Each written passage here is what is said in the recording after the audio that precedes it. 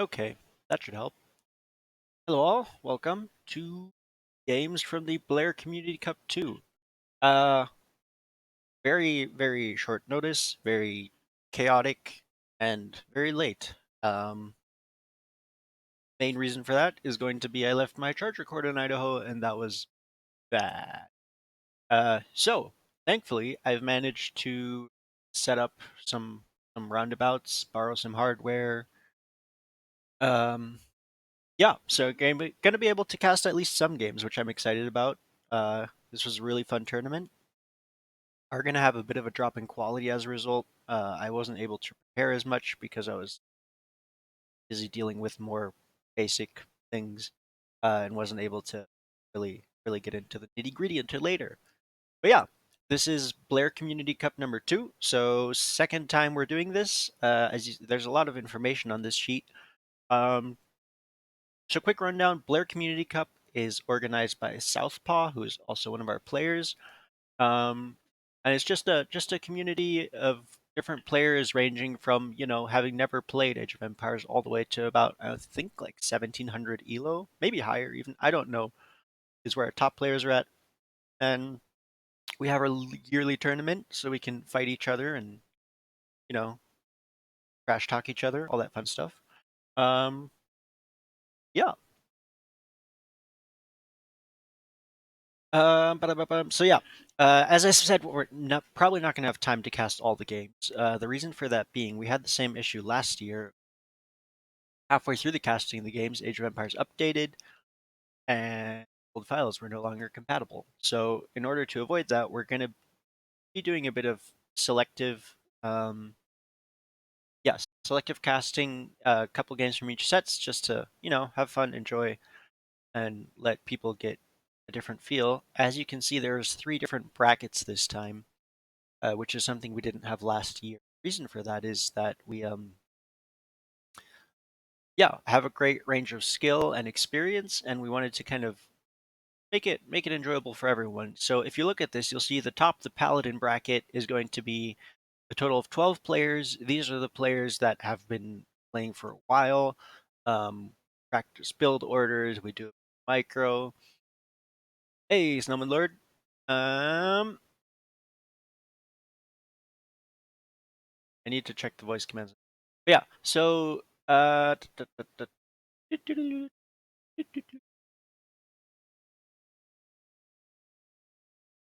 yeah, we'll get the voice commands working as actual game. Anyways, these are try hard wannabe players. We like to think we know what we're doing. Pros would probably look at us for the most part and go, "What is this?" But yeah, we have a decent understanding of the game, of mechanics, all that. Champion bracket is going to be people who have been playing for a shorter amount of time. 11 players. We had 12, but you'll see on Team Warwolf, the third player is AI. We got some AI placeholders because we had a last second drop. So I tried to keep that balance. But these are players that have been advancing rapidly or learning the game, are enjoying it. Maybe not playing the what is considered meta pro circles in terms of style and in terms of units, but that means you'll see a lot more diversity. It's going to be, uh, if you watch T90's ELO Legends, that's what I'm hoping we'll get from these. And then the Arbalest bracket at the bottom, these are players that have basically no experience playing at all. And so, yeah, I'm not sure how many of those games we'll get in. We're going to be focusing primarily on Champion and Paladin bracket, but we'll see how it goes. Depends on how much time we have and how much we can squeeze in before that update cuts us off. So, first game are going to. Hold on, let me figure this out. I had this all pre-planned, but now the games are all out of order. So let me just pull this up on Capture Age, and once we are there, we can go. So first game, I believe, could be Anarchy.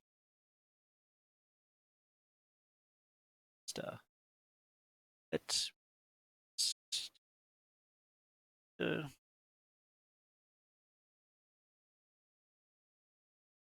uh, first game is Anarchy versus Chivalry.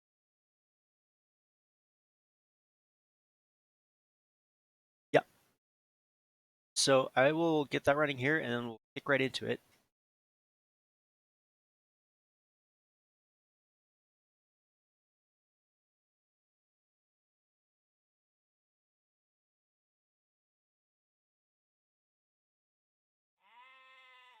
All right.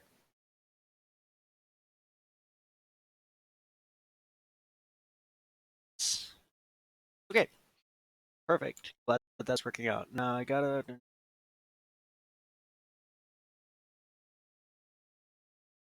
Hey.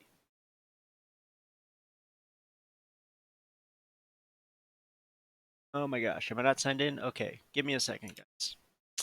Thought I had that set up.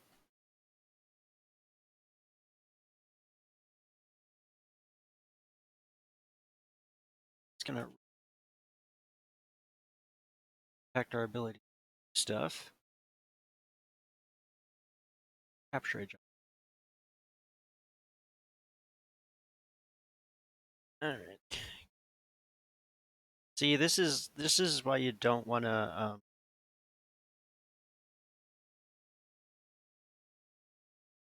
have to set a tournament casting like this up last minute. But I think we're good to go. Okay, logged in. We are casting. We are enabling the scoreboard. This is, well, so game format is play all three. Again, we're only going to see one each, but we have three. This is key. Okay.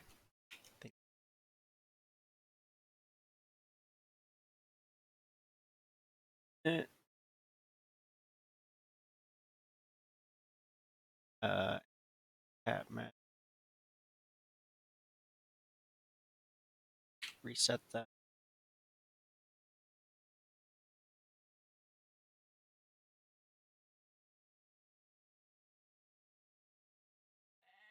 Right.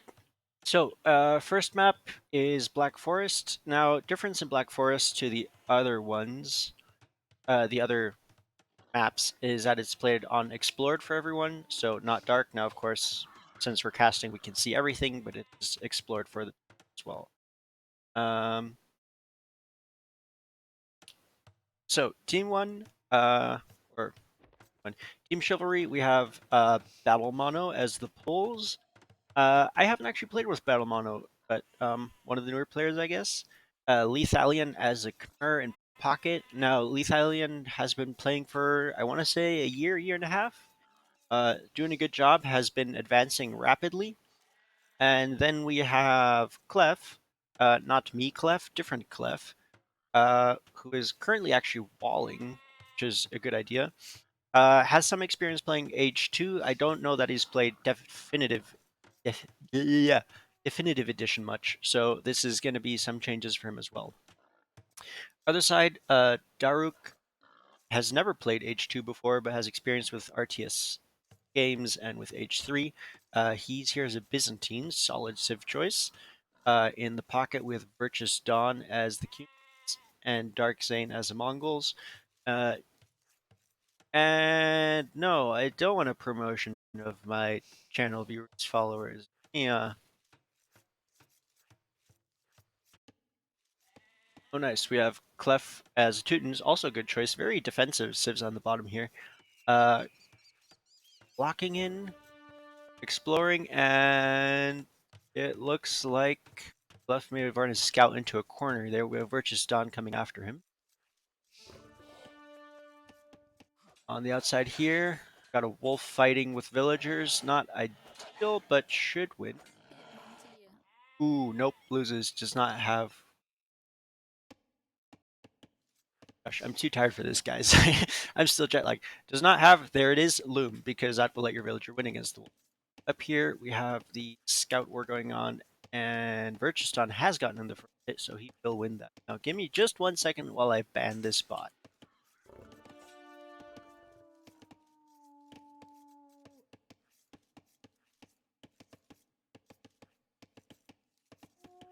Boom. Got him. Okay. Great job, though. I love that Clef is going around and exploring, finding out where the enemy is. And we have more walls coming down here, which Derek is actually attacking. Finds a villager. Villager is half dead, needs to retreat if you want that to survive. And goes back to hitting the wall. Now, Lei can send the villager over here and start walling while she owns scout in. This scout has taken a hit, so if she brings her scout, she can essentially kill that scout and have her own survive. But it looks like she's going for more defense instead. Also have walls coming down over here. Looks like those can be well, and the scout is protecting on these four. And another boar over here being pulled. Yep. More fighting going on though, however. Looks like Clef Scout took another hit from Virtus Dawn. So yeah, he's going to have to be on the defensive and pull back. He is running past Dark Zane's scout, but it looks like he's just on standby and he taking a hit as well. Oh, going to take another hit. Yeah. Just at this point, Clef is just going to have to run. He does have the option of running potentially under the TC, which would allow him to take scouts.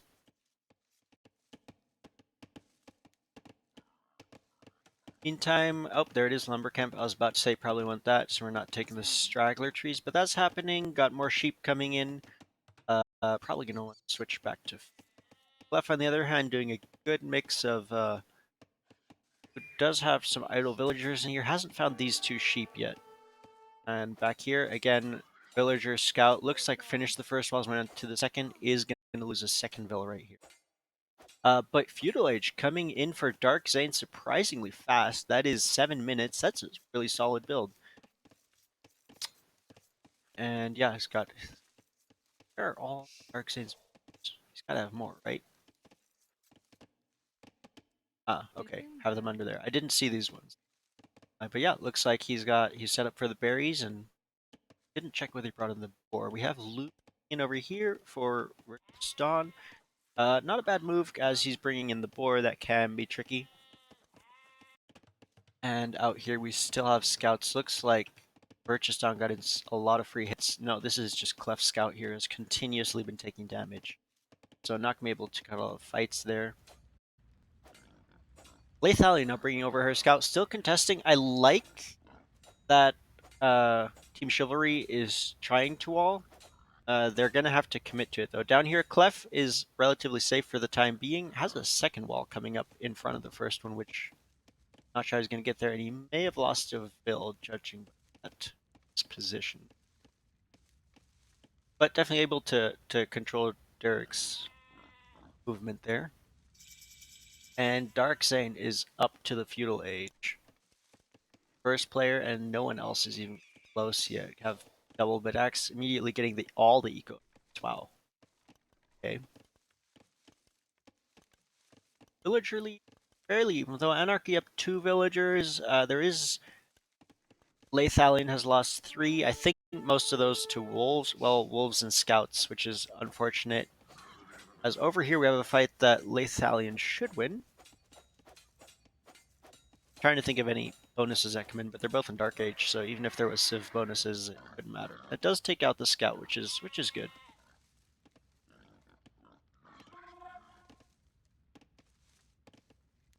Oh, sorry, this is KD not... Well, yeah, it is Eco lost since Play saw her scout over here. In the meantime, kind of idle village there, but to be just finished taking that board, it looks like. And Dark Zane probably going to cast Age. We have the other 2 players both on their way to Feudal Age, so Anarchy is going to be a good bit ahead. Now, let me just check here. As Lei is forced to deal with, yet there's a lot of wolves here that Lethaline has had to deal with, and that has cost her pretty heavily. At the same time, looks like Battle Mono and Clef are both close to clicking up to going to be helpful, and there goes Clef as first player. All of Team Anarchy at this point, though, is in Feudal Age already. Darkseid ahead, building a market, so probably going for a fast castle without much military, but we'll see what his second build is. Might also be buying his way up, which is a terrible idea. And Lethallion finally managing to get those walls down. Still have that opening here, and another wolf. I think that's the third or fourth wolf she's had to deal with. It is really unfortunate. On the other side, though, we do have a Drush coming forward from Battle Mono. Good stuff. Not finding a whole lot of damage, but definitely heavily idling the economy as Darkzane rings a Talon Bell. Now, however, those are going to go down, and still has one militia left, but even a single villager should be able to deal with that, and Darkzane sends two. Like the idea from Battle Mono, sorry, to go up there and cause that forward pressure. It is forcing Darkzane into a barracks, which is gonna, cost him the wood he could have used for Smith to go up to Castle Age faster. So there's definitely value. On the other side, nope, that's a boar.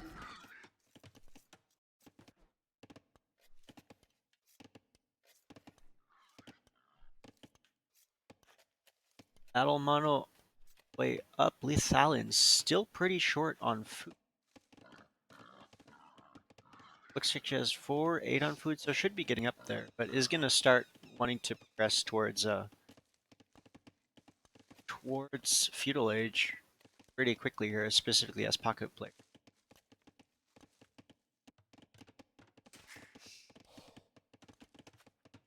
Mono on the way, still got a solid 2 minutes though. Is walling up now, as does Darkzane. This does mean that Team Chivalry is going to be fully walled for the time being, which is going to help deal with that pressure that they might have coming forward. And looks like a tower coming up, watchtower, which counter tower from Daruk. Now these two towers are going to be out of range, going to be helpful for Derek though, in that he can shoot down these palisades. And once they do get in range, with I guess that's 2 tiles, so Bodkin Arrow should do it once they get that far. Derek will have the base advantage, just because he's got the elevation, right? But for the time being, Left's tower kind of forcing him off that deer, so just getting some value.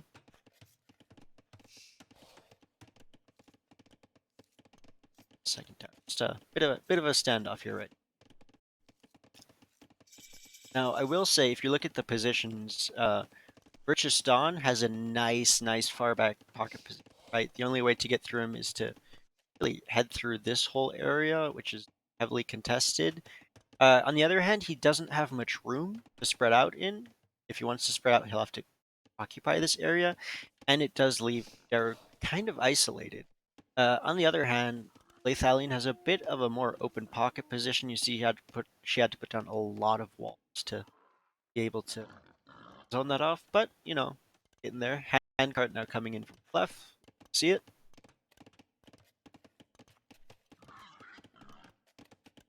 And Lethallion does have the resources now, so we should be seeing there is Feudal Age coming in. Over here, Virtuous Dawn now putting down a stable. Guessing that's going to be a combination of walling off that section and possibly getting out some cavalry. A lot of military upgrades coming in now from Battle Mono and Clef, both getting forging. And Castle Age, there it is, from Darkzane, going to be the first person up. Again, by a pretty good margin. Daruk is close. Virtuous Dawn could actually go up if he has the buildings. I guess he's got the stable. Looks like he's still missing that second building, though, for him to go Castle Age. But there got a smithy coming up.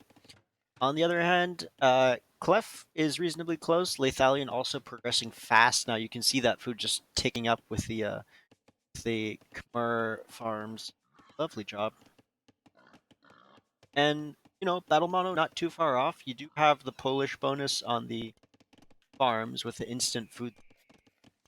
Definitely a nice little.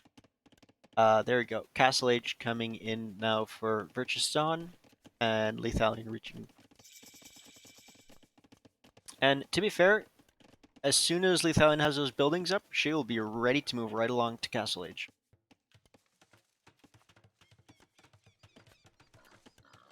Have a blacksmith and a stable. It looks like Darkseid is looking to open cavalry, or possibly cavalry archer, actually. Have fletching double range. Mongol CA, not a bad idea.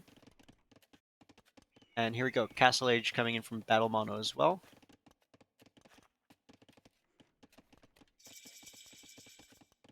But Darkseid does it first, and Virtuston now on the way as well.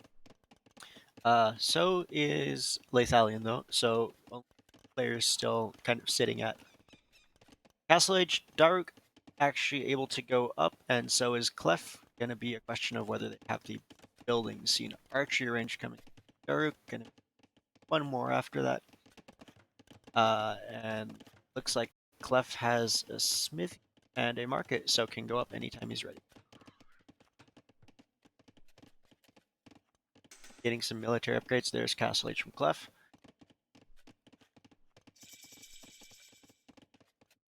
Ston. Now, looking at a lot of these players, I think we're going to see a lot of cavalry. We got stables from one player, two players. Gonna guess CA. There we go. First couple CA and Q, two out already. Now the difficulty I see with CA, especially on Black Forest, is you have those choke points. Is you don't have quite the mobility, and they have done a good job of walling. Several layers of walls. I think this is the least wall area, but it's also distance from any. And that man-at-arms even will provide a bit of a early warning. Lots of eco upgrades coming in, love to see it, and archer armor, so... Oh, skirmishers. Oh, I like to see that. Skirmishers is going to be a solid counter to the cav archers. Obviously don't have quite the mobility, but again, Black Forest don't necessarily need it. Second TC also coming down from Battle Mono, looking to expand his eco heavily, and looks like Lethalion wants to get some set up. Thumbring from Darkseid, definitely looking coming forward with his cav archers. Now, however, he's got a lot of skirms in front of him, and if Battle Mono can potentially take that fight, only the first armor and first attack upgrade on the CA, and second Bodkin arrow and double armor on the skirms already. So this is actually a really good fight for Battle Mono.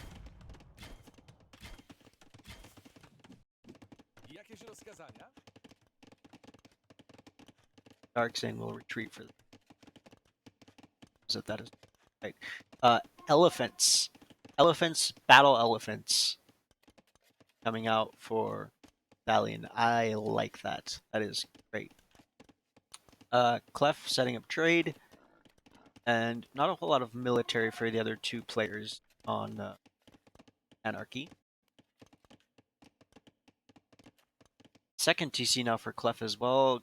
By the gold, by the wood, good defensive, kind of back in the corner, allows him to fall back position, and I think this here is open, so if he gets attacked and pushed through, he could send his entire eco back through around here and allow them to escape.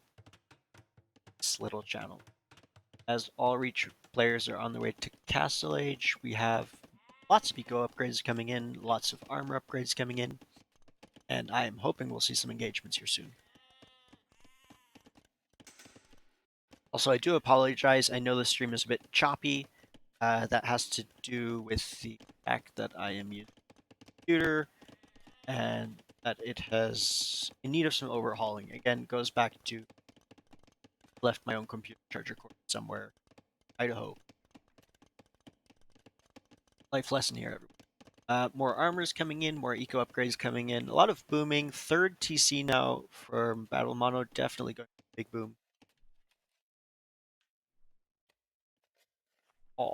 Simply all of the eco, as well as archery. Looks like archers are going to be what Daruka's going for, possibly skirms, I suppose. But he's got camels out, setting up a castle now. Nice little defensive position there. Covers both these exits and will be able to range that palisade, which is convenient. However, Clef does have that early warning and has a second line wall, so not a big problem for him at this point.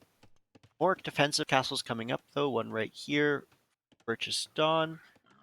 Could potentially now. His approach here, I think, is going for the wall. Not a bad idea. Could put it a little bit further forward and have the castle on that hill. And more walls from Daruk. Again, is pretty isolated over here, so not a terrible idea, although this castle is going to do a lot to kind of protect his flank.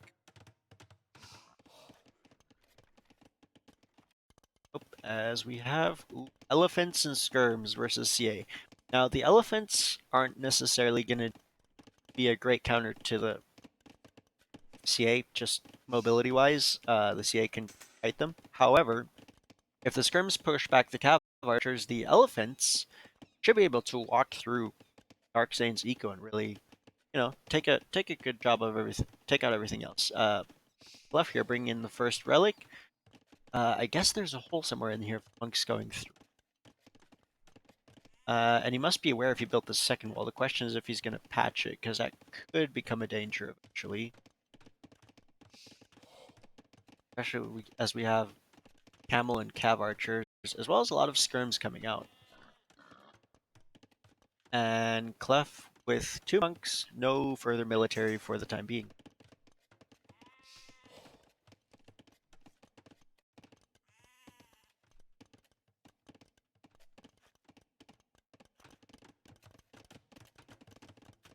More eco.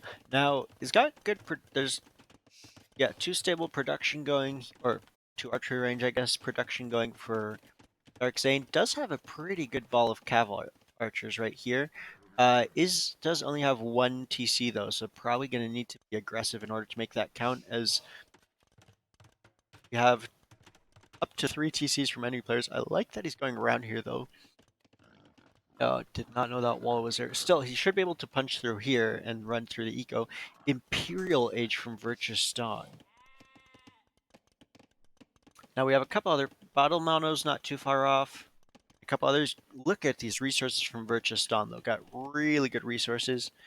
Gonna be able to, once he reaches Imp, curious to see what he goes for there. Defensive Castle coming up here from Darkzane.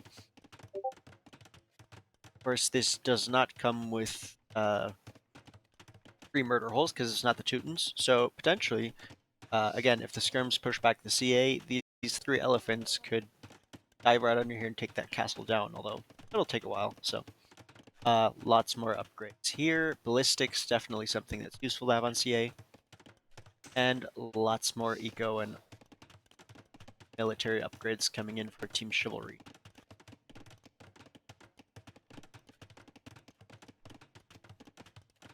And it looks like Clef is getting ready to drop a castle. Does have the stone for it, potentially selling as well. Yep, there's Clef's castle.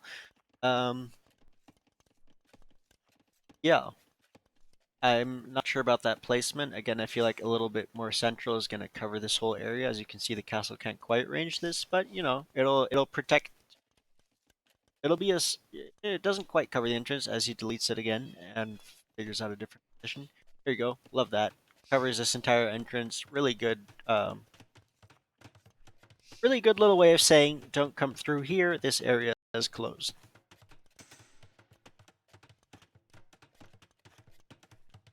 And looks like Lethalion is setting up for a castle as well. Several on stone. Lots more upgrades. Yep, there's murder holes coming in. Gotta make sure that castle doesn't get taken up by elephants. And Petard's gonna take down that palisade. Boom. There they go. There's a hole. And the CA are coming in. And at this point, they're a solid matchup but between the elephants that can tank a lot of damage and the skirms behind them, this isn't a great fight. Does have the high ground, however, and the elephants will slowly go down. Loses a couple CA, takes out a couple elephants. Not a terrible engagement, not a great engagement. Is luring that elephant in though, and we'll take that down. And now the CA should actually be able to take out, I think, these skirms just by virtue of numbers, 24 versus 18. And these are elite skirms, so maybe not.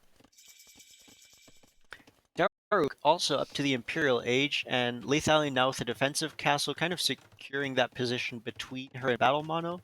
That is nice for, kind of containing those CA. Yeah, I don't hate it. There's a couple options she had, and she took the one that, kind of creates an answer to the main army that they're dealing with right now, as we have heavy camel coming in for Daruk, as well as Elite Skirm. And Dark Zane now getting ready to punch through this wall here. Now that is the downside to Thalian's Castle right there. It leaves this wide open, and this lets the Army of Anarchy move right into Clef's and right into Lethalian's eco, which is tricky. Now they're holding on for now, not pushing, but they're going to start needing an answer. Teutonic Knights. Teutonic Knights from Clef. Love to see it. Lacks a bit of mobility there. Is walling up nicely on this side. On the outside, though, there is a big army that is getting ready to push. On the other side, the CA are in and hitting Battle Mono's eco. Looks like they did clean up most of the skirms. If we look at this right here, getting some Vil kills, but unable to do much. A lot of TCs here, so idling the economy, but not necessarily able to get too many kills, and are slowly being whittled down. Here, however, we have two armies now advancing on Lethalian, who is going to need to defend herself, pull back, find some sort of answer. Clef has some army could send over to help, but again, Teutonic Knights are very slow, so they'll take a while to get there. Now, I love that we have petards along here.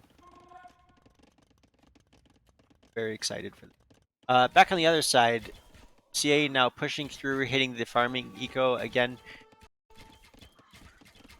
Difficult to find an answer. I think Chivalry has a fantastic eco going on, but kind of forgot to prioritize the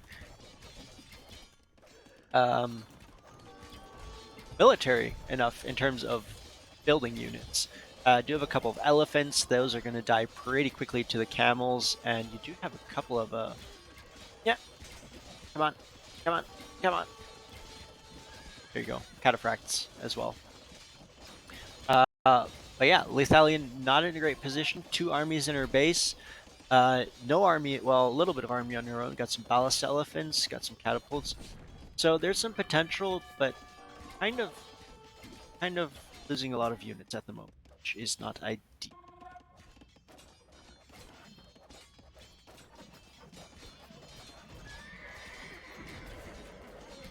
And over here, Sierra still in.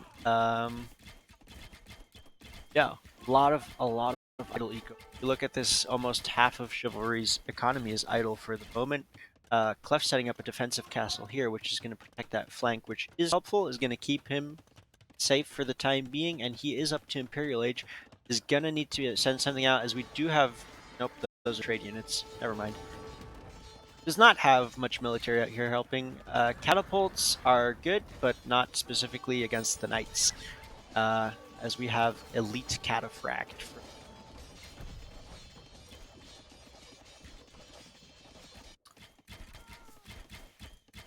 And CA is still kind of doing their thing over here. Bit of a standstill for the time being.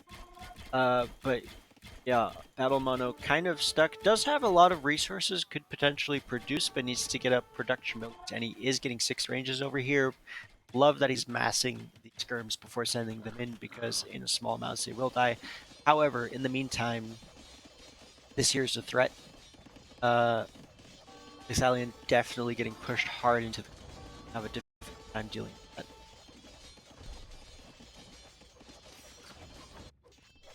We're on this side. Okay, so we have... Yeah, this is how it all fell apart. Clef on the south side, sending out those trebs, hitting that castle. Those cataphracts are dangerously closer and do have potential to take this out. On the other side, again, Dark Zane not able to do much to answer this for the time being. Lethalian losing her last TC, down to 27 villagers, and not really anything protecting. Might want to consider sending them over behind Clef's defensive over here. However, we now have Dark's army coming over. Will run into the castle, which will hurt a lot of these units a lot, but will run into the eco. And over here, the Trebs do get taken down. Cataphract versus Teutonic Knights. What a legendary matchup. Two of the OG civs. Well, gonna go about even. The Teutonic Knights are gonna win this one, I think, just by virtue of numbers. Cataphract's obviously a decent counter to them. But there's just too many and too powerful, and the two Teutonic Knights will clean up the skirms no problem. However, in the meantime, Derek's main army is kind of coming in. Did lose a couple units to the castle there, which is solid, but not going to be in on the eco. Clef is going to have to pull these back, and in the center, Thalion still having a hard time. Does have a bit of eco going here. Does not have a C, which is seriously crippling. Battle Mono now engaging Dark Saint.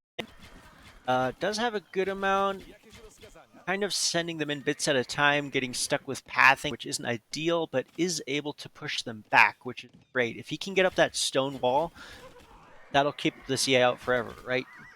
The one thing that archers aren't great against, it's stone walls. And, scrims are trading decently here, even if they will lose ultimately. Now, one might want to bring these in and fight it at the same time to actually win it. However, bottom line, Darksane's forced to pull back to keep these gold units alive. And Lethalion actually getting enough ballista elephants together to keep this castle alive, was able to take out the Trebs, and now if this is not a bad number, 7 ballista elephants is a good, powerful unit, a good, powerful army, and going to be able to do a lot of damage, and it looks like Team Chivalry is held for the time being, as most of the raids have been pushed out. Still a bit of army sitting in here. Purchase Dawn, and again, coming back. Now, looks like we got... nope, this is just Darkzane against Battle Mono, who is going to want to focus down the CA, but also going to have to find some sort of answer to the Rebs that are getting ready to kind of punch through his eco. And Lethalion obviously still struggling with the fact that she has no town center and is not able to build more villagers. Still, villager count not horribly uneven, 20 up for Anarchy for the time being. Same with the military. I think, again, the biggest threat is going to be overall this ball of Cav Archers. 38 heavy Cav Archers. Full upgrades, got everything. So that is kind of the get-go, as we see another defensive castle coming up. But Battle Mono now losing a TC, and going to have to move his entire eco, well, not his entire eco, but a good portion of it, and obviously TC is now under threat as he ungarrisons this. I don't know if that was intentional, but he is going to lose all of those villagers to these Cav Archers as he regarrisons. Does still have some alive, his sending is over, looks like he's moved to a, does have a castle there for help, which is great, but again, this opening right here is going to allow those armies to waltz right in. So this castle is now doing a bit to protect that. One more castle right on this hill would be fantastic for locking this down. Lethalion now getting a TC set up, which is great. However, at the same time, Battle Mono's last TC is under threat. Just CA for the time being, but the Rebs are not far behind, and that is a lot. It's 5.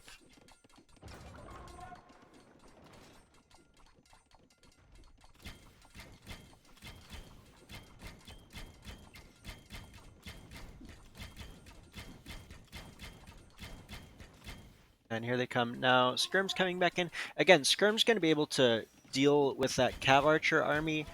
Not going to do great against the Pikes, but there aren't that many of them. The big issue here is that there's no answer to these Trebs, and those Trebs will just kind of annihilate the entire eco. Castle range in the game? Yes. So there's 2 mods that are useful for range. The first one is there's a grid mod, which just creates a grid that shows the entire grid of the map, which is nice for positioning things and making sure there's no holes in your wall and stuff. The other one is, I think there is a range mod which does something similar to these, see these faint circles that indicate the ranges of buildings.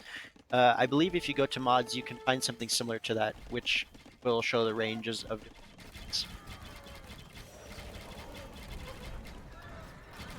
Now, to be fair, I think Teutons, Teutons have the...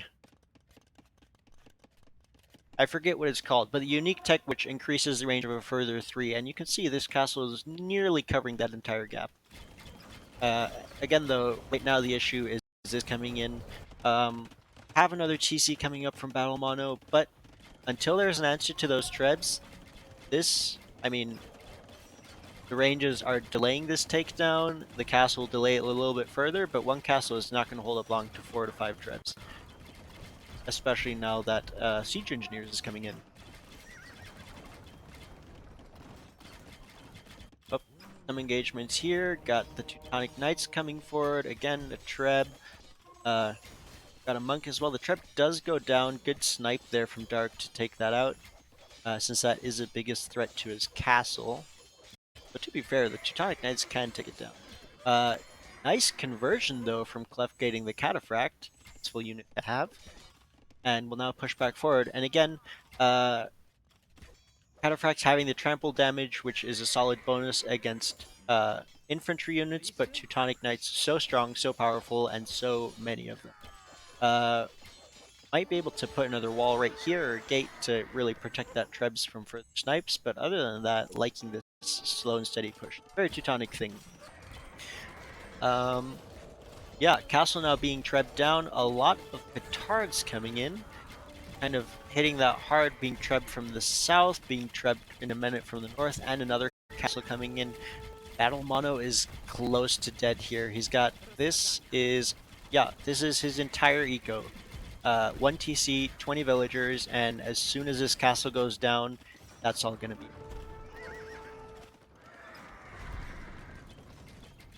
There it goes. And again, elephants strong, but not able to counter the speed, raw speed of cow archers. Down south here, second castle coming up from Daruk, as he realizes his position is very much under threat. Still just one Treb from Clef, which means this will take a while, but, you know, taking care of Dark's army as it comes in, and these palisades doing a nice job of keeping snipes from coming in this way, and not much is going to get past these Teutonic Knights. On the other hand, however, again, town center going down, 5 villagers left, 4 now for Battle Mono, 11 for Lethalion, no army from either one, versus 60 Cav Archers now, good half dozen Trebs, well, 4 Trebs, Dreamer in the and pretty sure there's not a way this can come back unless Clef manages to 1v3.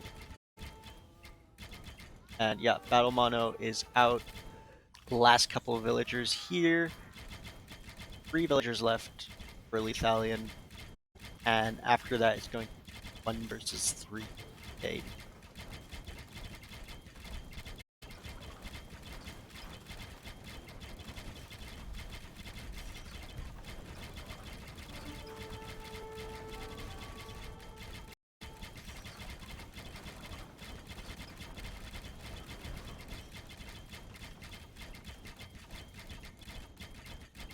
Down here, more engagements coming in.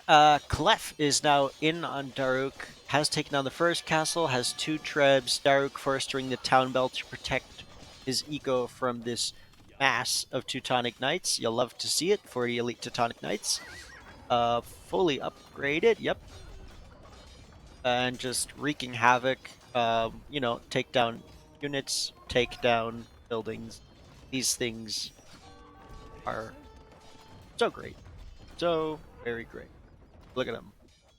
Look at them go with their capes. Second castle goes down. And yeah, now Derek is in a pretty sketchy position. Clef does have the advantage. He's fairly well defended. You got a castle on both flanks. Obviously, these armies can go around, and there are Trebs here, so that's going to be difficult to deal with. However, Teutonic Knights, sorry, not Teutonic Knights, Teutons, free murder holes, so that's not going to be great. Although they're, again, like the usage of the petards to fast track killing that castle, and once that is open, the Knights will be in on his eco. Now, not a whole lot of army left here. You can see that murder holes really doing their work. Going to take out the bulk of Dark Zane's army. However, that leaves all the CA, which, again, fast unit versus Teutonic Knights, very slow infantry unit, can have a hard time winning that fight. Clef is forced to retreat. And as you can see up here, military count now 100 to 10, eco count 137 to 61. Um, this game is pretty much over. Yeah,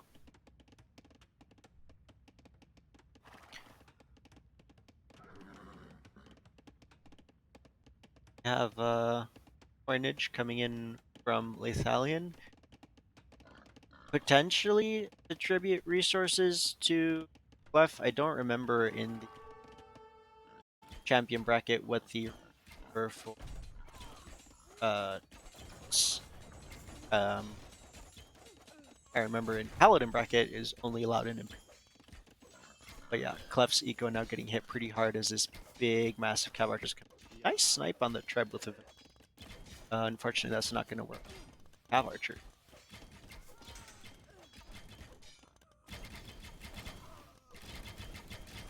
Clef now going for more defensive castles to protect his back TC. Yeah. You have some tribute coming in to try and support Clef for as long as possible, but even with all the resources, if you look at this, Clef has a lot of resources. It's just a matter of production and just the raw amount of military that he needs to withstand until he can get enough units that. Um, but yeah, that's just the case. You're not going to really find any player who's going to be having a great time getting 1v3'd as we see another army of Knights, Batards, and a Rambai, and so many troops. And that is a game.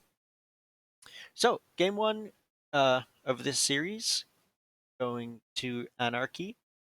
Um, yeah, as you can see, big leads for Dark Zane. Really good KD. Again, Cav Archers putting in work. Great unit. Um, did take advantage. That was game two. Okay, then I either the upload was mislabeled or I mixed that up because uh yeah, I tried, yeah, because game one was heat stroke. Yeah. Yeah, that confused me as well, because I was like, isn't, yeah, anyway. But yeah. Let me just check. Most units build 108 Elite Teutonic Knights. Where else will you see this, folks? Love to see it. Crowd goes wild. And 102 Heavy Cav Archers. So, GG. We will move on to. This was Chivalry versus Anarchy. So I believe that now go. Cool. So Chivalry versus Anarchy. So the next one is going to be Mahouts versus Warwolf. So if you 1 minute, I will pull up that game.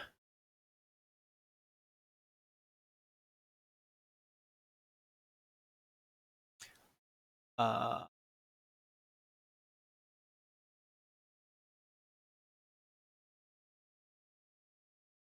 okay.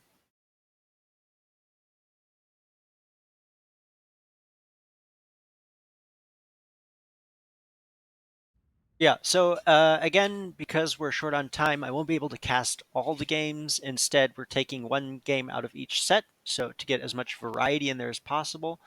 And then, as time allows, we'll add more. So if you have specific games that you play that you would like to see at players, hint, hint, shoot me a message and be like, hey, this one was cool, or I had an awesome unit, or a sweet strategy, and I will try to get that in. 1 second here. Uh, So this is crap.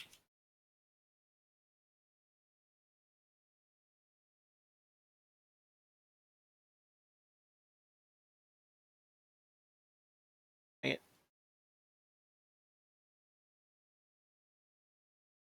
Hoots at Viking. I need to switch back and forth here because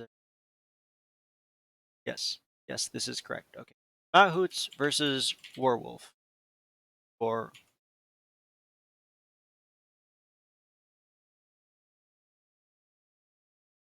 they didn't make it. Yeah, well, All right, so one again. Mahouts versus Warwolf again. This is the champion bracket, so players that have some experience but aren't necessarily tryhards. Uh, in the north, we have JD as Vietnamese, 12 Gunslinger as the Goths, and Lady Eileen as the Slavs. A lot of inclusive here. Uh, yeah, Clef, I'm planning to be live for 6 hours, so uh, wait, are you in town? Oh no, they're in your town. Never mind. But yeah, I'll be on for a while, and if not, I'm posting these recordings because I think most people aren't super available to watch right now, but I want to cast games for any. Uh, yeah, have a good one. Say hi to the nibblings.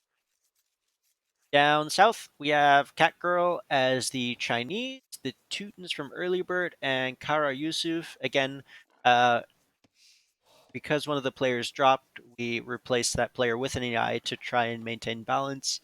I don't know how that went, so I'm curious to see. I know there was some issues with AIs will steer their allies' resources, which is a jerk move. Like, I think, yeah, even laming from enemies was banned. Laming from allies is so much worse. So maybe, maybe not the ally that you would want. Um, but yeah, if nothing else, obviously, map scripting, because the way this map is set up with kind of a symmetric setup of the teams, is forced to have an even that to work and not. So Heatstroke, this map, I think the original map is called Sunburn. So differences here, woodlines on the outside, which I don't believe Sunburn has, and kind of brought in some of the resources a bit closer because none of us are pros. We just want to get our build going and not have to spend the entire game finding the sheep because that's not interesting for anyone. Um, Although a find the sheep mode and next tournament might be, a thing. Um, but yeah, so again, reasonably chill start. See players getting the go set up, and love the walls coming out from Catgirl, kind of sectioning off, kind of blocking the enemy. Yeah.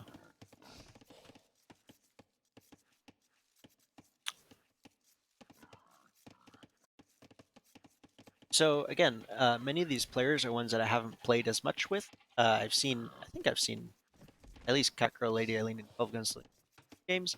Uh, but I haven't played with them in tournaments and stuff, and so less familiar. So very curious to see what we get here. Um, yeah, sorry, messages here.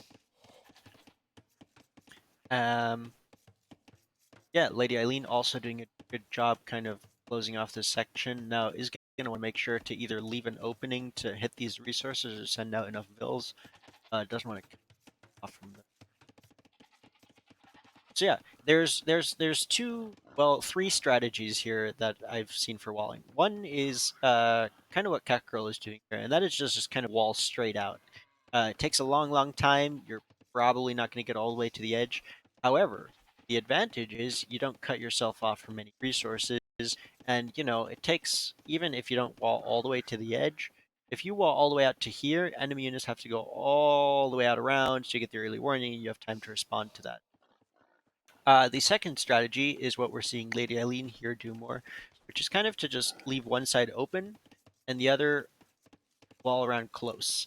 The advantage of that is you have this shut and done and nothing can get in. The downside obviously being you have the potential to cut yourself off from resources and can't respond to threats on that side. However, it allows you to focus on one side and more or less ignore the other. As we have a board in for JD. Third strategy is kind of a mix of the two, and usually starts out with something like this going out, but then the walls will kind of go down along here, down in this direction, which has the benefit of kind of including a lot of the resources here. As you can see, there's a lot of gold and stone and stuff that you really don't want to miss, while still being a little bit simpler to defend than setting a wall straight out to this edge of the map. And we have Early Bird being the early bird, as it were, up to Feudal Age. But yeah, 8 minutes, solid time. AI pinging enemies for allies, and you have two scouts running through here. Looks like Lady Eileen was actually forced to ring the town bell there. It does get going. 12 gunslinger on the way up to feudal age as well.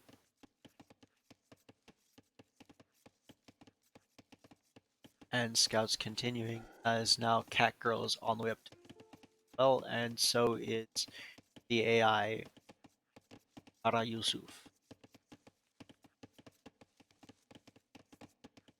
Scout here, keeping an eye on things.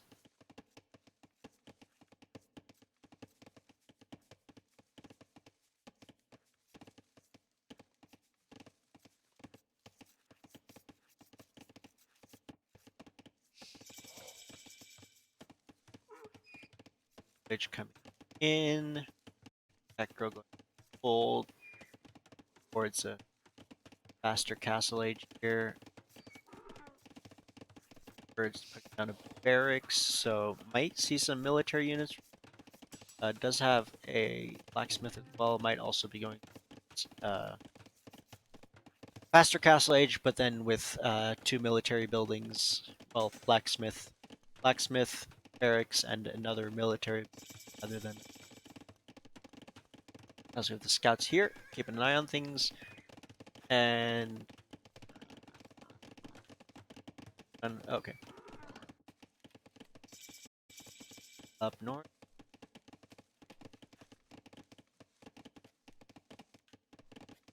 Yeah, I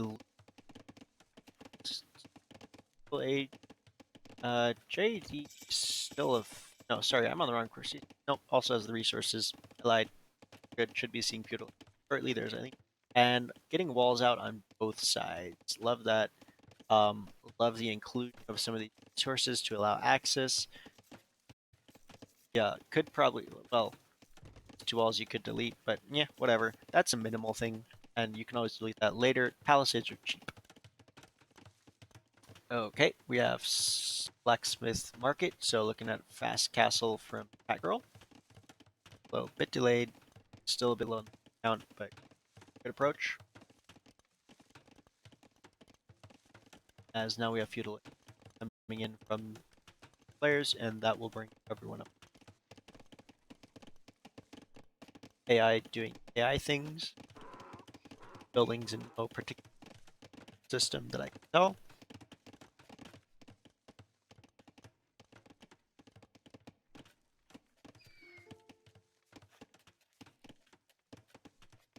AI complaining about AI things. For Scholar, Handcart, good eco upgrades coming in here. Love the double bit axe, probably the important feudal age upgrade in my opinion. In terms of payback and investment, especially during feudal age. Other ones definitely also worth it, but more expensive and take a bit of time to pay for themselves. Especially handcart, obviously, since it makes your TC, which you already have a lot of things you want to be see right? Going up ages, searching gloom, building villagers, all that good stuff. Woodlines, mining camps. Love the two separate. Nope. Oh, I see. This is 12 guns mining camp. This is JD's mining. Okay, good. Love the placements though. One tile away, especially this one. So beautiful. Has this whole gold line to work. Very nice. Very efficient. Dave would be so proud.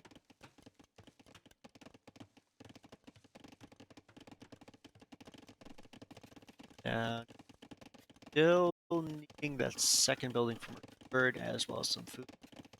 Lady Eileen actually close to being able to go up to Castle Age. Is missing both buildings and a fair amount of gold, so probably want to get on that pretty. Nope, has a stable. So one building and 150 gold should get her going up. 12 Gunslinger also close, also still needs gold, and the building of barracks right now has a blacksmith, so one building and is on the gold, so you know, closing in, closing in. Big walls coming out from Cat Girl, or not. Stone walls, not Changed your mind. Cool.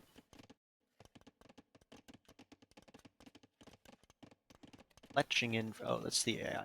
I don't understand. I don't know. Kind of got his little clump. Got his 7 archers.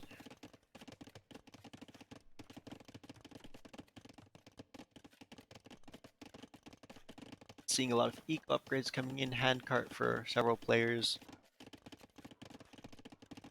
Again, definitely worth it in the long run. And a good way to kind of tide over.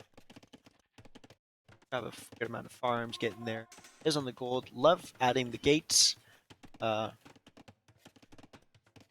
know, get that advantage of, hey, I can go through. And looks like we're gonna see scouts from my lane start spilling up. 5 scouts in total. Skirms being built from JD.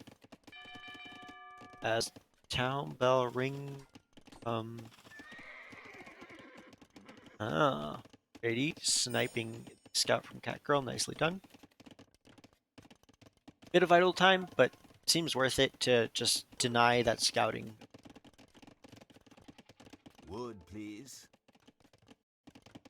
And here come the scouts from Lady Eileen, going to hit Catgirl as the AI makes it way up. Not the town bell! Yep, are going to find some villager kills. Not seeing a response yet from Catgirl. Maybe focus on something else for the moment, but is going to have to do something because this has the potential to take out a lot of eco. Nope, there you go. Have villagers in the TC. Looks like they can all fit. Should be able to slowly take out those scouts. I'm having a hard time telling how many are in the TC. Boy.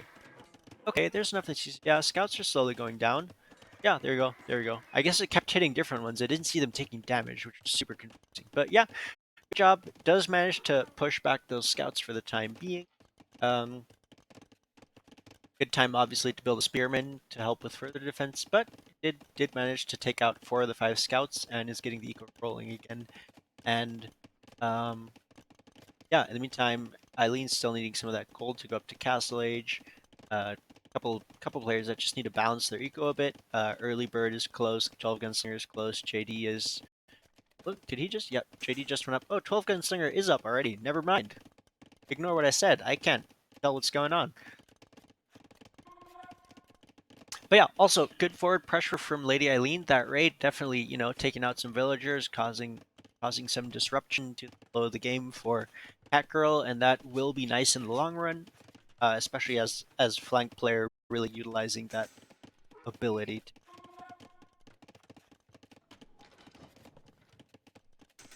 Here go early bird balancing his eco and going up to Castle Age.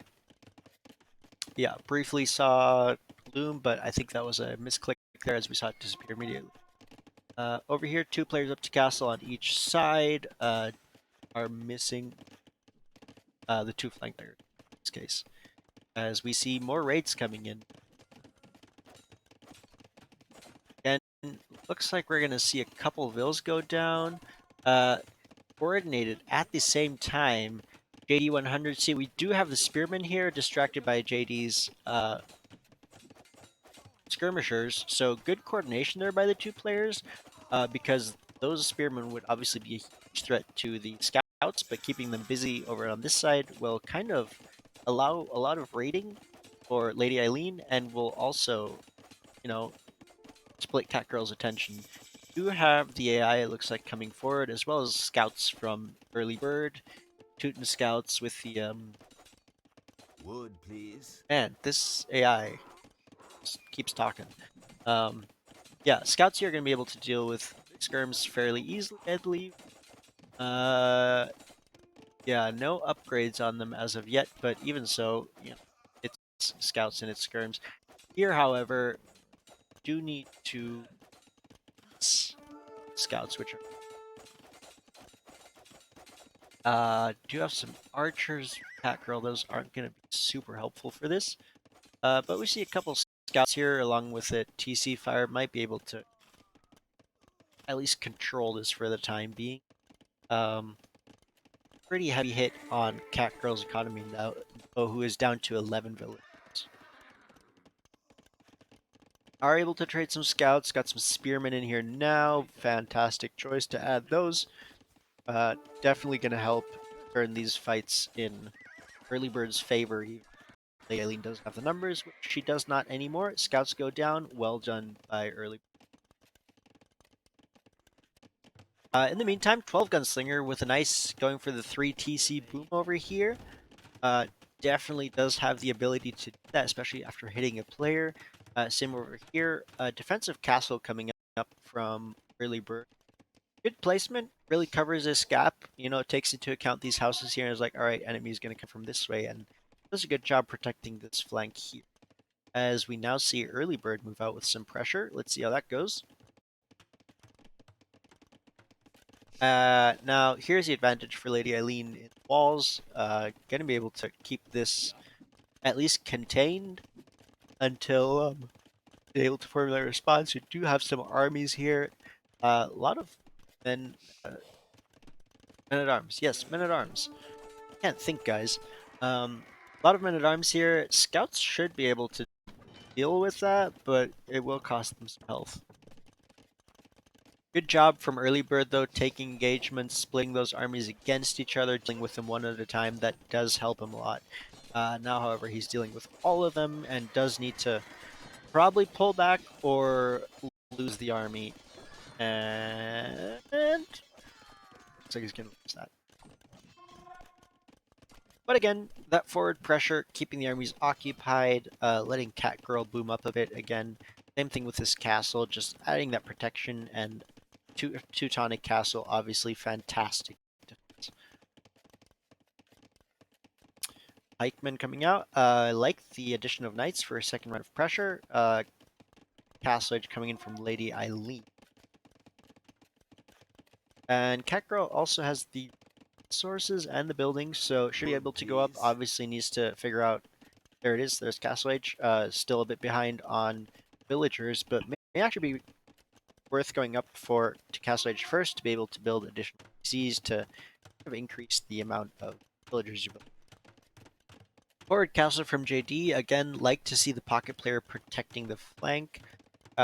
This army, however, should be able to take out that army with no problem. So, if Early Bird moves out, he can wipe this up and deny the castle, and he is on the way. 3 villagers not going to be able to build that castle in time as the engagement starts. Now, it depends. If Early Bird is paying attention to this, yeah, it looks like he sends the Teutonic Knights over to hit. Oh no, attack the villagers, dude. Attack the villagers, not the castle.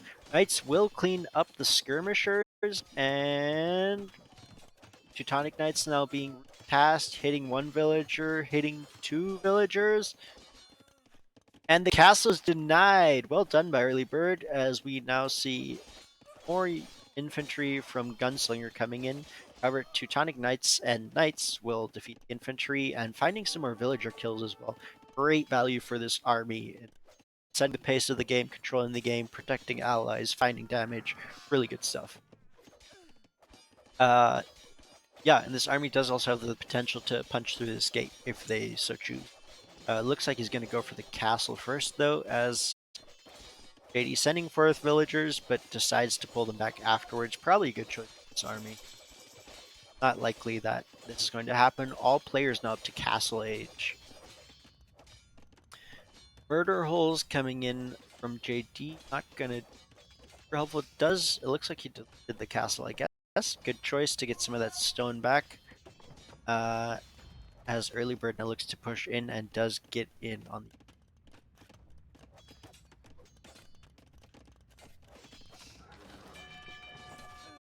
There goes the town bell.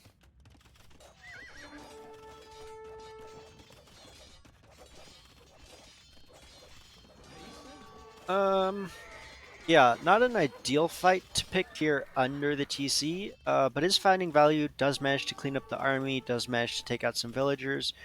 Probably at this point want to pull back to kind of conserve HP on those units. Not much else you can hit there. Potentially, this farm's over pretty isolated. Gunslinger in the back, though, starting to build an army. infantry. Um, yeah, longswordsman army will be a problem as it builds in numbers. Also, like the monks, as we also see far outside town centers for both players going for the outside wood line here, Wood, please. which is always going to be always interesting when these sneak bases on the outside discover each other. Has a lot of potential for different stuff to happen. Gunslinger making sure he is never, ever, ever housed is an important thing. And we see another, two more castles here. Catgirl and Early Bird really shutting down this line. AI goes for Imperial Age. No, not a bad move for a pocket player. And we see the average Rainbow AI army from Kara Yusuf. Oh man, this army is still in here. However, 12 gunslingers, longswordsmen are now coming in and will be able to deal with this. Teutonic Knights are strong, but not strong enough to deal with all of that. And Lady Eileen is now able to kickstart her economy again. Wasn't ever completely gone, but you know, was shut down a bit. More upgrades coming. Thumb ring for Catgirl makes sense. It's Chinese. Going for ranged units.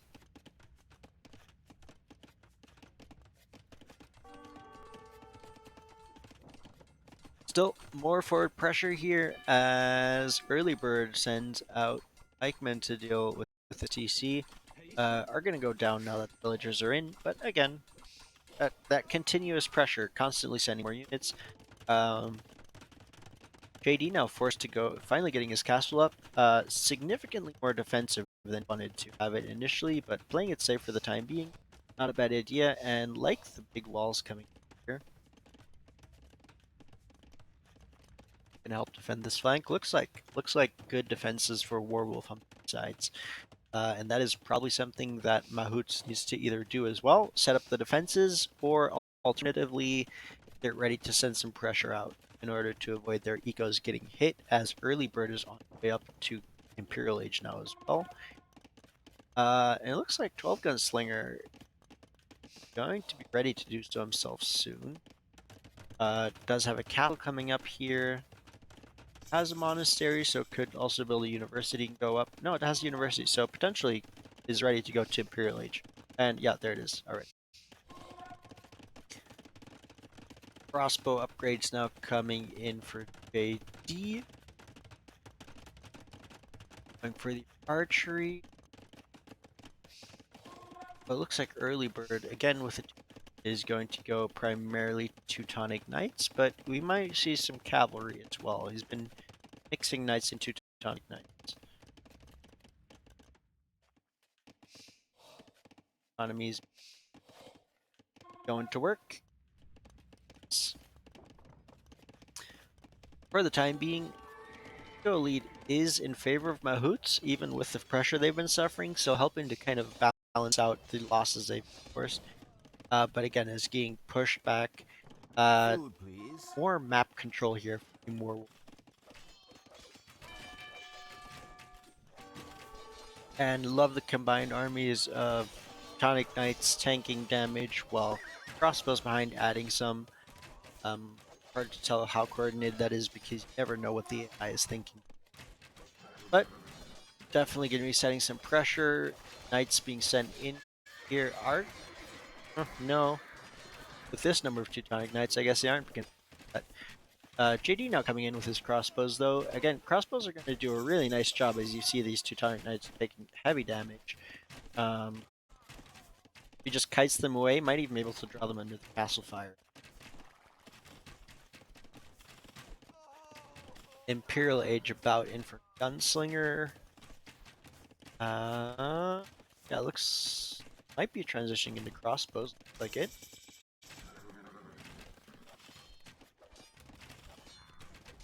But again, that pressure is still there. Lady Eileen is still being forced to defend or hold for the time being. is impacting 34 villagers to, 80, 50, 40, 50, 40. So yeah, not horribly imbalanced, and still overall eco lead for Mahoots, but more and more pressure coming to account for that. And we have a ram. I don't think Lady Eileen has much to counter that right now. One knight and one scout, but a lot of units here that can kind of help that. Now, of course, because it's an AI ram, you don't even know it will just die slowly. But Teutonic Knights again getting in more kills as we see Halberd coming in.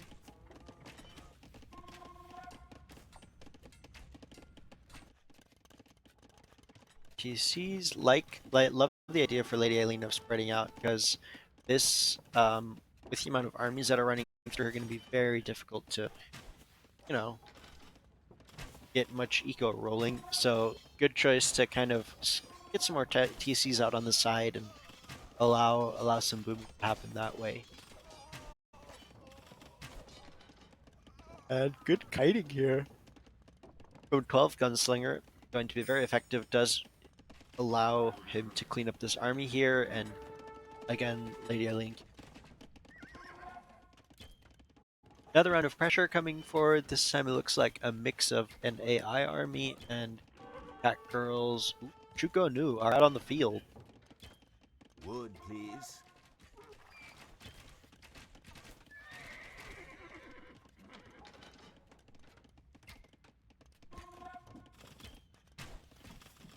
Yeah, and double castle crossbow army is not what you want to run into.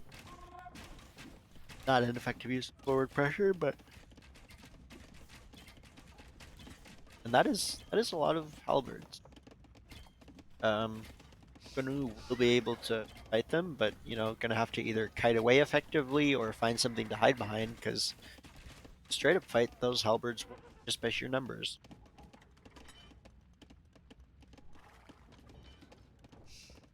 That girl seem to retreat for the time being. Probably a good. Warwolf needs to get more military out on the sea, and now that forward pressure is dripping, you can see that eco Biden 200 villagers to 150 in the army on one. Imperial Age coming in for Cat Girl. Really nice for the also Cavalier for Early Bird. You got those heavily armored Teutonic cavalry. Picked slow though, so still not fantastic in halberds, but we shall see. We shall see. Another castle here from Cat Girl, and a lot of eco and armor upgrades coming in.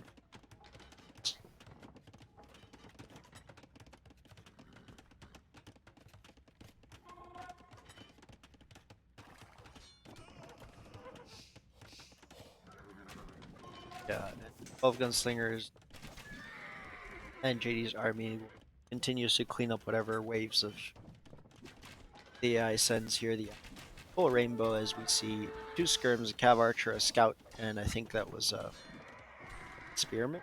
A little bit of everything. And Cavalier getting ready to engage. You have good numbers, so are going to win this. Yeah, that'll do a job of cleaning up those halberds. Does a lot more. Got a treb with it forward though, and that should. Yeah, there you go. First TC going down. Again, good wave of pressure.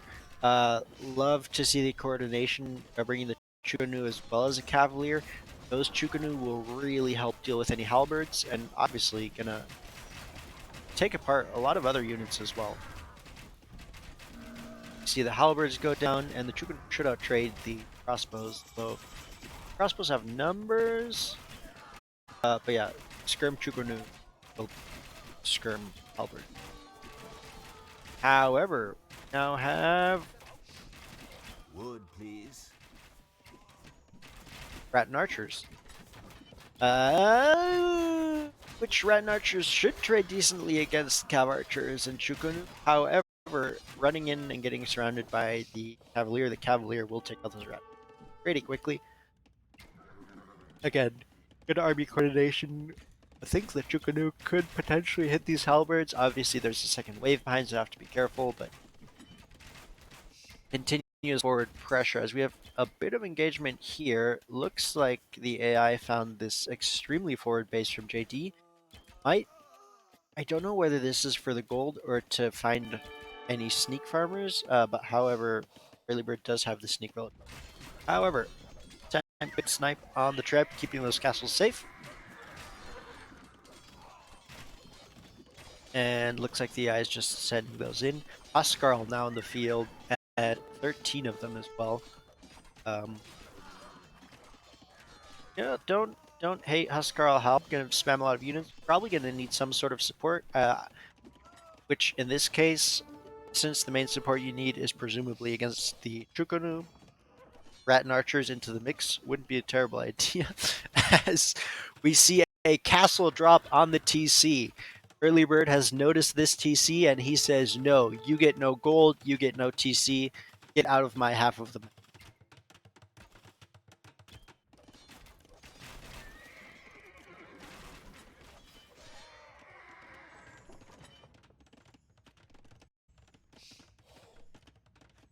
Alright, bit of a quiet as all the players rebuild their armies, focus on their economies a bit maybe. Um, yeah, interesting. A lot of these maps, and I guess we'll see more of that in other games if that's actually the case, but the impression that I've had is that players will go defensive on one side, kind of build some production and defensive building on the one side, and go out to the other. Like here you see 3 TCs out on this side of the map and nothing over. A lot of free area there to spread out to for anyone who should. As the castle is now complete, and that TC will go down. AI army now coming in.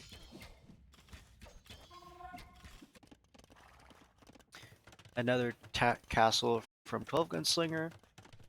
Uh, gonna help with defense. I mean with Huskarl production as well. But the unique tech allows for Goths to be built from.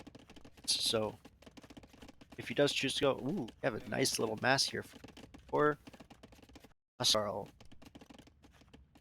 And we're looking at a bit of a standoff here. However, those Chukunu are increasing in numbers, and that is not a great engagement. Chukunu cleaning up those halbs easily, which means you now have the Cavalier to engage the Huskarl along with the Chukunu, so that should be victory. Of course, they don't want to push under castle fire. So, still going to remain as it is for the time being.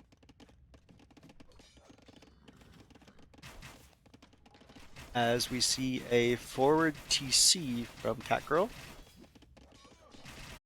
I guess collecting that gold. Not. No.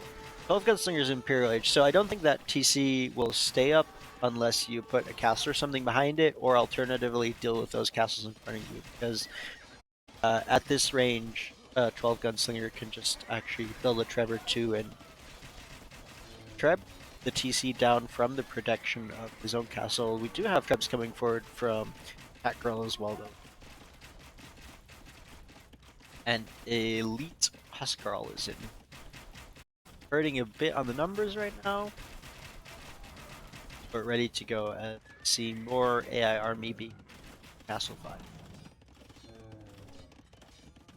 Each camel getting in 1 to 2 hits before. Okay, but again, good army, good coordinated push, using a Treb as well to hit that castle. And we have a big army of rat. Oh, no, not rat and archers. 200 longswordsmen. Well, I mean, longswordsmen. Okay, not terrible. Not gonna have a great time against the Chukonu. Are gonna be able to clean up those skirms very nicely. And, you know, have some knights coming in, looking to snipe the Treb potentially, or hit the Chukonu.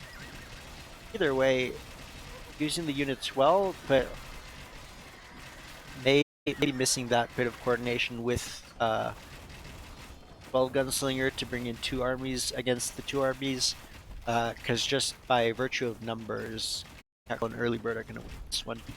And you have 3 tribes now out. This is going to be really difficult to hold. It's a lot of army. It's a lot of siege. Huskarls are going in, might be able to take a treb here. Are running under the fire from a lot of Chukunu, though to be fair, the Chukunu are also taking castle fire. But castle number 1 will go down.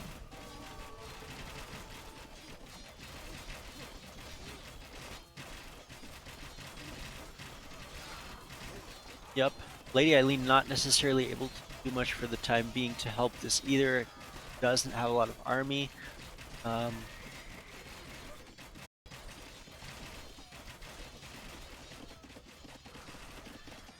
This is it.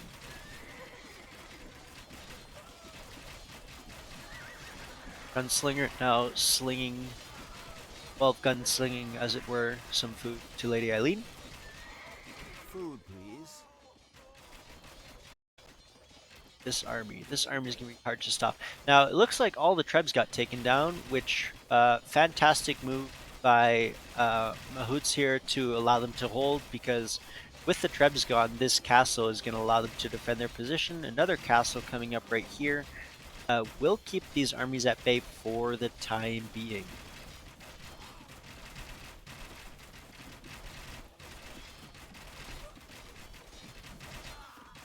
Alright, and more castles coming up. Looks like we have the halberds coming in, which if the halberds can engage, I guess there's not that many cavalry anymore.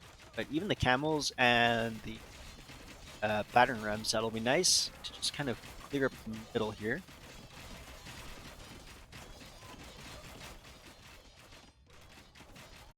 Have our stand up here. A lot of castles coming down straight out here, defending his woodline, which is great. Potentially also setting up production, right? Going to be able to output a lot of rat and archers, which are going to be a nice counter to a lot of these units. However, the main concern still being this big ball of army from Cat Girl and Early Bird that is slowly but pretty consistently pushing through. Now, this castle will go up, and that should stop the push for the time being.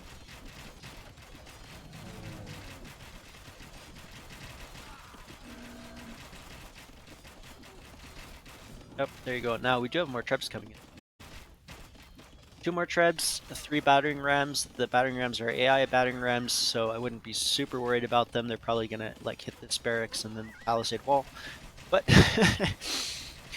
that aside, those trebs are very dangerous. And again, 12 Gunslinger has army here to potentially snipe that, but it's gonna cost him, right? There's 2 separate armies here, and especially the Chukunu are gonna hurt a lot.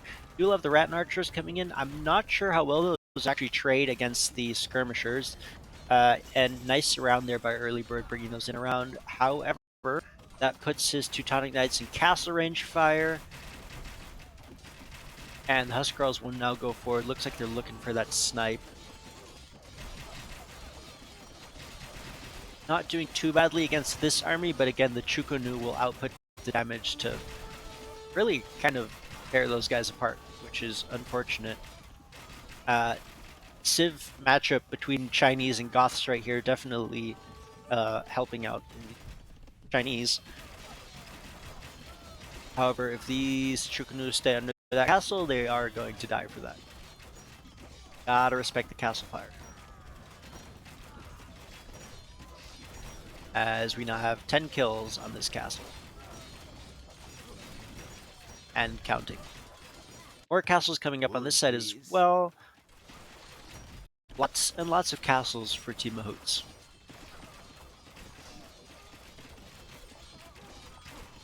And fortunately, good amount of trebs for Team Warwolf. Which I guess befits the team name.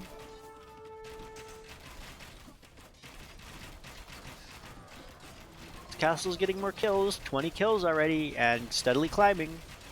A lot of Chukunu being lost here. However, that's a lot of trebs, and those trebs should be able to take out. Now, these trebs, I think, are forcing the archery ranges.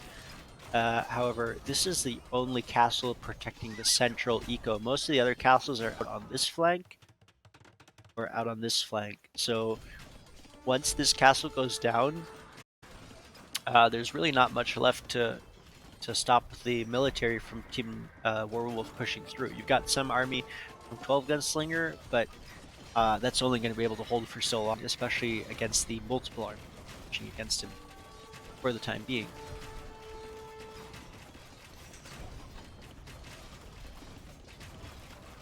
Looks like we've got a counter push going on here. Lady Eileen pushing out, Lev the double treb, like the Boyar, should be able to go for it and snipe this castle. And kind of maybe cause some distraction, split their attention, super helpful, and obviously also allow for an opening for Team Mahoots to kind of counter the damage and maybe control the pace of the battle a bit. Lots of skirms coming in, solid choice if you keep the lots of crossbows and halbs as well. This is, I'm not sure who has the advantage here. I'm gonna say it depends on what engagements are taken, right? The Chukunu will take out the halbs, but the skirms will take out the Chukunu. Skirms are being taken out by the Teutonic Knights, so it looks like Warwolf is going to win this engagement. On the other side, looks like Lady Eileen's Trebs got taken out. Did take down one of the two castles, though. One more to go, and this side of the eco is pretty open for Mahoots to maybe get in some counter reigns.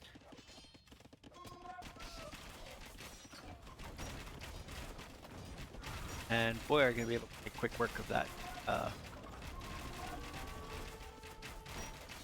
More castles coming down for that girl.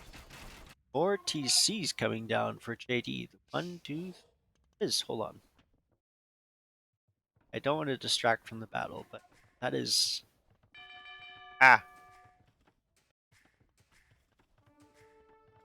7 TCs. The ultimate boot.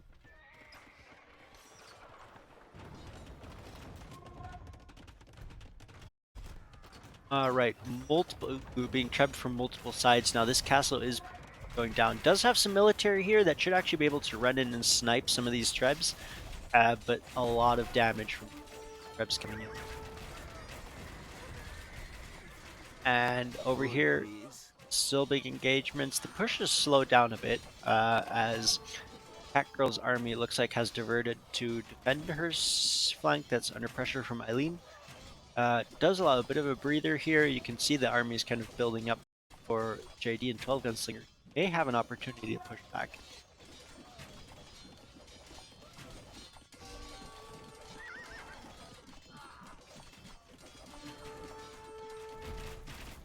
Yeah, fighting transitioning over. Early Bird now sending his Teutonic Knights over as well.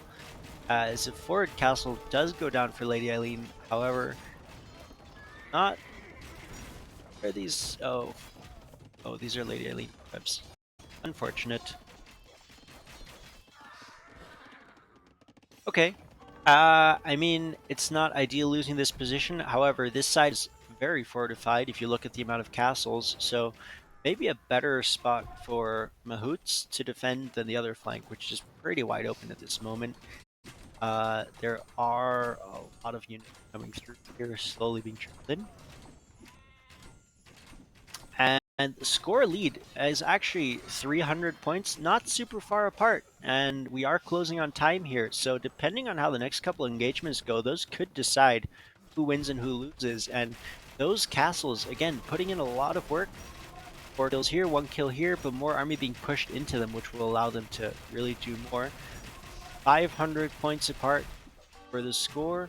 Big armies, crossbows doing a good job sniping down units. Nice micro from 12 Gunslinger kind of taking out these Teutonic Knights, because with micro, the crossbows will win this engagement.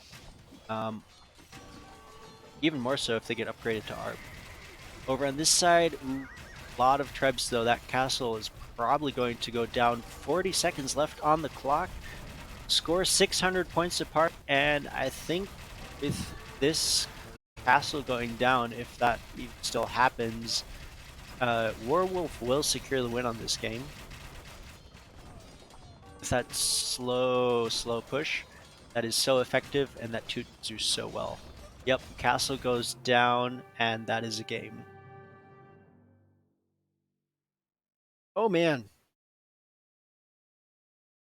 Oh man.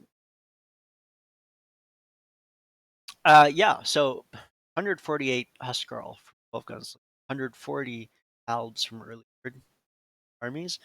Um, yeah, solid game. Really enjoyed watching it. Good consistent pressure by Warwolf, keep that rolling. And I think that seems to have been, again, we'll see more games on this map. We'll see how much it actually plays out. But consistent aggression seems to have been the game that yeah, the game style that wins this map. Um, infinite building, infinite convert. I guess those are ratios. That's yeah, 12 gunslinger, military, no trade profit, relic gold. I guess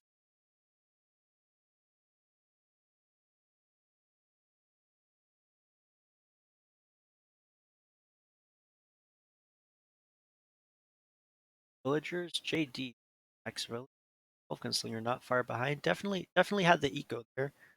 Um, Yeah, Lady Eileen making it up to 60, obviously struggling with that early pressure from multiple armies she was facing. And APM all over the place. So, whatever that means. All right, folks. Heading back to the homepage. Uh, I am going to take a 5-minute break because I'm bad at talking for long amounts of time. Uh, so yeah, we'll be right back. Hold on. Fancy drawing. Uh,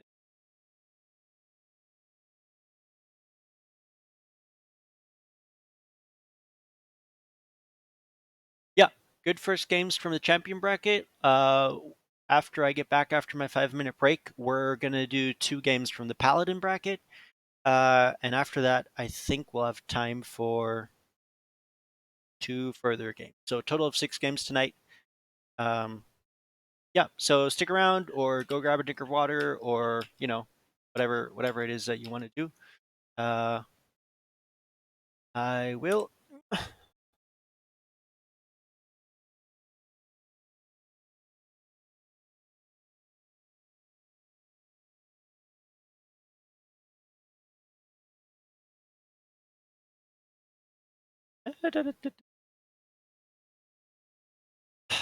Try and leave you with some sweet tunes or something for a second, if that works.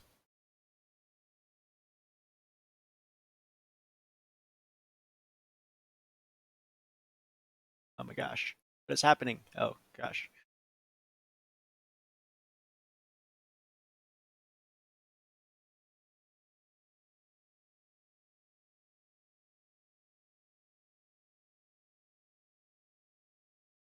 Okay.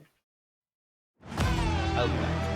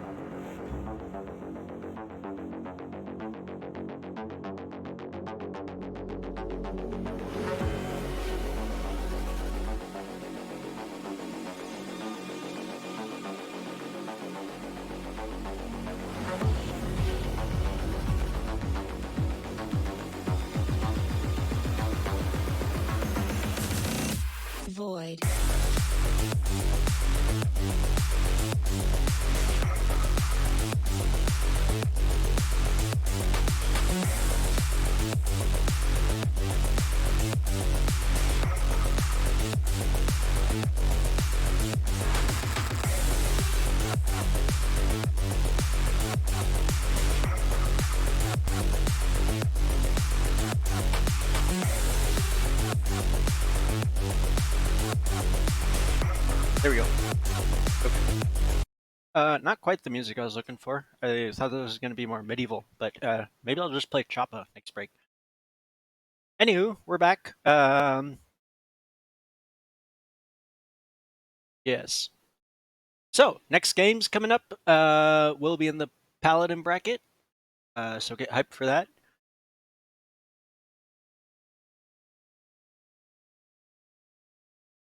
Yeah. Okay. So again, we'll have one game on Heat Stroke, the home map, and then another game that I picked because I liked it. So let's pull up the game that I need is.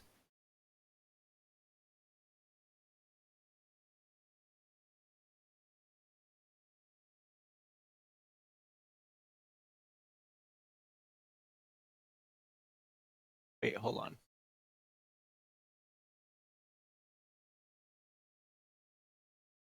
Uh, oh, what?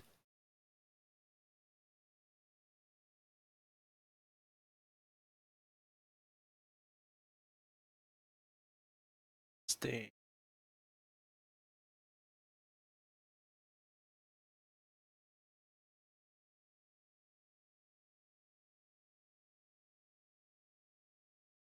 Oof. Okay. I will be just a minute. I looks like there's a game that I thought I downloaded, which I did not. So let me do that real quick. Specifically, I need.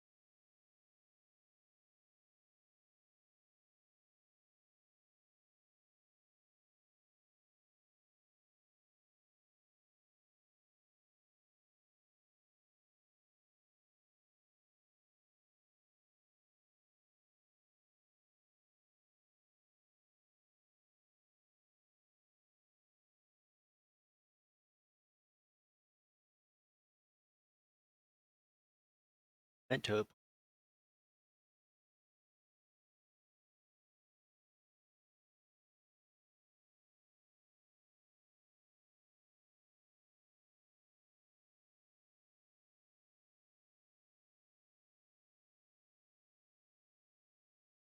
Right. Let me make sure that not. We're gonna skip this game and go.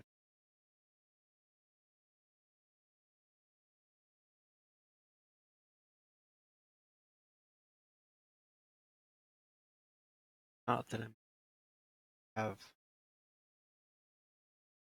this available.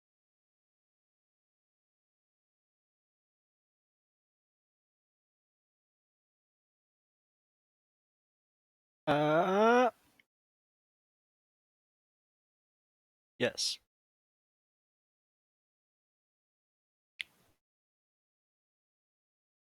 Looks like this one game. All right. Well, here's what we're going to do. We're gonna watch a different, and then we can go from there.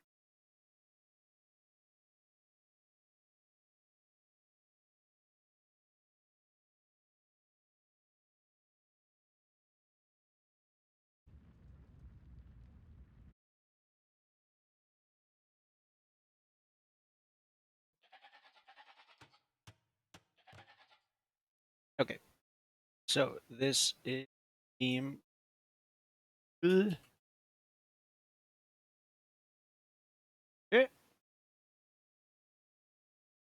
Out up.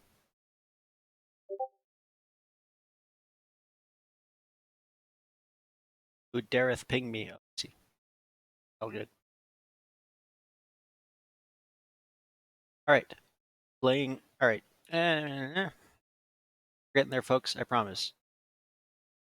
All right. So, we have Team Huche versus Team Hauda playing on Cape of Storms. So on the left, Team Huche, Snowman Lord as the Portuguese, um, Southpaw as the Persians, and Eren Yeager as the Mongols.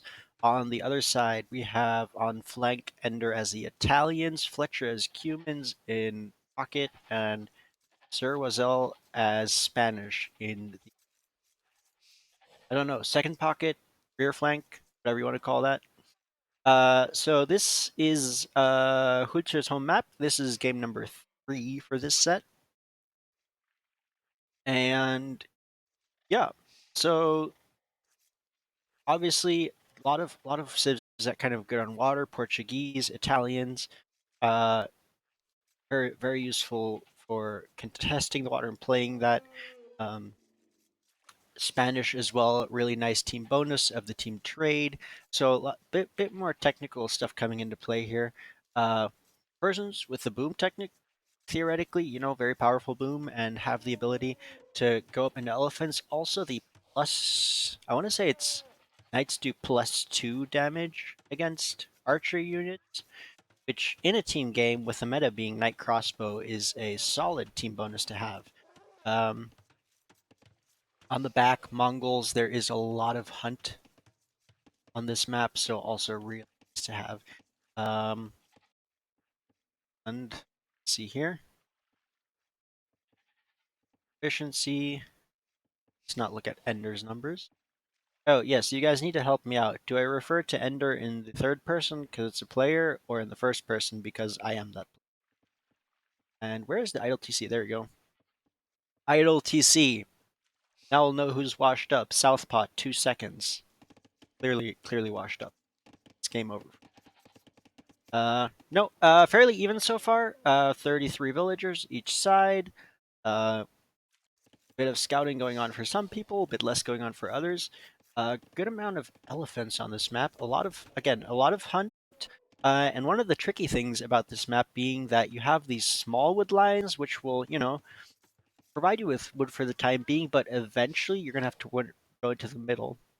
And if you look at this, these aren't solid wood lines. There's a lot of like little gaps between, which means it's really hard to wall off to keep enemy units from going through here.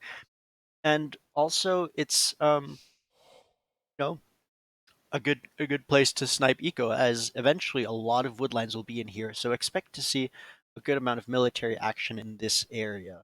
Now we do have Snowman Lord and Southpaw going for the early docks. On the other side, it's actually only Sir Wazel who's going for the dock. And it is worth it. There's a lot of fishing eco. Obviously, you have to figure out how much do I want to invest here in terms of resources, and how much do I just in terms of military combat, how much do I want to actually fight for keeping this? Because getting that fish boom running is a lot of food, but it can also cost a lot of resources to keep that alive. So, decisions. Uh, got some walls coming up here. Looks like Jaeger is trying to kind of cordon off this section. Up north, we got scouts passing each other, scouts going out from both sides, and Snowman Lord here with a scout. Doesn't look like he got any. As in the back, we have elephants being brought in. Well, more fights here, more elephants coming in. And I keep seeing like, oh man, they're fighting, and then like, no, it's just the we have fishing ships coming in.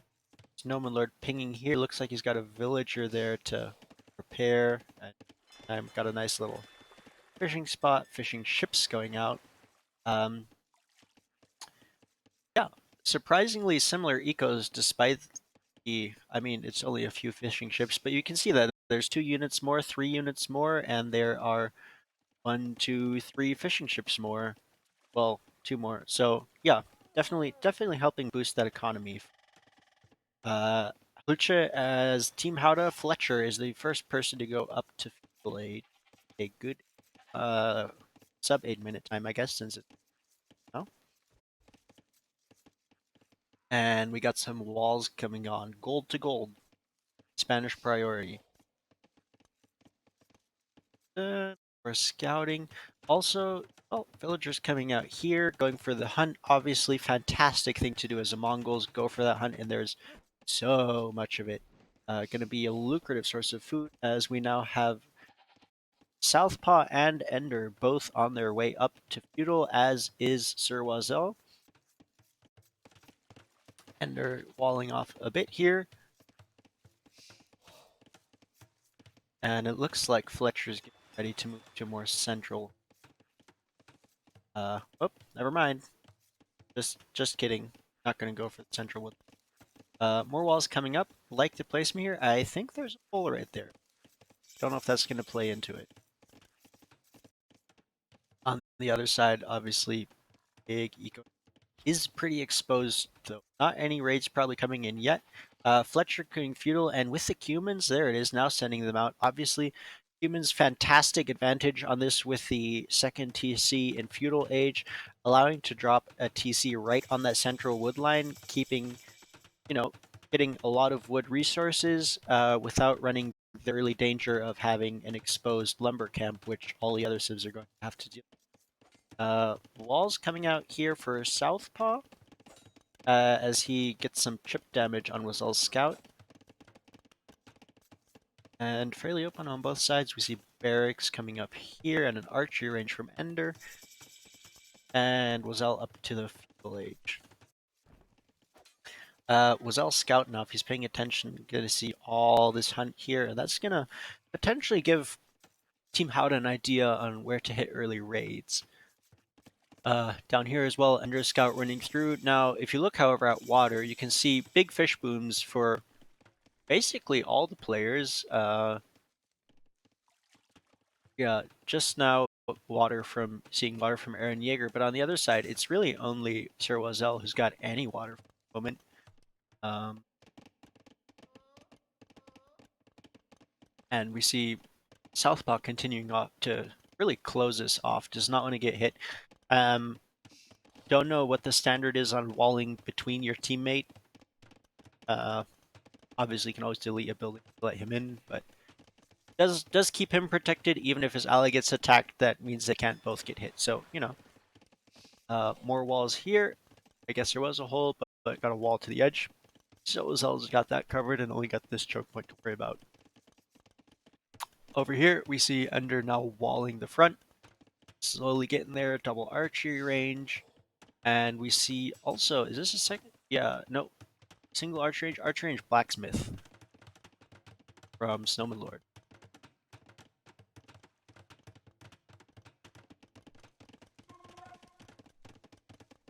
Continued boom. Now, despite the large advantage in fish ship, eco is fairly even, 90-91 villagers. Do have a bit of, well, good idle TC time. You can see particularly Fletcher and Wazel doing a good job of keeping that low, and that kind of accounts for it, as Snowman Lord is now exploring Ender's base, and it's kind of do have now the military coming forward. Um, good good idea. Definitely want to have that forward fish pressure. Only downside is there's not much here. You'll catch a couple of fishing ships out from Wazelby, but because there's been so little fishing, this is actually gonna, played 4D chess while the enemy was only playing 3D chess, and that is the risk. As we see some fighting going on here between these scouts. Which scout will win? And we now see an army of archers moving out from Ender. 6 archers. They do have fletching, so potential.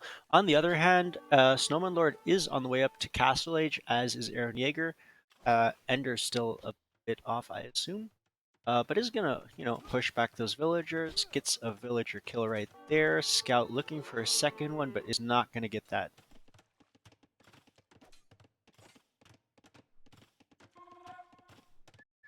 And the archers will around.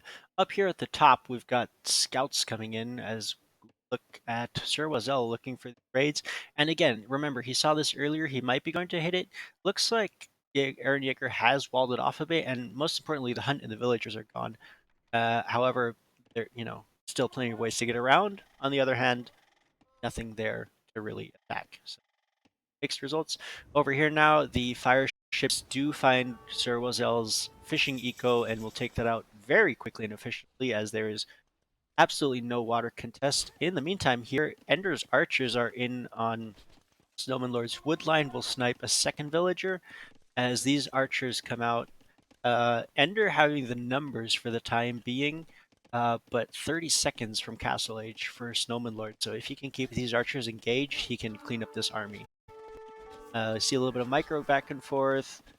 Both players losing some archers, which I guess technically favors Ender as he's further off from crossbow. Uh, Archer armor also coming in from Ender, but at the same time, Snowman Lord will hit Castle Age, and crossbow is immediately queued. Castle Age now coming in for Southpaw as well, same as for Fletcher, which means Ender will actually be the last player in Feudal Age. In the north, things have calmed down for the time being. Looks like we got some back from Aaron Yeager, keeping some scouts, and Team Hilcher looking to secure water by taking control as Ender goes for a harbor. Again, more engagements here. Now crossbows versus archers. So even though Ender has the numbers, he will lose his engagements. Now, some of those crossbows are low, so you could snipe them, but looks like Ender is mostly just going to focus on running away. Which, even that, I don't know that he'll make it.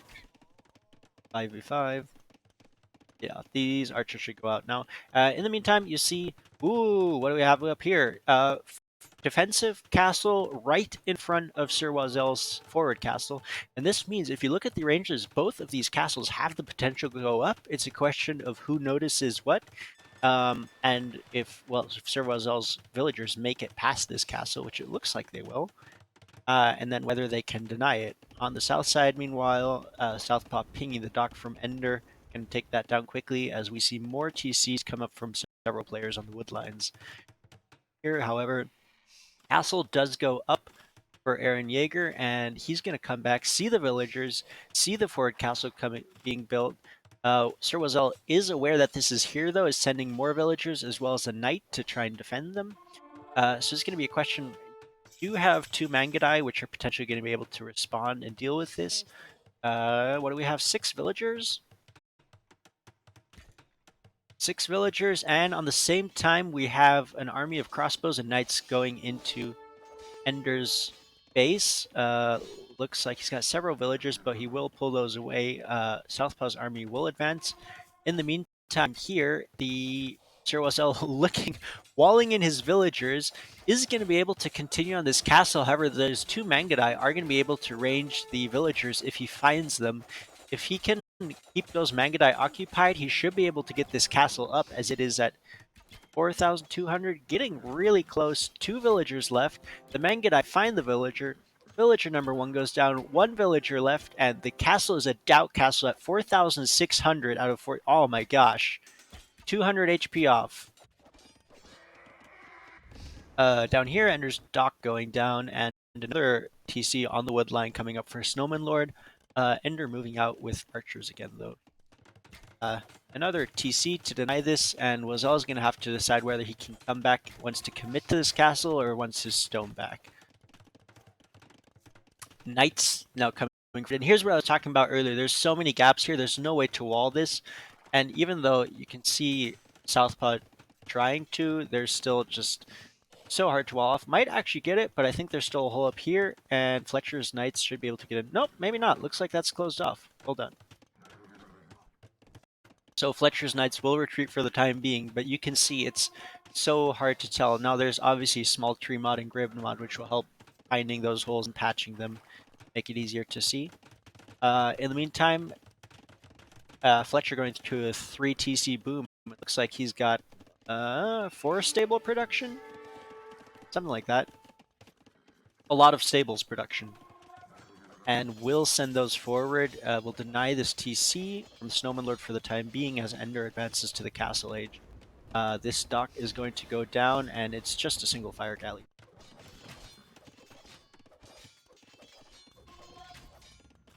Crossbow army from Snowman Lord here to defend as a TC goes up, as well as camels. Fletcher is going to be forced to retreat for the time being. We do have a good ball of archers here, and crossbow is coming in for Ender, as well as bodkin, armor, and thumbring. So this is going to be an army to contend with, particularly as Snowman Lord only has fletching on his.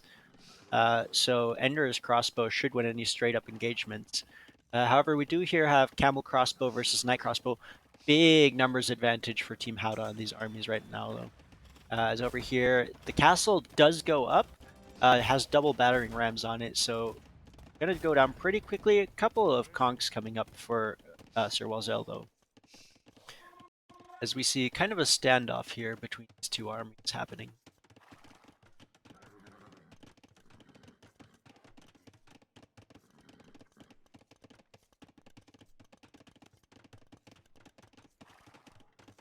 Yep, again, fairly even. Slight military lead for Team Howda, slight eco lead for Team Hulcher for the time being.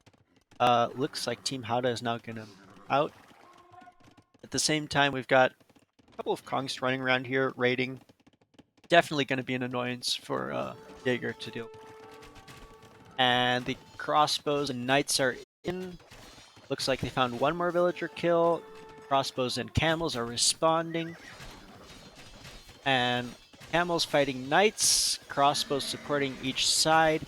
Numbers advantage and health advantage definitely favoring Team Howda, though, as all the camels go down, leaving just the crossbows, which will be hunted down by the knights and are forced to retreat to the TC for the time being. And you can see a trail of dead crossbows in the way. More camels coming in from Southpaw, though. Gonna try and help here. Gonna... Oof. Fletcher sending half his knights to kill the villagers, the other half to engage the camels as Ender takes TC fire, losing a couple of crossbows there. Not much army left for the time being for Snowman Lord, though. And so the TC and the camels together will push back Fletcher and Ender. There are two armies running here. And moving down, gonna look to find some more damage. In the north, Wazelle setting up a bit more defensively, getting a castle up. Still only palisades for the time being. And looks like there's some raids in here from Southpaw. Actually got two knights, really good stuff. Gonna be able to snipe a couple of villagers and, you know, be that distraction that might be able to give Aaron Jaeger advantage later on. Over here, another set of camels, it looks like, went down as well as a villager, and a lot of idle villagers here for Snowman Lord that are kind of trapped, can make their way back to the TC, I guess. But the knights and crossbows are still kind of walking through here.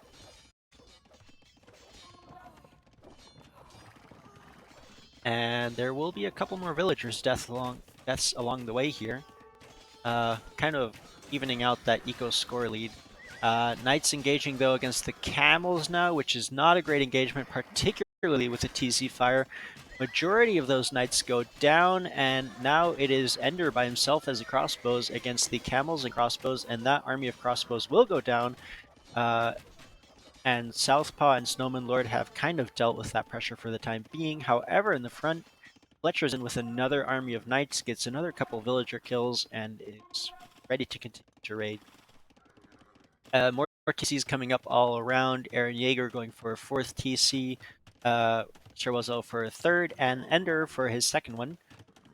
5 minutes left, so normally this game would go longer, but since this was game 3 and short on time, this is going to come to an early end. For the time leading, being very close, though, score lead constantly flipping back and forward. And now we have crossbows running into camels, which will not go well for them. Southpaw cleans it up quite nicely. On the other side, however, Fletcher also cleans up Snowman Lord's army, which ultimately favors Team Hulcher, as he now has Camel Knight to deal with just Knight. Definitely an advantage there. And more armies slowly being built on sides. Eco lead now in favor of Team Howda by about 25 villagers. Army slightly in favor of Team Hulcher. As we see a fourth TC coming up from Sherwazel as well, and a forward castle. Big engagement here with the knights and camels. Ender sending in a couple crossbows to help. Could make a little bit of a difference here as he snipes down some camels. And this fight will actually end much more even than one might expect. With Fletcher and Ender together managing to push back Southpaw. Snowman Lord now arriving with crossbows of his own, and a mangonel from Ender. Another big engagement here. Again, potentially favoring Team Hulcher as Snowman Lord garrisons, but they will pull back, and again, as they fight back, The knights from Fletcher keeps some knights alive, but the mass is definitely in Southpaw's favor now with that amount of camels. Crossbow's kind of being sniped, but also the advantage there from Snowmoon Lord. However, still well has Bodkin arrow. Uh, however, no armor. While Ender has 2 armor upgrades on his knights and will continue to snipe these down. Uh, Snowman Lord now looking to snipe down these villagers as they try to get this castle up, which Fletcher is working on getting up. In the meantime, though, that means that Southpaw's taking on these 2 armies by himself and will be losing a fair amount of camels as the crossbow numbers from Ender grow. And now the army lead is hard to tell. It's actually back in favor of Team Hucha in this engagement, and it looks like there's still 3 villagers left. Castle may go up. There's no more crossbows left from Snowman Lord Tanaya. A second mangonel coming out from Ender. Let's see if this one gets any value. But Ender's crossbows and Fletcher's knights will hold this long enough for the castle to go up, kind of securing this position and the gold, and also placing a hard threat on this town center. And now the numbers advantage is shifting in favor of Team Hauda again, as Fletcher moves out with another army of knights.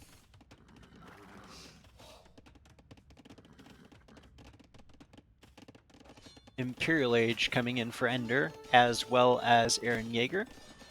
A lot of upgrades as well. Imperial Age for Fletcher as well, as we have Bloodlines, Ballistics, and Leather Archer armor, as Jaeger prepares presumably for Mangadai. Does have a good amount here, currently chasing down this group of whew,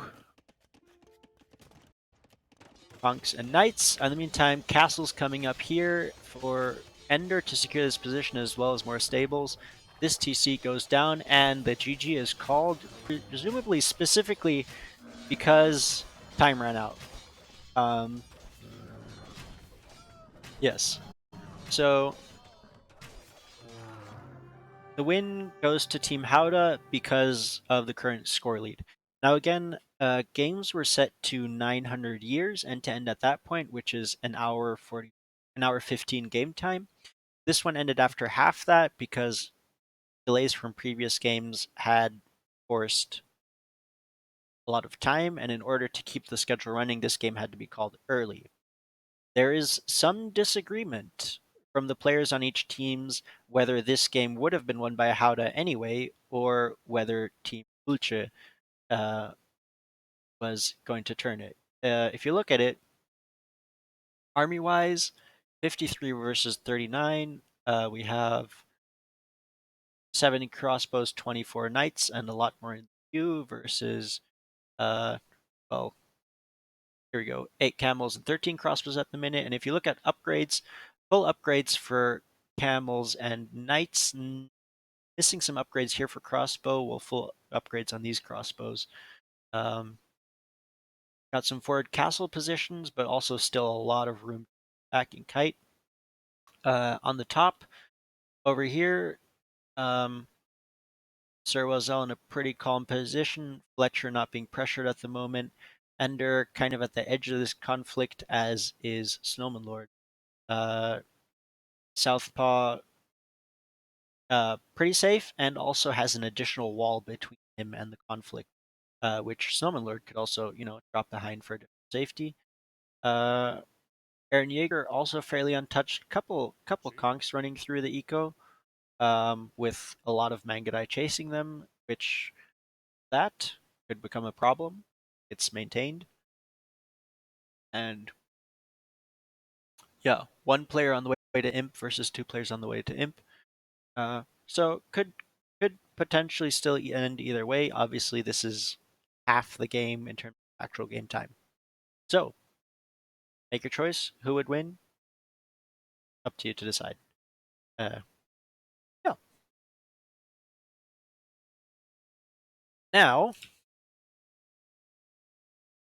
since that first game from Atlatl and Sipahi wasn't available, I'm gonna see if I. So I wanted to do another game on Sunburn, uh, Heat Stroke. Sorry, but we will have to. try something else as it looks like this first file is corrupted. But still like to get a game from Sipahi and Atlatl. So let me just run this down again, run through the same process, and see,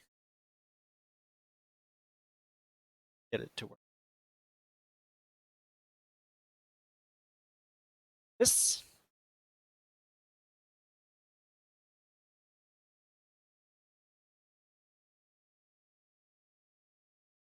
beep, hacker man.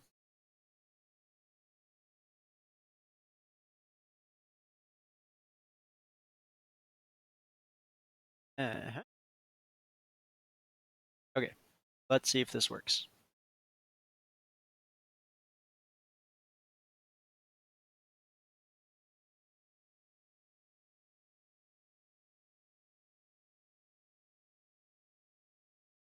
Huh. Well, the bad news is that it appears that the replay files of Team Sipahi versus Team Atlatl are corrupted.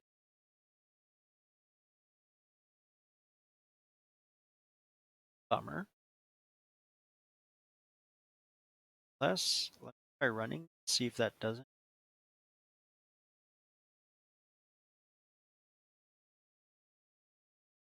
If that does not work, we're going to.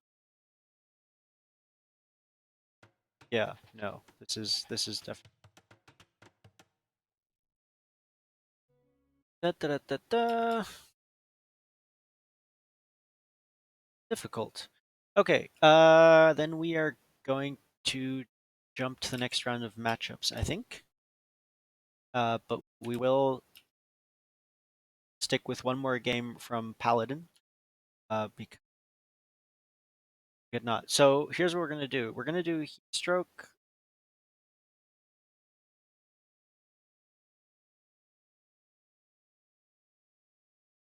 And I will try to get that game one for the next stream. We'll pull this from the next stream, kind of switch that around so that we can get this going. So this is going to be on Heatstroke.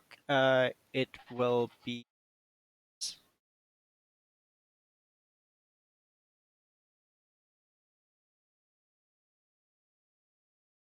this is T Sipahi versus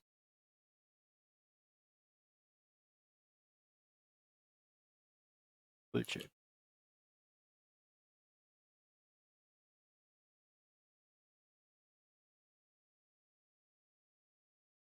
Okay, let's see how that goes. All right, so again, Heatstroke, we've talked about this map before. We have Team Sipahi, which we have not seen before. Islar, Vietnamese in front. In the middle, we have the Drooster with the Franks. And in the back, Diffensick with the Mayans, all solid civs. On the other opposite side, again, Team Hulche. Snowman Lord in front is Britons. Hindustanis in the middle for Southpaw, and in the back, the Huns from Aaron Yeager. Now, um, looking at these lineups, you may think something like, hey, Mayans would be a great civ to have in the front rather than in the back pocket because you can use the Eagles for early raids. Um, yes. Um, Again, with the map scripting, we had some trouble setting up who was in what position. So these games have a bit of randomness factor into it, in that you pick which team you're on. But then your position, whether you're forward, middle, or pocket, was randomized.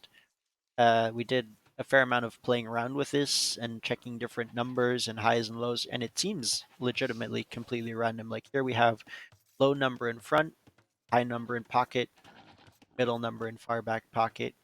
Here we have low, middle, high in order. So it seems to have no effect what number you pick on what. All that to say, certain civs are better in aggressive positions and some in boomy positions, so that did add a bit of chaos to this map, which is a good thing or bad thing depending on how you like to play and how your enemy likes to play. Other than that, though, all solid civs. Um, yeah, we'll see how it plays out. Right now, very even game. Very low idle TC time for both players, or for all six players, I should say.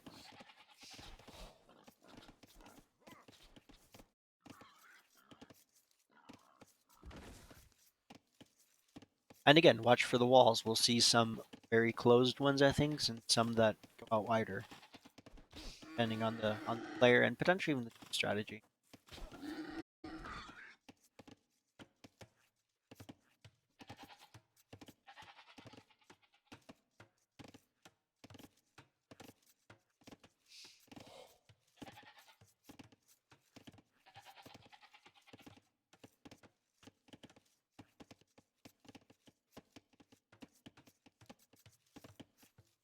All right, so here's my thoughts.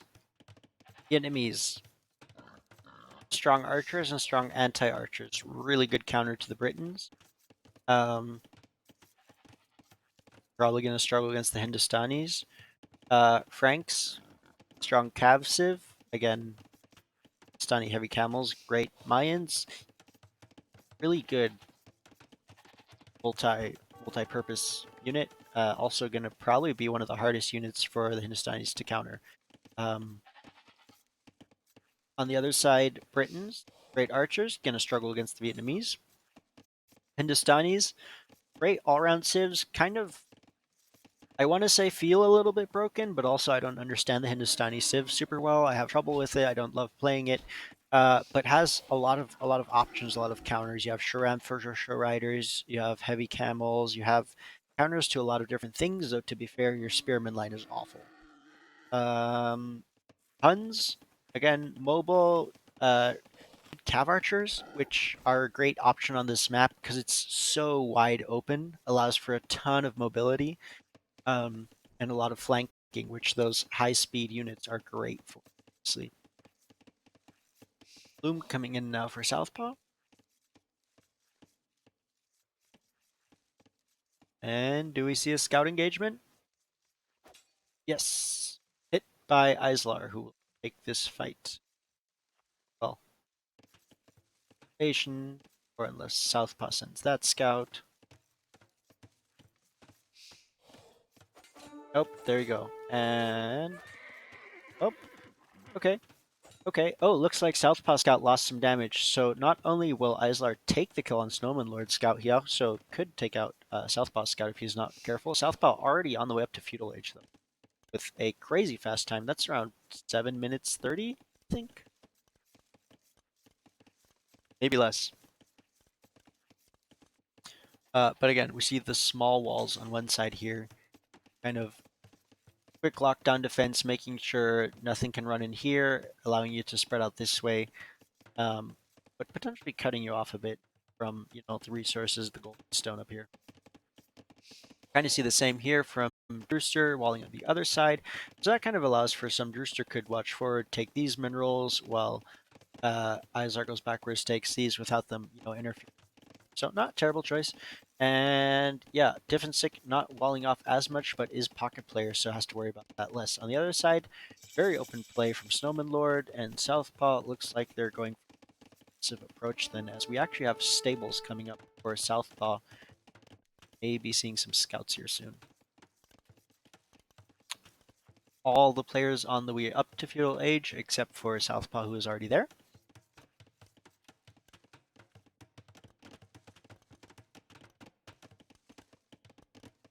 And double bit axe is in.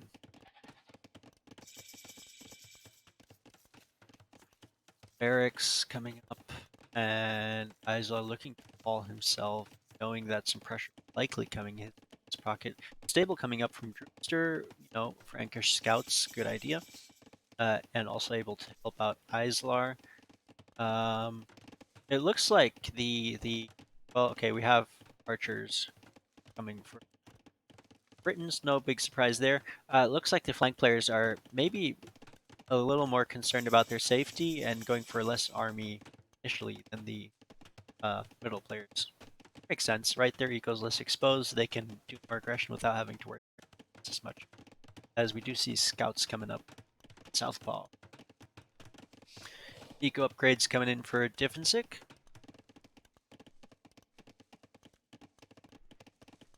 And here come the scouts. Along with an archer. Good little addition just to, deal with walls or with walling villagers. Nice to have that one archer that can, keep the villagers from just constantly walling behind. Now, he is still open here, so the scouts might be able to just get through it.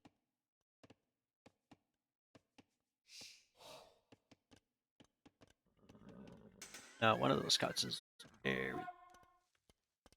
And Eisler does have spear ready. Knows that scout rush is coming. Has spears ready.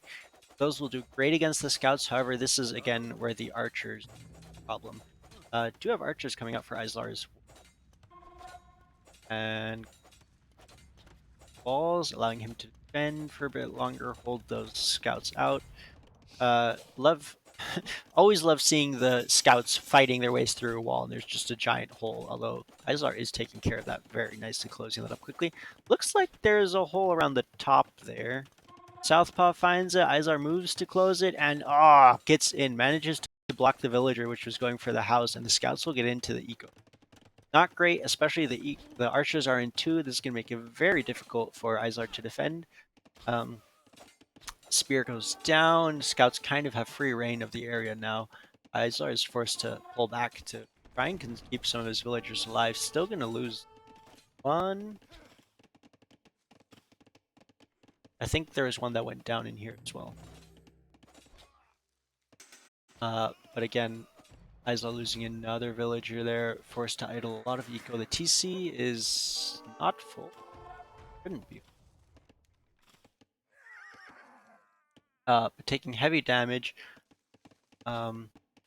Scouts from Drewster coming in, but unfortunately this is right at the moment as... Oh no!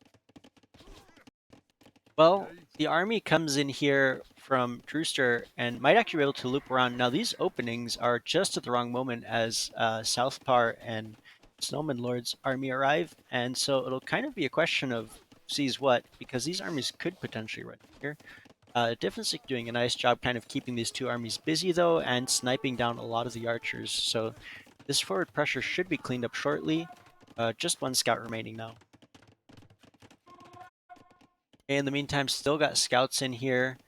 Has managed to plug that hole, but I think, yeah, right here.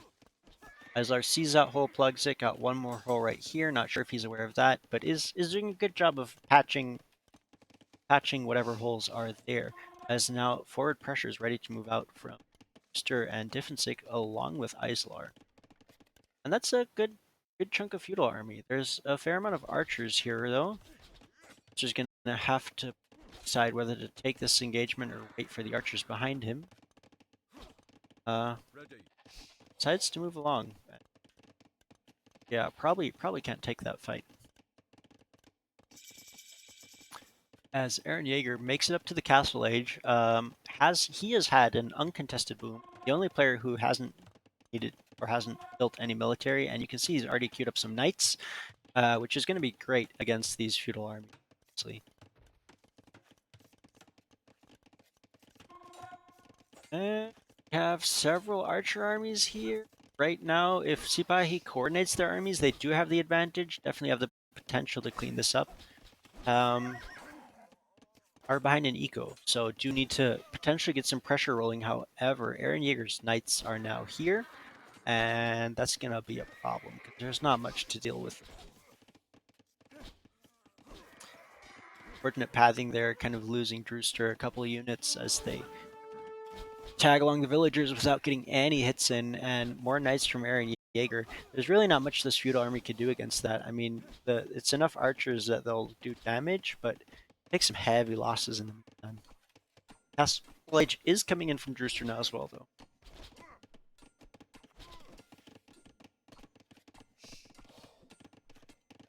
But yeah, again, this map, very aggressive. We're seeing a lot of feudal action happening. only the pocket players or further pocket players booming up to Castle Age, as Diffensick is now up on his way to Castle Age as well, as is Southpaw. And the feudal armies will retreat for the time being. Bit of calm before the Castle Age storm. More buildings coming up. Looks like Snowman Lord is getting ready for Castle Age himself. Still missing some resources though. And now the knights from Aaron Yeager will move out with the archers, and Islar isn't careful. These archers may all go down to that army. Does have some spears with it, which is great, and a lot more archers from Diffensick. Again, if those knights, you need the crossbows to counter them.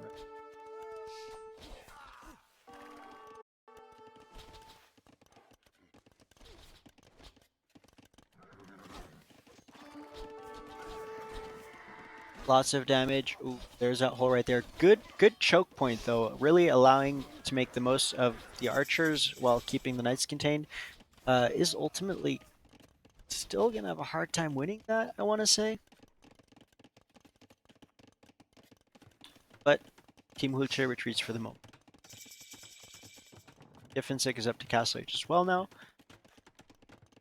And Southpaw will reach it shortly. However, raid coming in from Southpaw has some scouts in here. Not sure where they got in, to be honest, but they are, and will cause Drewster to need to shift his focus for a bit, idle some villagers for a bit. As Diffensick goes for a second TC. We have more TCs dropped by Southpaw and a third one by Aaron Yeager. So that eco lead, which is already 20 villagers in favor of Team Hulche, will continue to grow. Over here, scouts now back outside. Again, I missed how they got in or out. Good walls by Drewster, though. Those should keep scouts out for now, although he'll just, shift around. More houses. Can we build houses faster than horses can run? The answer, surprisingly, is yes. House building is faster than moving horses. You heard it here first, folks. And we now have a couple knights for Drewster, which should be able to scouts. Castle Age now incoming for Islar and Snowman Lord. However, in the meantime, this gate is down, and we have camels and scouts in from Southpaw, which, I mean, knights would probably be better against that massive archers, but, Hindustani camels are solid, and also they're archers, not crossbows. So the camels should do fine. And are obviously a bit cheaper. Do have that next armor upgrade coming in that's going to help the fight. Even so, I think Southpaw is going to win this, and that's going to put a lot of pressure on Islar, as we have a couple knights from Drewster coming in to help. Southpaw will retreat for the time being, but we do have the knights from Aaron Yeager as well, and more camels from Southpaw. These at North will just hang out here for the time being. A lot of good scouting kind of going. More TCs being added now from Southpaw, not Southpaw, sorry, Snowman Lord. And we have a mass of crossbows. 23 crossbows. That's a lot of crossbows, I know. Army count actually still in favor of Sipahi. And once Isla reaches Castle Age, those crossbows should be able to deal with the camels if they can catch them. Again, mobility coming in to be a big factor on this map.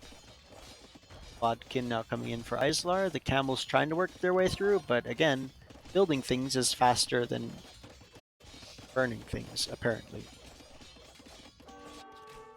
However, we have crossbow archer versus crossbow knight, which, oh nope, those knights are actually Drewster's though, so should be able to push back Snowman Lord here for the time being, although again, British crossbows having that extra +1 range is going to help in these engagements a lot. Brewster setting up some pikes here to, let those camels know they're not welcome.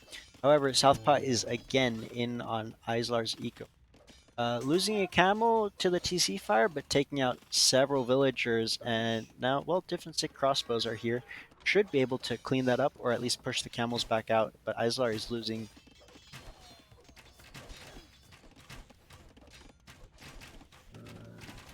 a couple of villagers. Not as many as I feared.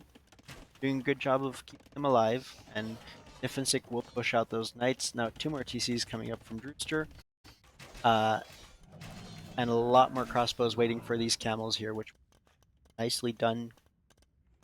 Crap.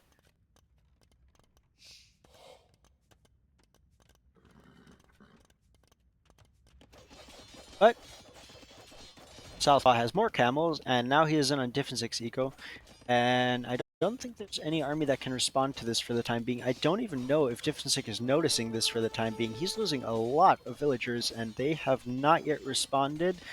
Still not responding?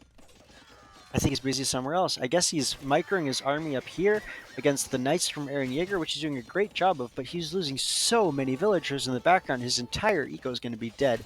And at the same time, this is getting pushed back slowly but consistently. British crossbows again with the extra range having an advantage in all his engagements, while Sipai's crossbows are busy trying to clean up the knights. Eren Yeager now pretty much out of army for the moment, and Diffensic still microing back this army while his entire home eco does notice it now. Yeah, has noticed it, has uh, garrisoned his villagers, got a couple crossbow, but so many villagers lost, and now there are 2 armies, good stone wall here. We'll keep the camels out for the time being. Still got the British crossbows to deal with though, and there's a lot of exposed villagers right here. I think we're going to see several of those go down. Another wave of camels from Southpaw coming out in the meantime. These ones in the back still here. Yeah, as a lot of different 6 crossbows go down. Does have full upgrades, but again, that one range difference is so huge. A couple of crossbows going to go down here to C, but not enough to really make a difference. And Pike's good, not going to help much with the crossbows, but will kind of deal with any further knights from Eren Yeager for the time being. On the north side, however, the camels are in again, managed to hit through the house, and those villagers will not all fit in the TC. And at this point, there's enough camels that they can probably just dive under it, which is exactly what Southpaw does. Sends a couple camels to clean up the rest of the villagers, and the GG is called. Yeah, fantastic aggressive play here by Team Hulche. Really utilizing a lot of the British range, the Hindustani economy. Definitely well played, and also so much pressure on the eco. Um, yeah, again, very aggressive open play. As you can see, Eren Yeager is on his way up to Imp, but other than that, most of the players are pretty solidly in Castle Age and not really looking to move on from there for them necessarily. Yeah, a lot of feudal aggression, a lot of feudal pressure. And I think on this map that seems to make a lot of the difference.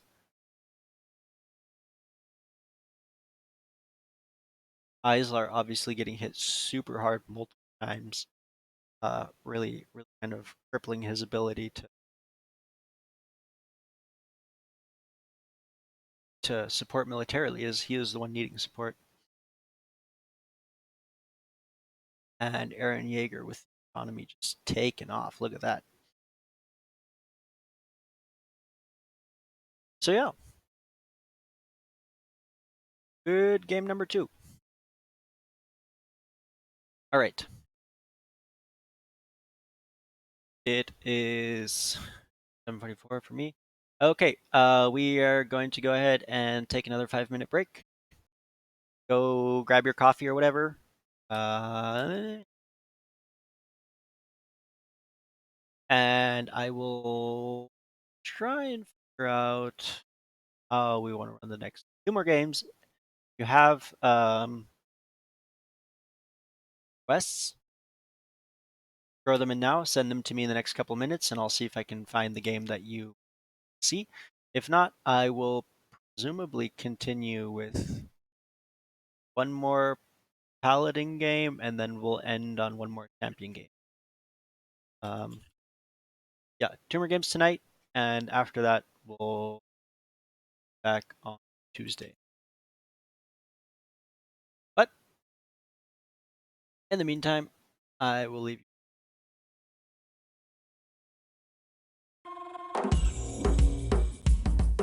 Chopper. Chopper. Chopper.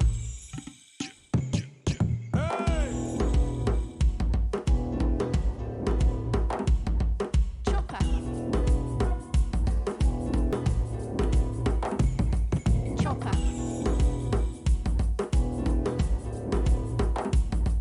Chopper.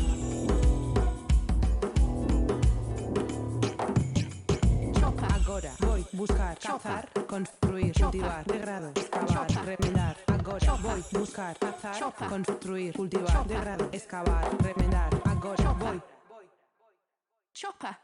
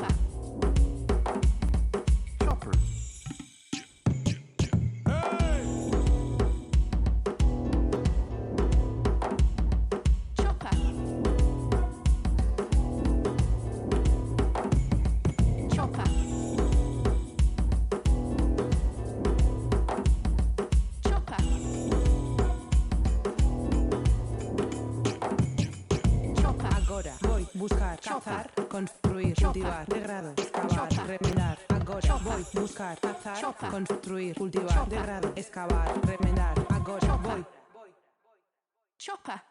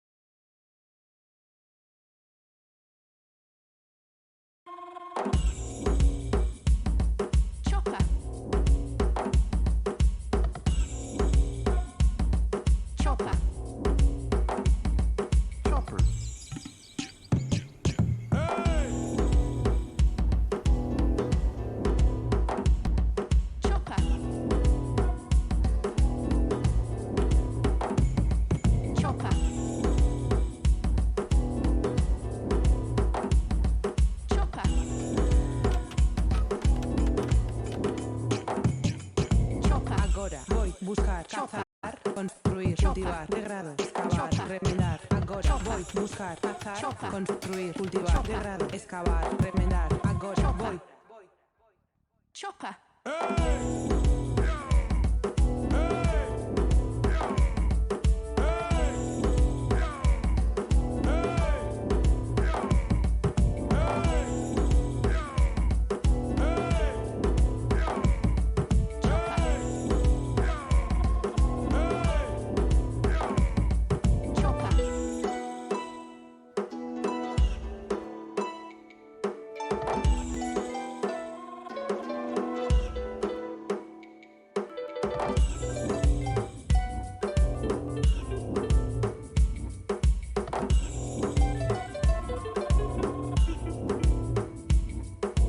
chopper, chopper, chopper, chopper, chopper, chopper, chopper, chopper, chopper, chopper, chopper, chopper, chopper, chopper, chopper, chopper.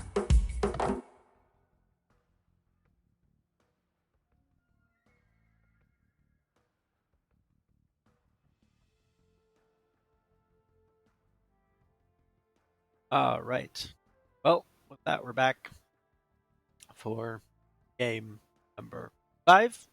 Yeah. So again, still gonna try and get eventually a game out of that first set between Atlatl and Sipahi. Right now the files are corrupted, so we'll see how we can work around that. In the meantime, gonna have 2 more games tonight. First one will be Paladin bracket, Team Hauda versus Team Atlatl. Since we haven't seen Atlatl yet, and in the second round they played Hauda. And we're gonna see one game from the champion bracket, which will be uh, I believe it's Werewolf versus Chivalry. I just checked this, so I should remember, but I don't. So, my bad, guys. My bad. But yeah. In the meantime, let's get right into it. We're going to go to Hauda versus Atlatl, playing on Chaos Pit. This was Hauda's home pick. This is game 3. Um, Yeah, so interesting map, Chaos Pit. You have all 6 players starting to each other very, very close. As you can see, each player has hunt, has some stone, and has their sheep and berries. Wood lines are further out, so you have these kind of loose ones, and then a solid ring of wood, which you need to chop through to get to any gold. That means a couple of things. First of all, this map is very aggressive. You have all the close range early aggression potential. With probably the furthest 2 neighboring players from each other being Juby in the teal and Ender in the red. Secondly, it means, however, that early aggression will have to be presumably with trash units because all the gold for gold units are on the outside. One civ that is particularly strong on this map is the poles, because with the poles, if you mine stone, you gain gold, and so you have that early gold access before anyone else. However, gold was not available. Sorry, poles were not available on this anymore. I think they were Arenaception. So yeah, didn't have those. As a result,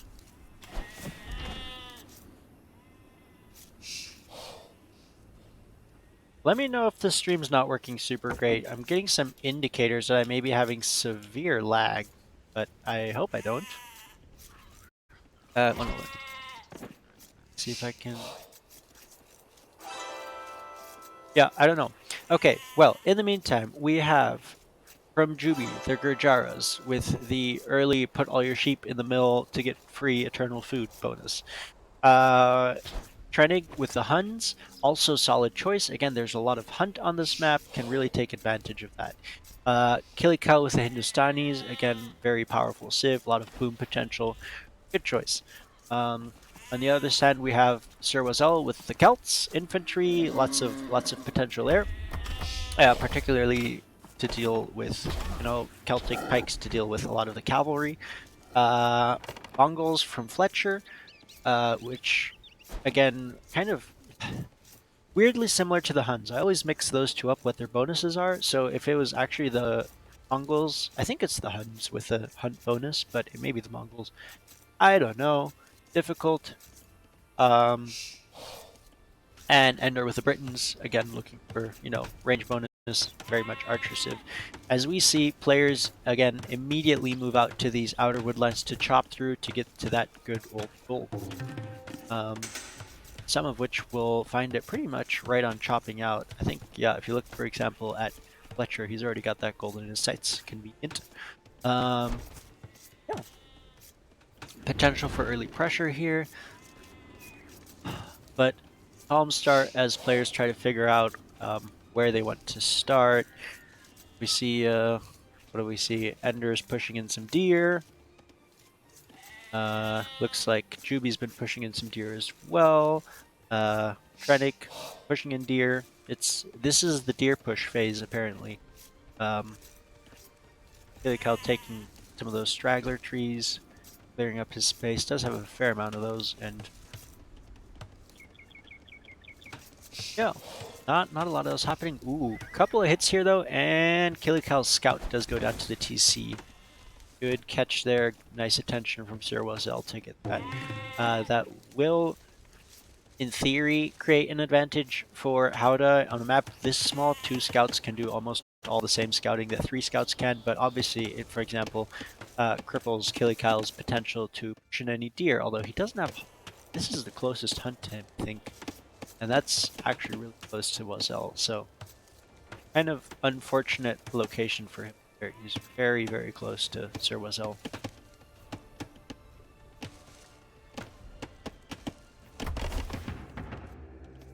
Scouts coming out here. Oh, other thing for the Celts, have the 15% faster wood cutting, which is going to help get through this wood line of 2 trees 15% faster, so obviously a bonus. Fletcher, Juby, and Trennick now up to feudal age though.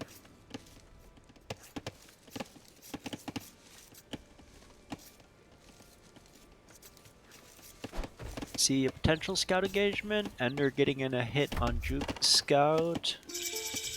But it looks like that'll just about be it. Oh, getting a couple hits. Okay, Juby looking to take the engagement. That is a camel scout, however, because both players are still in Dark Age, it works the same way as a normal scout. Does not get that bonus damage against horse or against mounted units, so Ender will win this engagement unless he runs it into the TC. And Juby's paying attention. Town Bell, and it looks like Ender's scout will go down. Nope. Survives on a single hit point. Nope, there it goes. Over here, a lot of barracks coming out. Again, very aggressive map. Advantage for the Celts again. Infantry units, or infantry civ. So if he's going for his civ unit, I suppose, it doesn't have to build any additional buildings.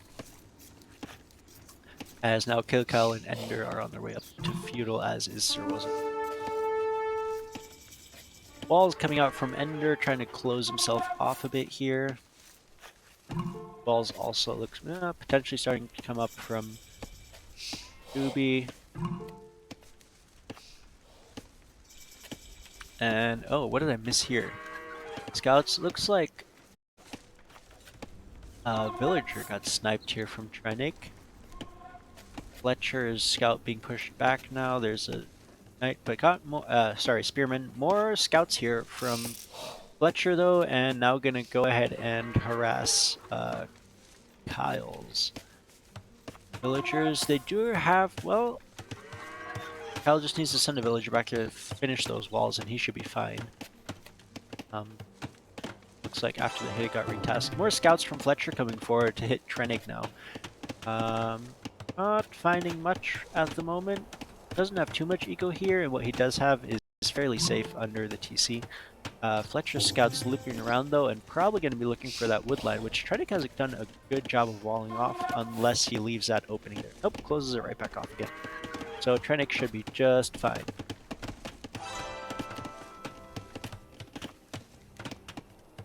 Over here, more walls coming up for a lot of the players. Stable from Billy Kyle. Fletcher's found the wood line. And is now going to move over to check, presumably for Judy's wood line, or might just be looping back around. Stable coming up. Oh, engagement's happening as Trennick's scouts find Fletcher's. Will win this engagement if they engage. Fletcher, though, pulling back. Does not want to deal with this. Also has a couple of scouts out here on Juby's wood line, though, which she does not currently have a response to. She is going to engage villagers against scouts. That's not going to go super well. And she's going to lose a fair amount of villagers to that. Fletcher is ultimately forced to pull back, though. Only 2 villagers lost, I guess. Not great. Not what you want to see. Nope, 1, 2, 3. But, you know, Did keep some alive, did chip some health off. Trennick now pushing on Fletcher as well, which is going to keep him from raiding for the time being, as he needs to focus on his own home base. And losing this villager? Nope, does keep her alive. Takes some chip damage though.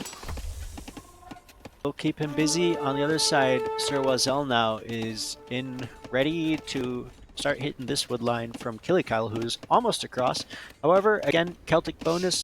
Wazel is already through immediately on the stone. And it looks like Fletcher's not far behind on that one. There you go, though. Killikyle makes it through the wood line. However, Wazel's scouts are in on the wood line already. Will go down just to the sheer number of villagers, though, so Kyle should be fine. Here, Trennick is about through as well. Juby pretty delayed due to the raids from Fletcher. Also looks like she caught 3 trees, where most of the place is only 2. Ender through as well, has a gate, and has found his gold, which, as Britons, he is going to want. More engagements here, more scout fights between Fletcher and Trennick. Fletcher, though, with a spearman, which is going to force Trennick to retreat for the time being. Both players kind of in a standoff, however, here we go. Sir Wazel has sent scouts, is sending scouts around the outside, going to keep hitting these villagers, and Killikyle is going to have to find a way, either hide his villagers, tower, do something to protect himself, because otherwise, I mean, it is just one scout against multiple villagers, but the amount of idle time that goes into that is huge, and also eventually the scouts will whittle down the villagers. Although I guess Kyle's sending more. In the middle, more scout engagements. Trennick going forward at the same time as Fletcher. Going to be interesting to see who does what. Trennick skirts, decides to not hit the TC. On the other side, Fletcher brings his army back. Scouts taking up a couple more villagers. Trennick moving along his scouts now. Going to head towards Ender's base, and his woodline is pretty exposed. Castle Age coming in for Juby and Ender.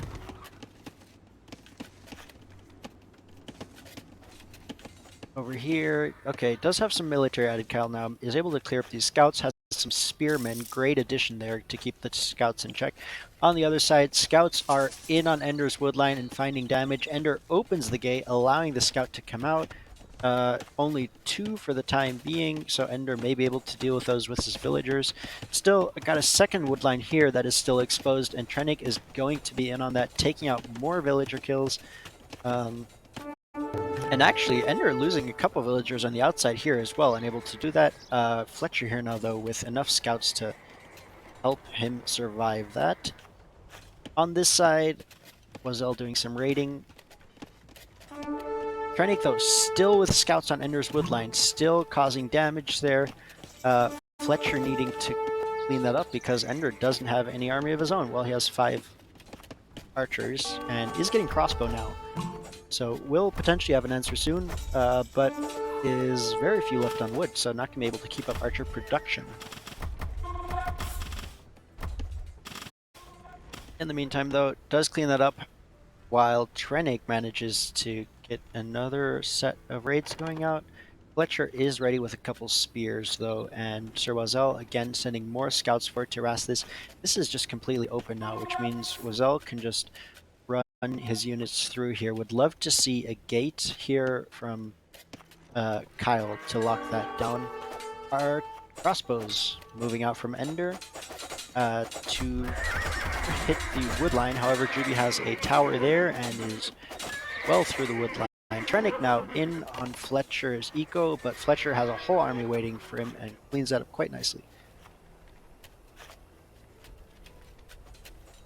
More fights here, more scouts in hitting Trennick's woodline now. Defensive castle coming up from Juby. Yeah, we'll continue to kind of close her circle. Not sure in terms of defensiveness might be convenient here to keep this open, but she does have a tower.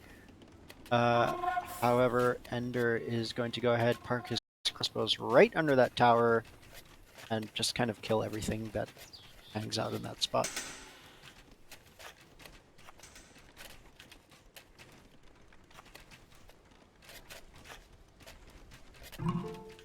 On the outside, Kyle now coming forward with a couple scouts. Looks like he traded 1 for 1 there.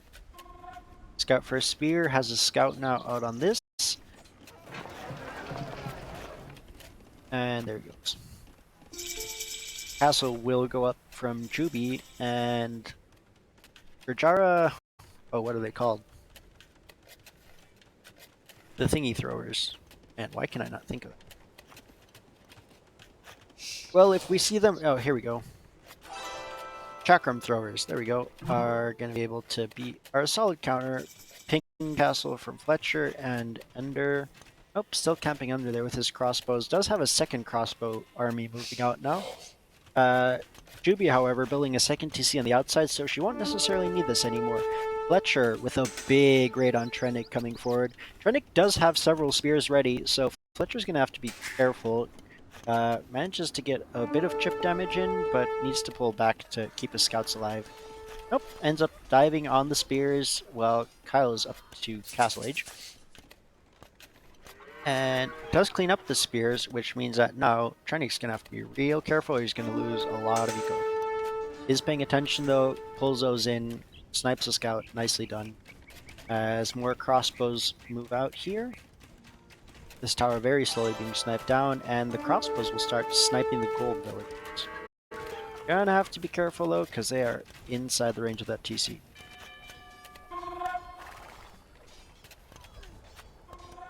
Looks like Fletcher has found the wood line, takes out a lot of villagers, will potentially lose all those scouts to the knights, but probably worth it, as at least 5 villagers have died here in the meantime. And Ender continuing to harass here. Juby switches over to the other side of the wood. And Ender's kind of forced into a bit of a standoff. Wazelle again raiding with knights now the villagers. Those will be much harder to clean up than the scouts were. And that allows Wazelle to take control of this with Kyle still having no TC on the outside.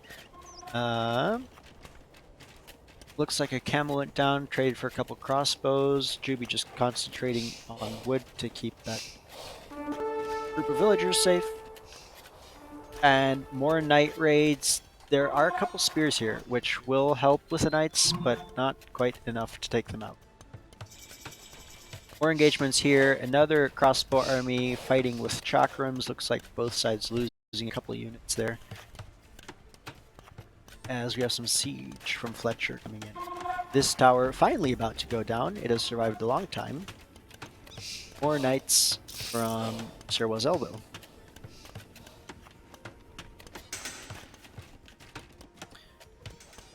More engagements here. Knights now out. I like the thought from Kyle bringing out camels to deal with those knights. Obviously cheaper and good counter unit. And does have the TC coming out now, which is really going to help him as he's no longer forced to run through these choke points that Wazelle's knights are camping. Out here, more engagements. Ender's crossbows still just kind of camping different locations. Another group of chakrams comes out and actually manages to take out all the crossbows. In the meantime, the tower goes out though, and the chakrams are not going to have a great time against this amount of crossbows. Forward castle now from Sir Wazelle, gonna drop that right in Kyle's face. Not gonna be pleasant, and siege right behind it to back it up. Already got the Mangan already. Ender now working slowly on getting this around here. However, he does have the chakrams to worry about, which, you know, are doing a good job of kind of keeping the crossbows on their toes. Fletcher continuously still raiding, finding some kills, engaging with Trennick, while Kyle now controlling this choke point. Does have a lot of camels, however, probably wants to put those to use to deal with some of this cavalry.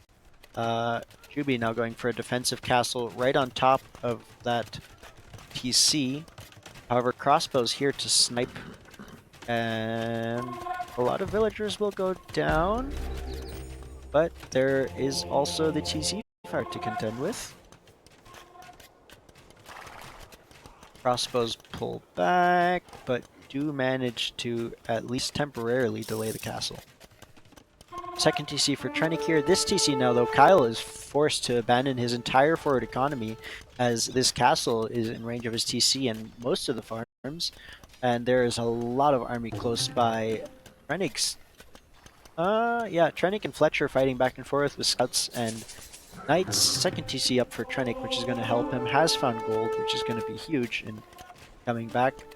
Castle does go up for Juby protecting the TC, and Hitler will be forced to retreat for the time being, as there are more raids here from Moselle. However, these camels should be able to deal with that. More big fights happening here, though. Fletcher slowly pushing on Trennick's space, keeping constant pressure on him. In terms of numbers, yeah, this is definitely in Trennick's favor at the moment. Yeah. Definitely has a couple more knights now from Fletcher, cause him to retreat again.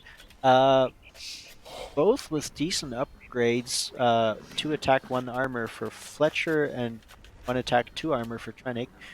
Forward castle now, though, for Fletcher is going to help him kind of keeping that push going. And we have Woad Raiders from Sir Wazel now coming out, as well as a Siege Workshop from Ender, as this crossbow takes out that chakram throw. This CC slowly being pushed down, and you can see Fletcher and Wazel are just pushing slowly but steadily across the map.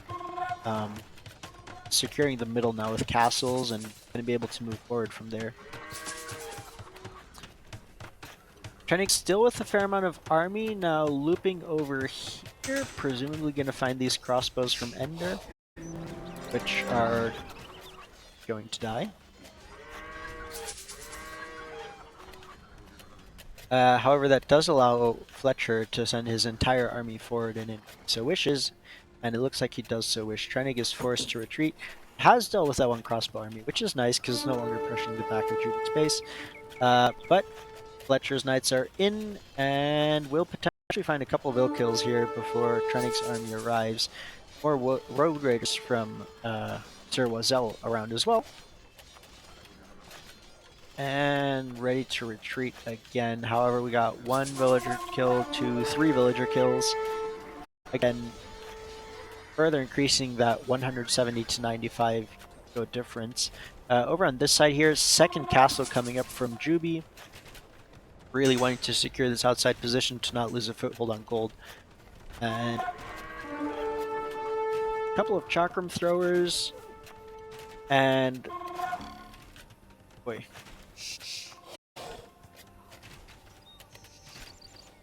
Villagers going down. However, we now have a forward, on your face castle from Sir Wazel, cutting Trennick's eco in half if it does go up. Trennick does have army here, may be able to deal with that quite nicely. Yeah, and that castle will not happen. Would have definitely been a GG sort of castle. A lot of army here from Trennick, defending for the time being, but you can see his eco is a bit out of... not where it wants to be. A fair amount of idle villagers. Imperial Age now coming in from Sir Wazel as well. And looks like he hasn't given up on that castle yet. Does have 1 villager actually right there. He's walled in, no, 2 villagers, which means that castle will slowly but consistently go up. As we have a potential doubt castle here from Juby. And the TC is going down, and there's 1 villager left out here, which means if that goes down, this castle will not go up. And additionally, this castle will go down eventually. Over here, another fight. We now have Mangadai. Mangadai? Mangadai? Hold still. Gosh. Mangadai from Fletcher, which will support this army between the Mangadai and the pikes from Moselle. I don't think there's a way that Atlatl can engage this and keep that castle from going up.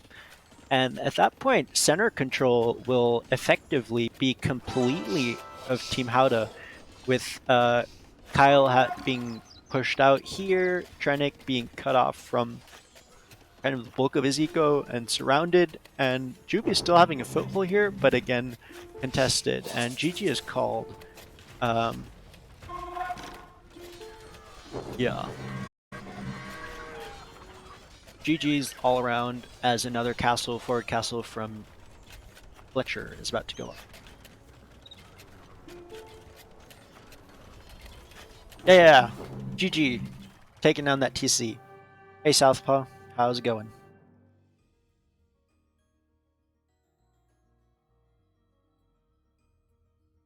Alright. So, most units created. 28 halberds, or I guess most of them were probably pikes by Wazell. And 31 scouts. Stats. Eco. Best eco. Mongols. Best military. Trenig. 2 castles from Wazell each. Uh, yeah. Fun game all around. Definitely definitely a bonus having things like Celtic wood cutting to help with stuff like cutting through wood lines, you know. But yeah, that's that. Da, da, da, da, da. It was potluck day. I want potluck. Nobody's told me to be potluck. Why don't I get potluck? Uh, okay. Southpaw, I got one more game to cast tonight. You wanna, dude? I know, but I was so proud of myself. I was like, I didn't leave anything at their house this time, and then I left my computer charger cable at the next house and my cell phone charger cable at the house after that, and it just went downhill. Anyway, yeah, is yeah. All right, boom.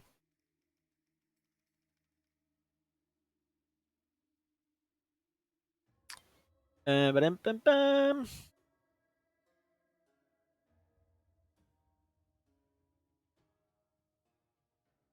All right, you're just in time to see another match, unless you want to co-cast. If you want to hop on, it'll be. This is hold on. This is Chivalry versus not home yet. Oh man. Oh man. In that case, oh dude, it is much earlier than I expected. It's crazy. These games go by much faster than I expected. Okay, that's cool. That might means we might be able to do more. However, this is gonna be Team Chivalry versus Team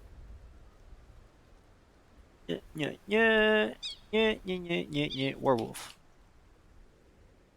Chivalry versus Werewolf. The showdown we've all been waiting to see. Okay. Uh,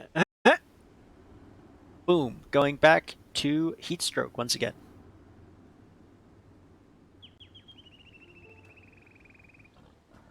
Cliff with the old GLHF to throw the enemy off and not let him know he's coming for them.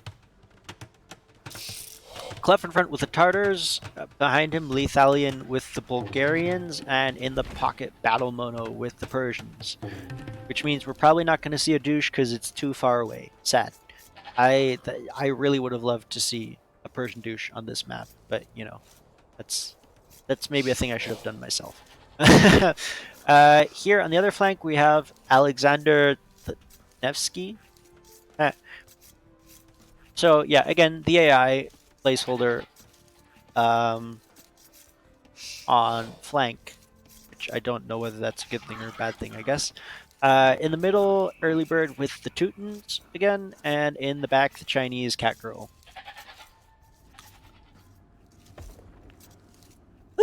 Okay. Facts. Tartars.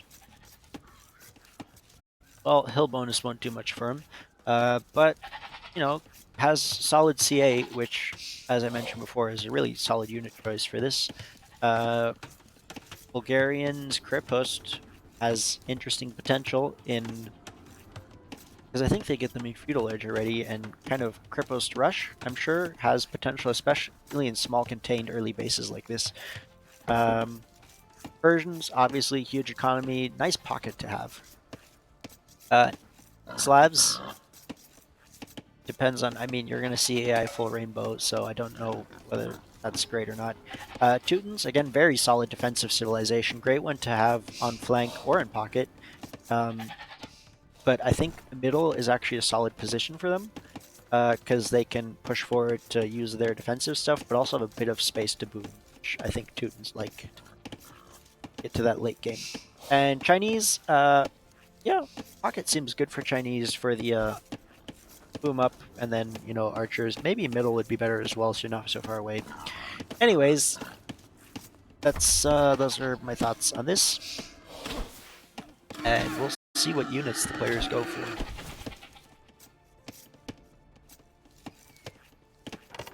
Good early scouting here from Clef, finding the enemy position. And, oh, that's poor. See if the AI is paying attention, or I don't know if the AI goes for scout kills. I guess not.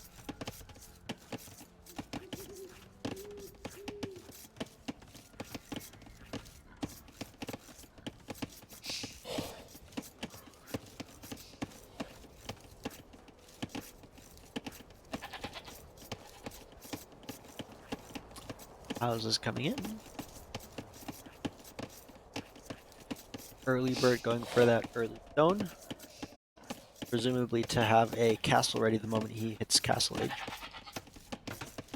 And again, sideways walls for Cat Girl, securing her position a bit. Now, ooh, that Vil had the potential to get sniped, but managed to stay safe. And Cat Girl is paying attention, you can tell. She sends the villagers, and that 4v1 is definitely not an engagement that Clef wants to take. So he sends his scout back home.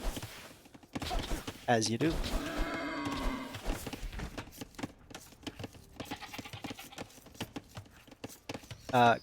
Great job, though. Has all the enemy positions scouted. I think he ran through all 3 bases, so has a pretty good idea of who's where and I guess sort of what they're doing.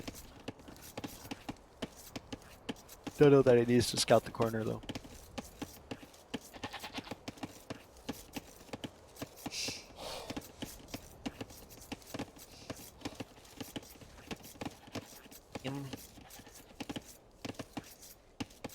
Scouting, more scouting. House wall by Battle Mono does not want the rear flank to attack him.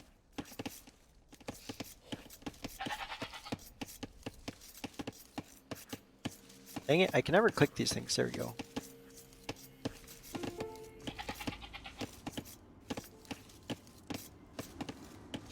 Right.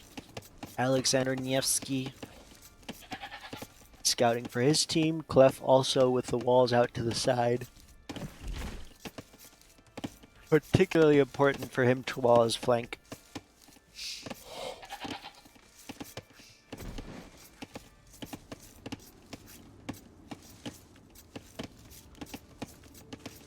Yeah.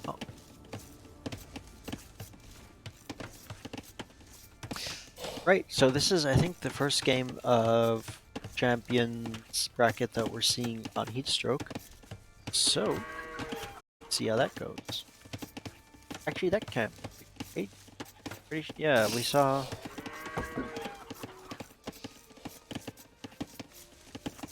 Oh no, we saw Warwolf on the other Stroke game. Yeah. Ooh. All 3... Okay, no, I guess Early Bird is up slightly earlier, but yeah, it looks like all of Warwolf is going up to Feudal Age. And for the most part, Lethalia and Battle Mono not far behind. Clef... Nope. Still a bit behind. Does have a lot of... I wonder if he has it queued up. But it should show, I think.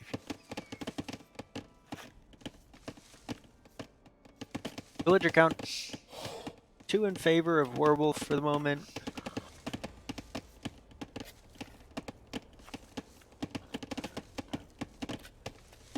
But again, we're seeing fast castles from Chivalry. It's 1 villager difference now. Oh, 2 in favor. Yeah, Chivalry actually. Well, I guess with Feudal Ages coming. Right. couple villagers up now. Early bird getting those early eco upgrades.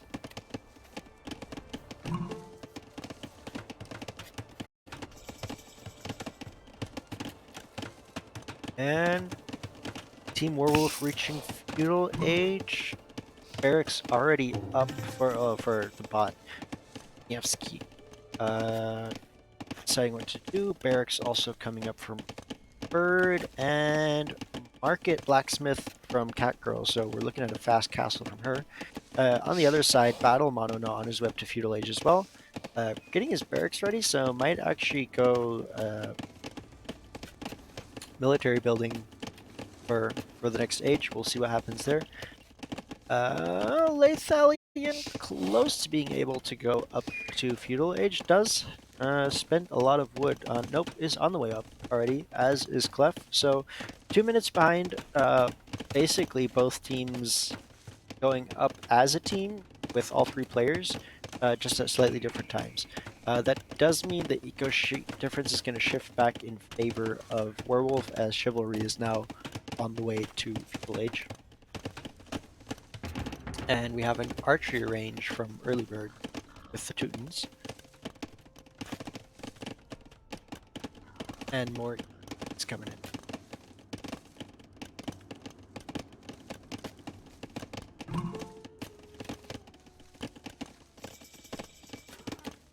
Battle Mono is up, immediately goes for a stable with versions, not a bad choice. On the other side, still just booming for the right now. Looks like we have a stable going up from bot as well.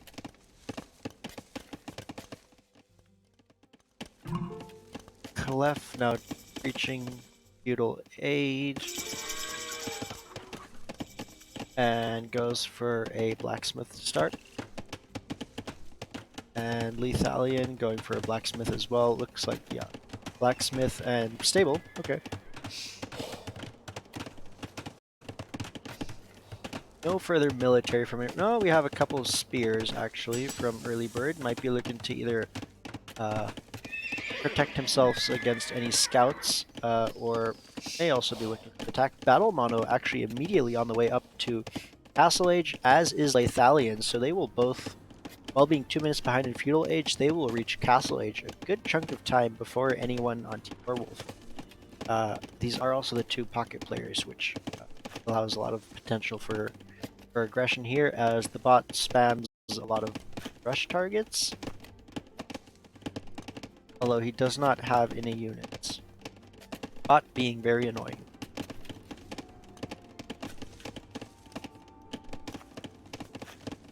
Wood, please. Oh my gosh. Wood, please. If you're hearing this, seeing this, pinging this bot.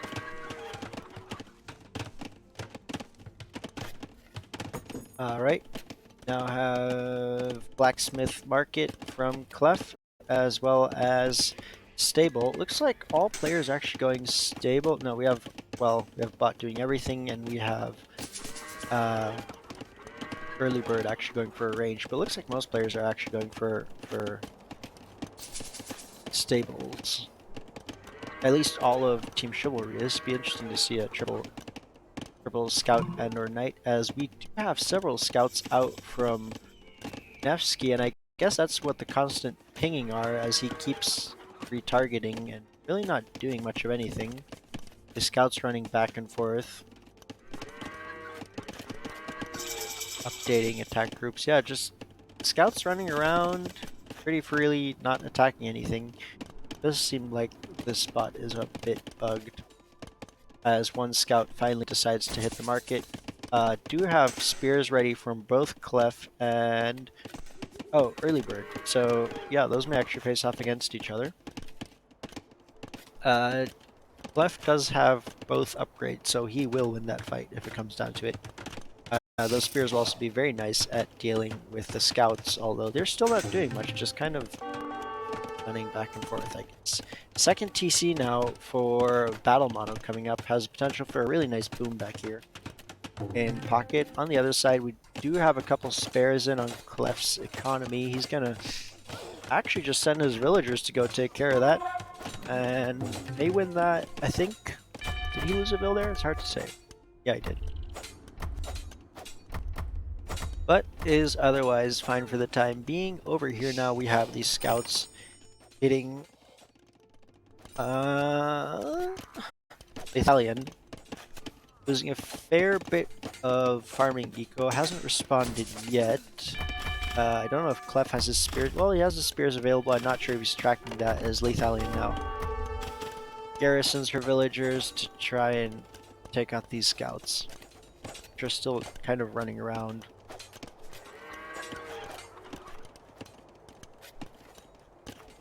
Are slowly seeing more army come out from each side. Clef now queuing up archers.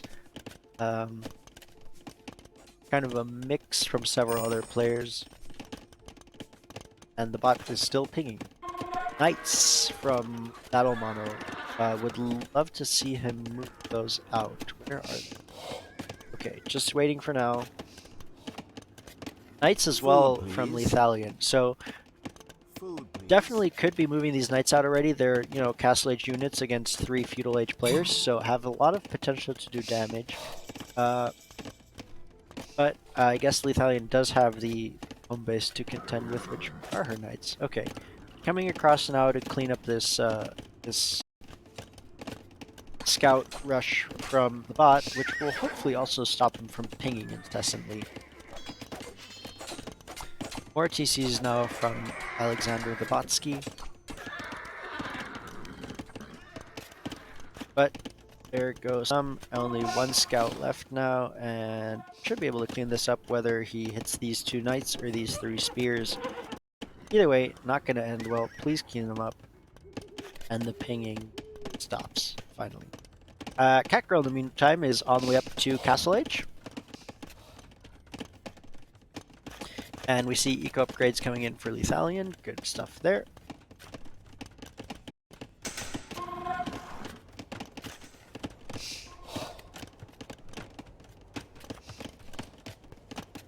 And now is the question, do the players boom? Do they attack?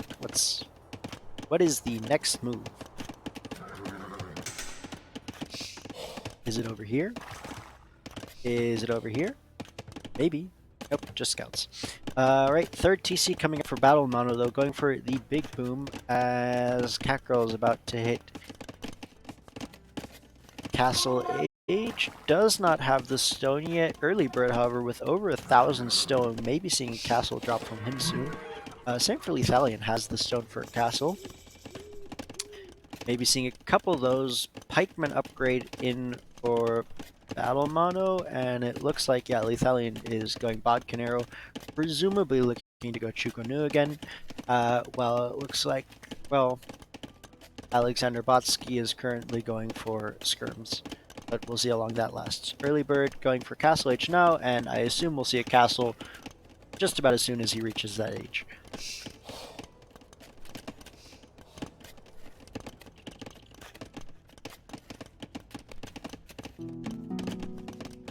Side. Go slightly in favor of Chivalry, 95 to 87. Going at a fairly steady pace for both sides. Not much else for the moment. Little bit of a calm. Players prepare, get their armies ready. Thumbring now coming in for Wood, please. Catgirl and Wood, please. crossbow for Alexander Nevsky. Early Bird looking to go cavalry as Bloodlines is coming in for him. And again, remember the whole Teuton Cavalry and Chukonu was a pretty good combination for Early Bird Catgirl last round, and so given that those 2 players at least can coordinate with each other, that seems like a good thing to do. Horse collar in for Battle Mono, that's going to save him a lot of wood, and there is a castle from Early Bird. Gonna just kind of in a defensive position between the 2 sides, just gonna kind of help secure this side for now. Lethalion already on the outside here, getting her first TC down. Right on the wood line, pretty close to the gold. Don't know if you can move it up or if that hill would kind of be in the way. On the other side, we have Early Bird going out to the opposite side on the Stonen line. Second castle from Early Bird actually going to secure both flanks with a castle, try to set himself up for a successful defense and kind of protect his team that way, which again, something Teutons are very good at. Castle Age coming in from Clef now as well.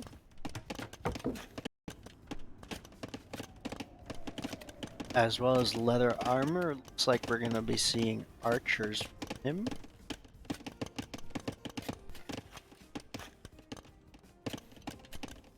And kind of a mix of everything again. Battering ram.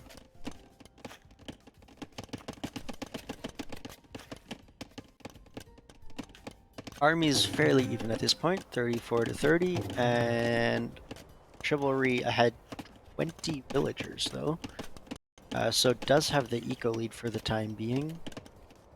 More eco upgrades coming in. Those are about even. Well, I guess Clef doesn't have very many. It's up to Castle Age now though.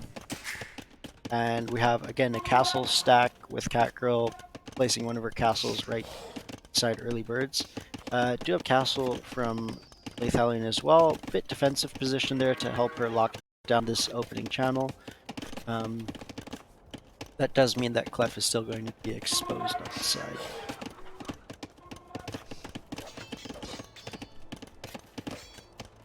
So, ecos are rolling. It's fairly calm right now. Seeing Cav Archer from Clef. Looks like that's what he's moving towards. Again, great unit to have on this map. Probably needs a bit more production and Wood, please. more villagers, as more eco upgrades now come in for Battle Mono and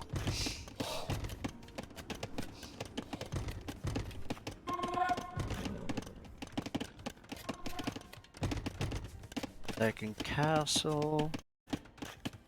Yeah, and you can see 7 on stone for Catgirl, 6 on stone for Early Bird. Definitely looking to secure with more castles. Which again, something that worked great for them last game, and a lot of eco upgrades coming in.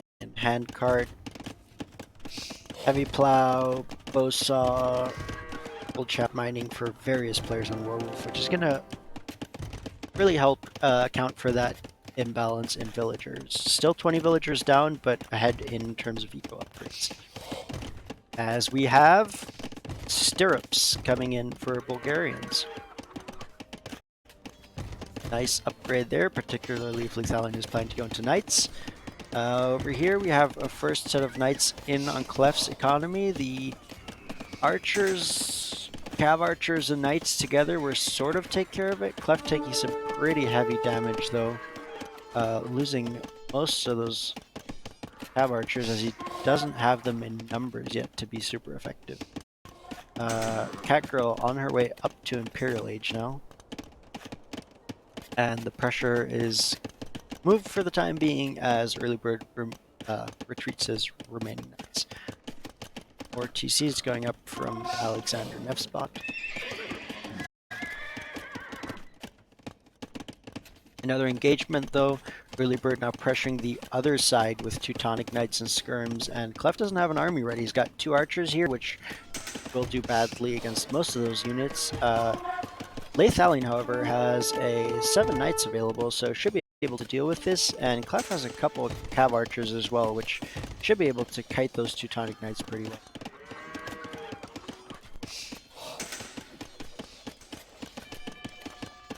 Clef now ringing the town bell for that added firepower to help deal with his Teutonic knights.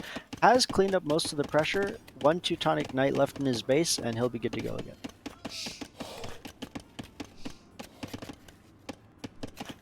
Got on cue his remaining, so got 30.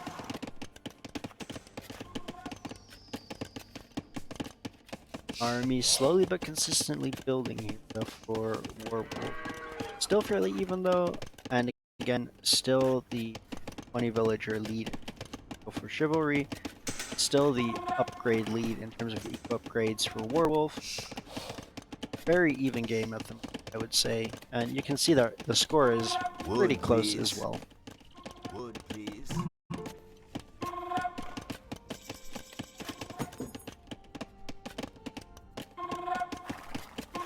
Cat Girl now up to Imp though, and those Chukonu are going to be very, very dangerous as we see Elite Chukonu coming in. Monk from Clef and more Cav Archers. Now, Cav Archers are going to be able to run around and raid eco well. They're going to have a bit of a hard time against Chukonu. So the question, you gotta pick your engagements, right? Avoid fighting the Chukonu and maybe you run around into the eco and kill villagers instead. So we'll see what happens there. In the meantime, though, knight numbers slowly building for Lethalion and Battle Mono. 20, almost 30 knights between them could definitely go up and do some damage with that. On the outside, Lethalion here got her base now secured with some walls. Kind of a secondary eco going there, which is great. Same for Early Bird on the other side. And Lethalion patrolling her knights for the time being. Yeah, just patrol. As Clef's Carve Archers, not a second castle coming out from Batgirl. This is going to turn into another slow but steady push if there isn't some sort of answer here. Chivalry doesn't have much in the way of castles. Battle Mono does have the resources for a castle, but other than that, it's pretty close. Early Bird and Cat Girl each with the resources for 2 castles at least, which is a lot.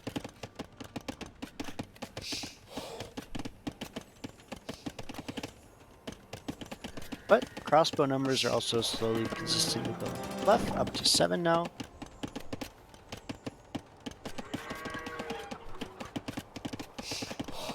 And Lethalion does have some Krepos in addition to her castle. And that is the advantage of the Bulgarians here, is that if you're getting that castle dropped on face, you can always drop a Krepos, have it up first, and kind of help deny that castle. Adds a little bit more versatility to the defense on heat stroke, which is nice to have.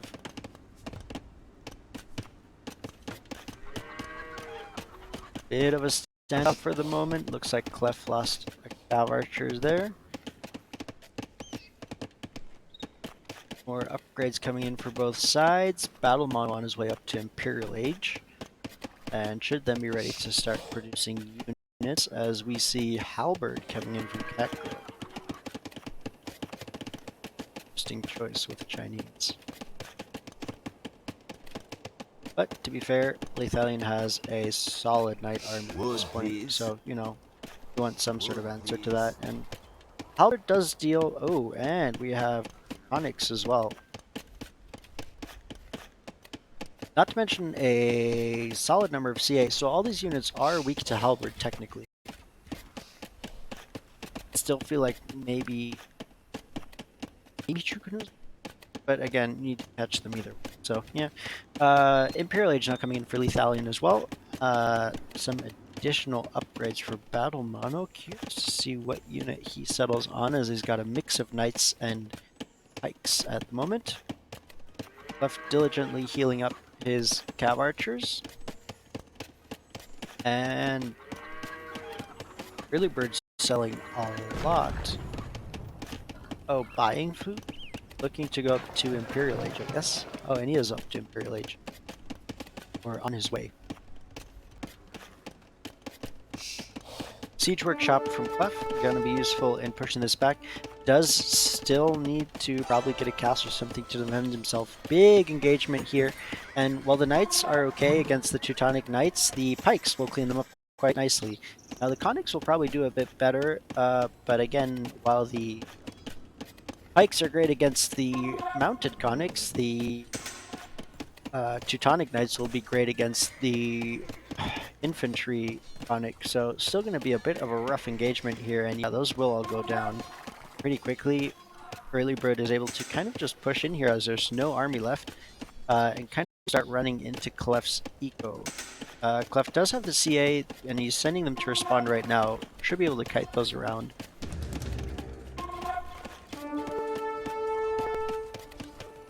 doesn't have Bodkin on those CA yet, which would probably help. Cavalier now coming in from Battle Mono, and I think this would not be a bad time for him to maybe start thinking about sending his army forward, dropping castle forward. Does have another castle here, is securing this flank nicely with Lethalion, but again, all these castles are leaving the flank player exposed still, and flank player is about to be hit by 2 armies. Although I guess, well, one primarily. Early Bird is currently low on army, but Lethalion has a pretty massive ball here. And the KA will struggle to deal with particularly that number of Chukonu. That is a lot of Chukonu. While the Krebs will just melt the buildings. You have the Conics coming in now. Big engagement. Buildings going down here. Clef CA going down to the Chukonu. Conics in, some traded for the Halberds, in on the Chukonu now, but just the numbers. You have 4 Chukonu left and 20 Chukonu, no, sorry, 20 Chukonu and 4 Conics. It's a numbers game, and the army just is not there for Chivalry at the moment. 109 army against 46. Chivalry needs to start building army and needs to do it fast if they want to do this. Clef, again, being hit very hard. 8 villagers left at this moment. Does have a Teutonic Knight, which he converted. Pretty neat. But really doesn't have any sort of answer to this army that is now running into his base. As Early Bird comes in as well. Clef probably going to want to pull back all his villagers and just retreat. He houses them down to 2 villagers, and his TC is going down. So yeah, comes back kind of to my earlier left the flank player exposed. The 2 castles would have also died to tripfire, but maybe held it back. Paladin now coming in from Battle Mono just needs to send those forward. He has 12 Cavalier, which would definitely help in these engagements, particularly if you bring them in at the same time as a Conic. Will be extremely effective as Paladin, as Clef runs his 2 villagers out to the side to try and maybe boom back up a bit, while his home base is getting heavily raided. And now Catgirl is going to move up on the next line of defense, which are these Kriposts from Lethalion, which, again, with no army to support them or snipe treads, aren't going to last very long. And I think with no fletching on that Kripost, all of Catgirl's ranged units actually outrange the Kripost, which isn't going to make things better. Now it is taking down some of the Halbs, which is particularly useful for the cavalry. That cavalry does need to arrive, though.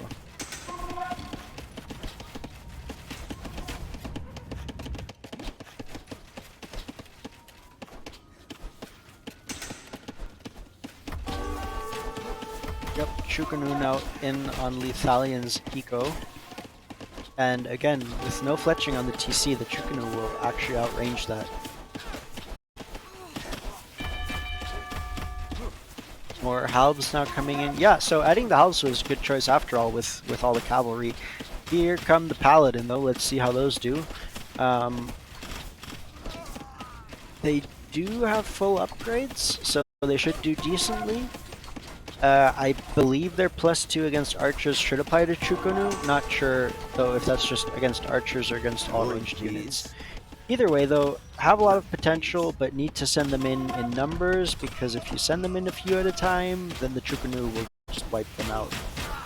And again, the Kriposts are going down, and the TC is outranged. And the Paladin are waiting. Second castle coming up here from Lethalion. Clef still has 2 villagers, but no resources for a TC, I guess, so he's just waiting for now.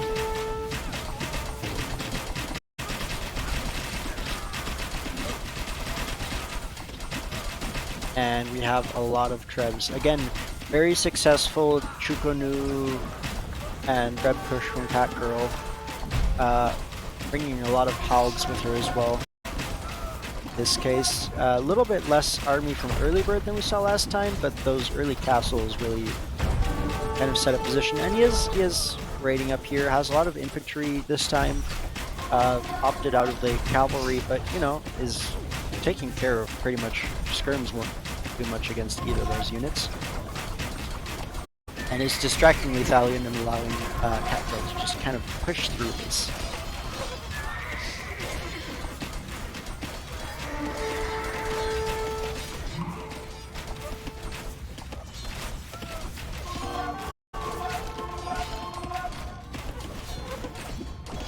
Paladin coming in now, do clean up the Chukonu. Managed to take down the Trebs, yeah, so I wonder if those Paladin had come in a couple minutes earlier, probably could have saved a good amount of this eco. Hard to say. But Elite Skirmisher now coming in for Lethalion, who doesn't have a whole lot left either.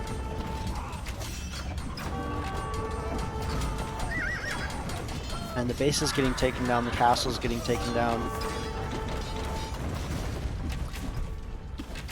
The enemy now showing up as well. Castle goes down. There's still the outside economy, but again, Clef for all intents and purposes is dead. He's got 2 villagers, but they're idle, because unless he can build a TC or at least a wood line, there's really nothing he can do to contribute to this game. And he doesn't have 100 wood, so unless someone gives him that, he's stuck. All of the Trebs right now just taking down stuff, and not much of an answer. We are seeing more Paladin queued up by Battle Mono, and honestly, enough Paladins can still probably push this back. Armies are fairly even, but needs to happen soon, as we see lots of skirms, which aren't going to do a whole lot against the Trebs. That Paladin, however, will take them out. Does manage to push them back for the time being. Takes out a Treb. Good stuff. And it looks like the push is stalled out for the time being. I don't love the choice of going heavy skirm. They're great against Chukonu, but there's not that many Chukonu left. And honestly, if you can just... if you mass Paladins, they're going to be a solid choice against Chukonu. And you do need the skirms to attack the as well. Alright, well... However, this is making Catgirl retreat, trying to protect her trebuchets, while she puts up some forward barracks to continue that health reduction, which is a solid choice against the Paladin coming in. Oh. Looks like Clef got attributed at least the resources to get a lumber camp down, which is going to allow him to eventually build ATC and boom back up. Maybe too late at this point. Front 2 bases are kind of gone. Now the push is stalled out for the time being, but it's sort of, in terms of military capacity, is kind of a 1v3, as Lethalion techs into pikes and also cav archers. And Paladin will not be able to do much against that mass of Halbs. Do have a lot of skirms still on the field. But the thing is, okay, 80 army on the field, 70 of that is skirms. It's not ideal. Will take out the Chukunu very effectively, but not much of the rest. To be fair though, they are cheap. And Battle Mono does have a lot of eco, so potential there to move into something else if you would like to. And does push this wave attackers back. On the outside, however, this base of Lethalions has been discovered by Early, who is trapping down the castle, and I assume the Creeper is soon to follow. Losing some units against that though, which is nice for her. But going to need a response here as well.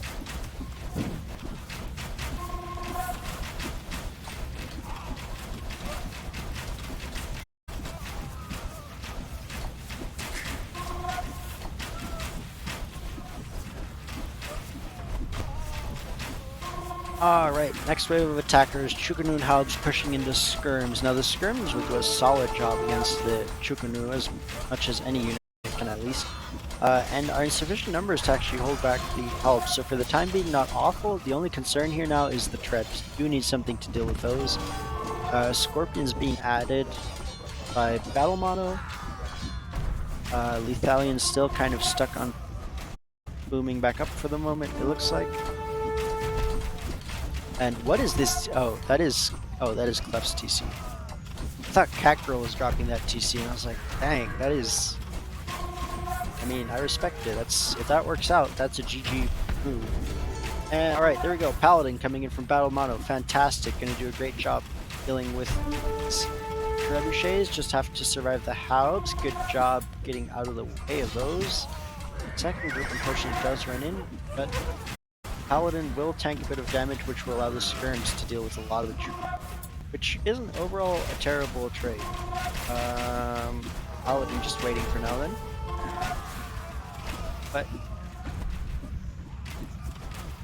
going to be ready to push here and do have the opening potentially. There's still a couple of helps left, but not that many, and it's going to be more soon. Heavy Cav Archer now coming in for Catgirl. Not sure if she's only planning to do that.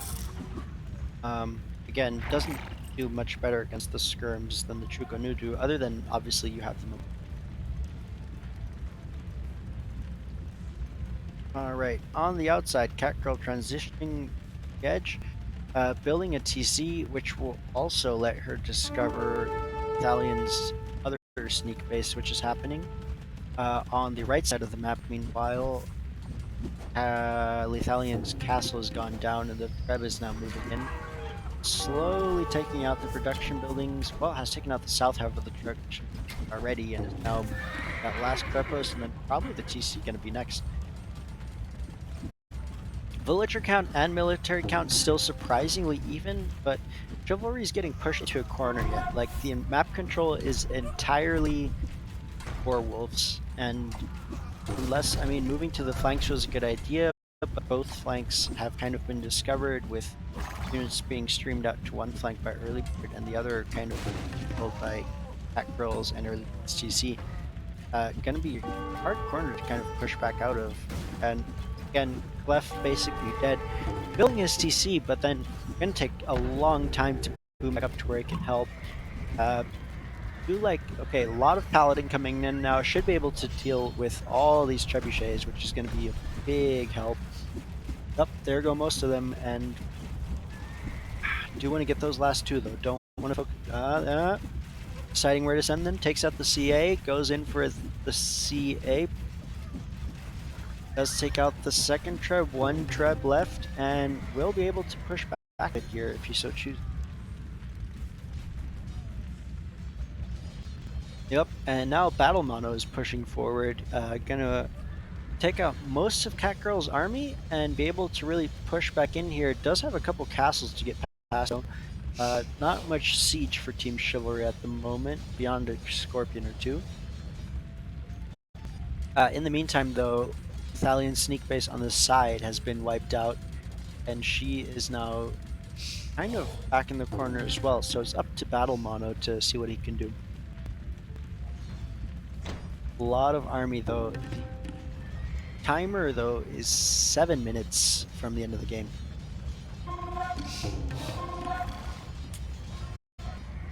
And closing. A lot of army is taking out production buildings here, which is great, particularly having those barracks gone is gonna protect the Paladin. Potentially also want to hit the eco. As now the AI starts sending a weird mix of army, which is always such a pain to deal with.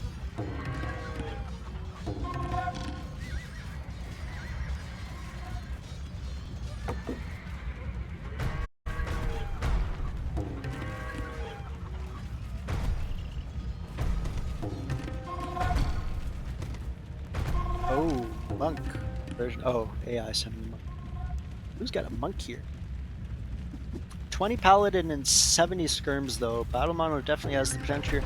add 1 or 2 more trebs, hit those castles, and really push back hard.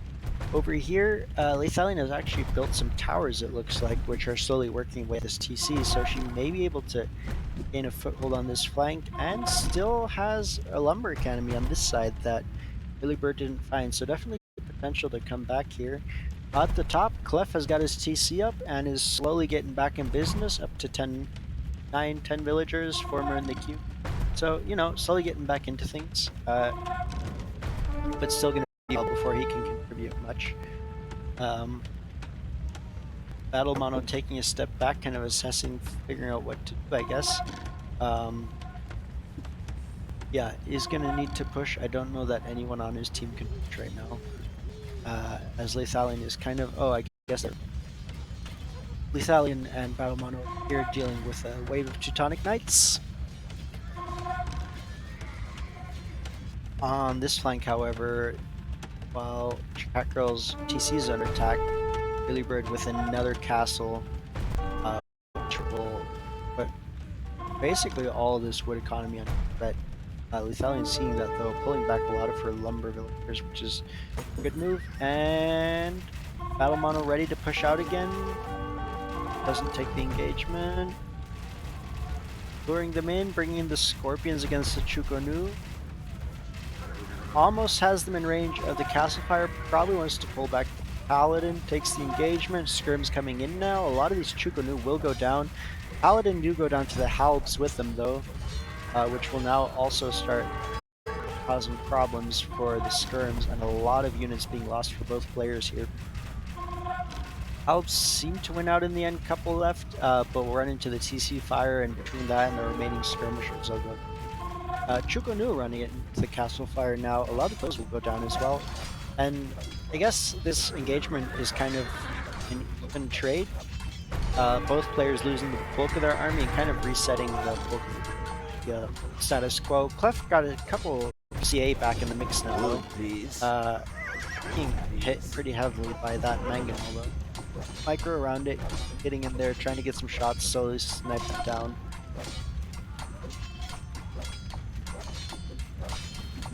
And Battle Mono continuing to push, has the 3 trebs now, really like that. Has the potential now, I think, to move out. Maybe waiting for a bit more units, 4 trebs, awesome. Definitely has what he needs to start pressuring this castle and start pushing back this thing and create some breathing space. On the other hand, however, there goes the time. Yeah, so again, just like the last game on this map, really good pressure by Wolf. Getting that boom up and sending their army out and continuing to send wave after wave of pressure. Once again, seems to be the meta for this map. Battle Mono, 222 skirmishers built, Early Bird 210 halps. And let's check out more stats.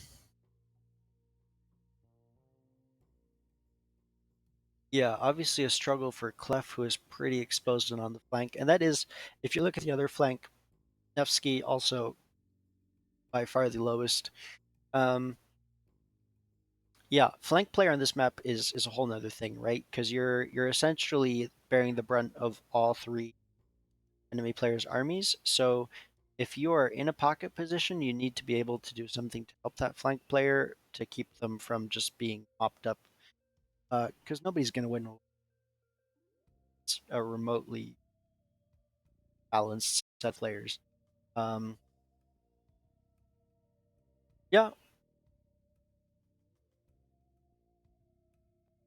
yeah.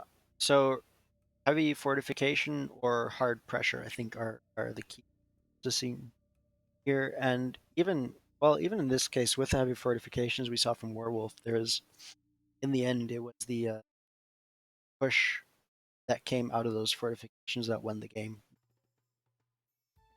not the fortifications themselves. All right.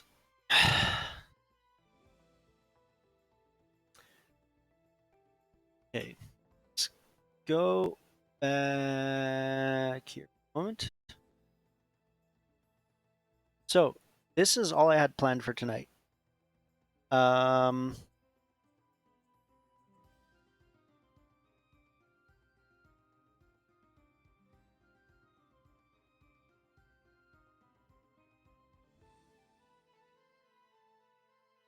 I think. Hold on. That was 6 games. No, that was 7 games, right? Yeah, that was 7 games. So we're actually already above where I plan to go. Um, give me again. Gonna take another break. I am not one of the pro casters that can just cast forever, particularly by myself. But I will take a short break and then I'll check whether I'm able to continue streaming, or if not, second stream will be on Tuesday, where we'll hopefully, yeah, get a lot more good stuff.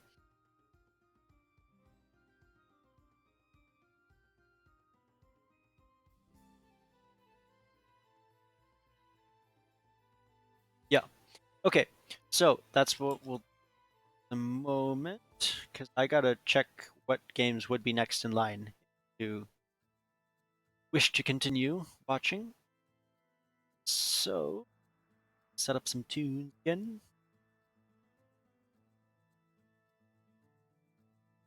And see from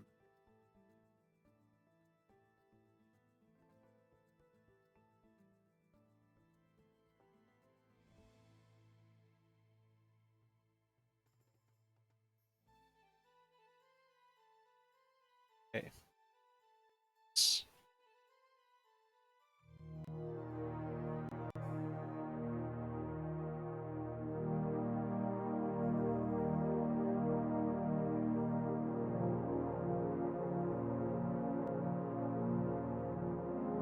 All right. See you right back.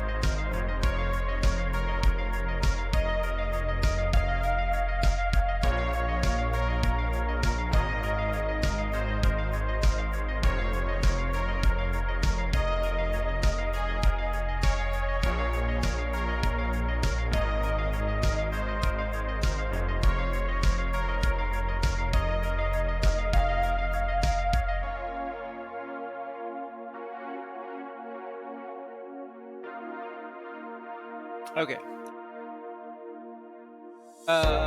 Here's the deal. To do at least one more game in the champion bracket, because I realized to shout round of that. And then depending on how things go, we may do one more game tonight. Back on Tuesday. Uh, yeah. So next game, will second half of these matchups. So we just had Chivalry and Werewolf. So this game will be Mahouts versus Anarchy. We are back on Black Forest. Uh,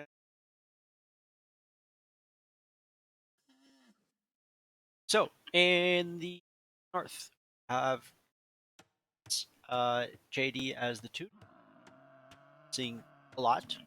Makes sense. They're a solid civ. 12 Gun Slinger as the Celts in the pocket, and other flank Lady Eileen as the in the south Team Anarchy, Darkseid as the Mongols. And guys, why is it that every bracket, every game has Mongols and Huns? I'm kind of confused. Why are you guys like this? Anyway, um, in the pocket, Richistan as the cube. Obviously, that second TC in feudal is for pocket, and the Catman as also. So Teutons versus Teutons matchup here. Mongols versus Huns on this side. Um, not the same civ feels to me. I know they're not. I know they're not. I know the Tarkins are not the same thing as Mangadai, right? You have different strengths and stop mixing up the two. What is very different is Celts and humans. Obviously having a strong eco stuff. Say Arambai, while Celts have their fighters, uh,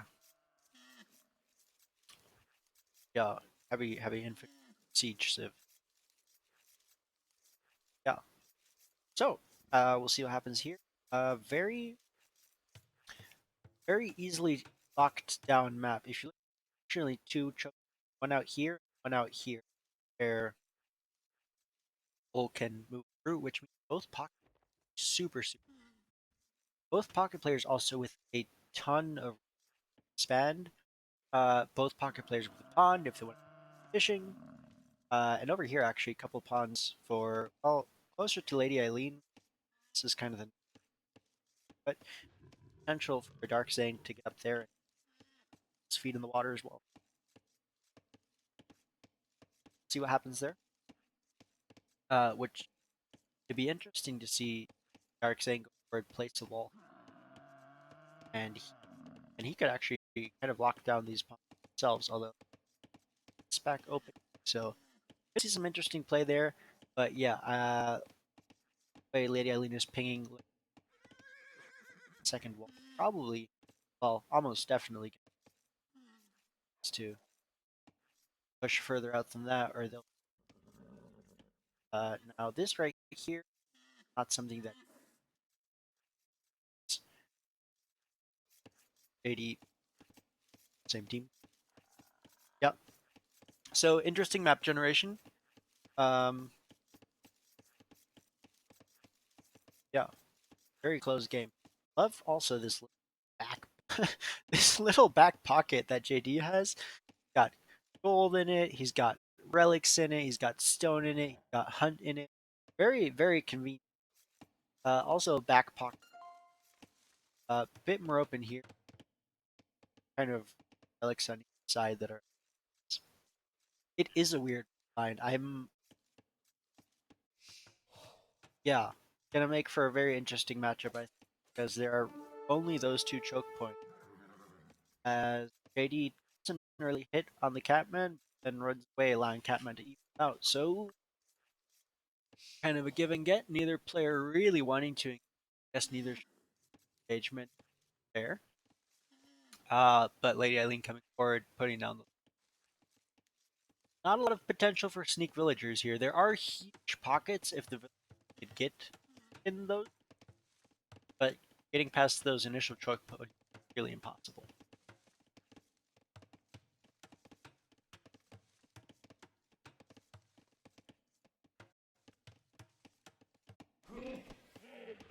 Hey, no, it's perfectly just blood. No. Oh, no, we do have.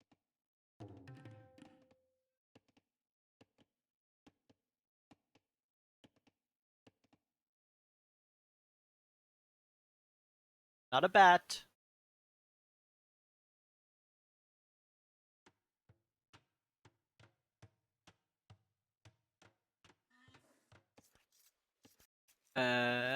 Somebody's house, and it's not me for once. Exciting is. Yeah. Balls. Catman. Oh, second here for clarity's sake.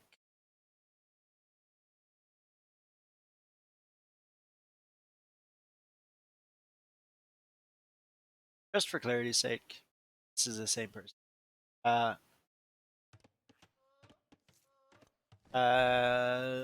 yeah. So continue to be in this game. Dark Zane on his way up to fetal age, and seeing now, Richest Dawn has been bringing in a lot of hunt. Great, still has buffalo available, which no, he has found them. Just doesn't want them, I guess. Nobody. Everybody's got a water buffalo, but not everybody needs it. I mean, also choose wall. Just put your scout back and forth, save him a bit of wood. Does but since he is utilized, fine. Richest Dawn now on his well. Well, according to this lady, Eileen's is pink, but Gunslinger blue. Although it's more of a teal, more of a teal one. Mine would be red, most likely. It's probably pink. Pink would be my backup color, so mine could potentially be pink. Yours, however, would be green. I don't know, man. I this is a weird color, but I feel like it's not blue enough to be cyan. This definitely looks more teal. And magenta, yes, but if we're going simplistic, magenta is a subcategory. Either way, long story short, mine is not pink and yours is not blue. So there you have it.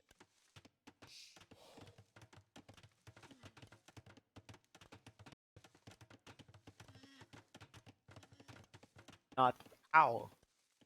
Sorry, I just poked apart old problems. Okay. Anyway, back to the game. Lady Eileen now on her way up to feudal age, as is 12 Gunslinger. And setup plot. Derek has walled. JD did half a wall and then got distracted and or decided that that's enough. Either way, this is closed and this is also double walls. Not one open. I am curious to see which point ends up getting opened. I have to push stonewalling. Enough. Surprising amount of jaguars. More than normal.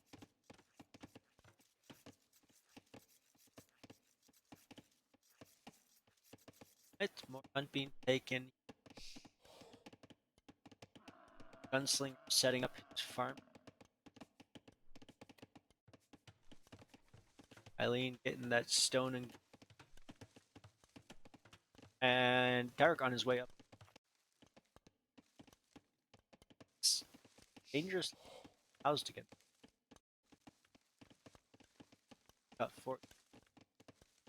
Got some room, not a lot. More ecos up here. Love the play camp. And we have a up from Dark. well, market and a barracks. Says fast castle, but could potentially, if you wanted to, place that market out here. Very nice trade line potential. Both teams.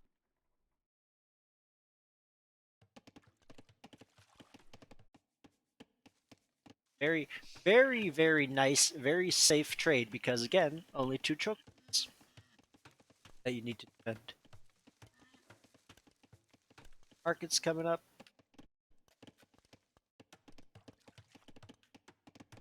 Blacksmith.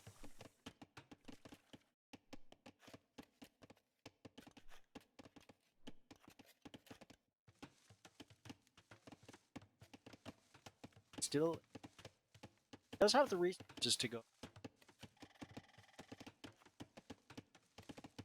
And yep, looks right behind. Oh, he'll be getting shortly.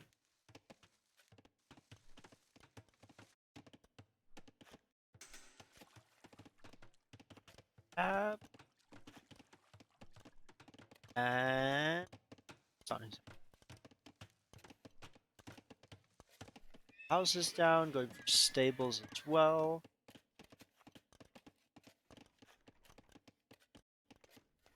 Dark Saint. S's will be seeing Cav Archers.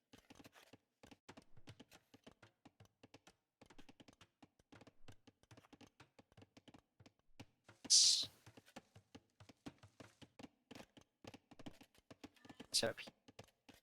Well as Blacksmith Castle likely.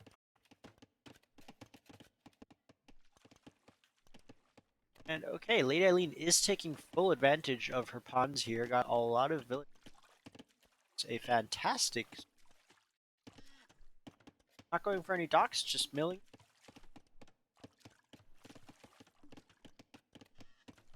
Yeah, it does allow those villages. Grab all those short. How many are there? 100? 200?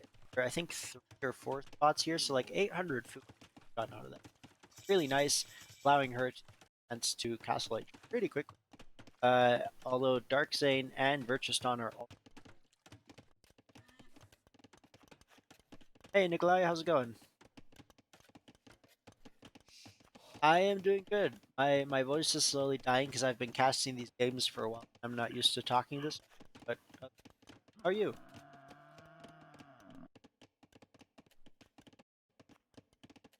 Alright, Daruk's still not picked his second, has 12 gunslingers on his way to Castle Age. So Mark Blacksmith, and looks, oh, archery range.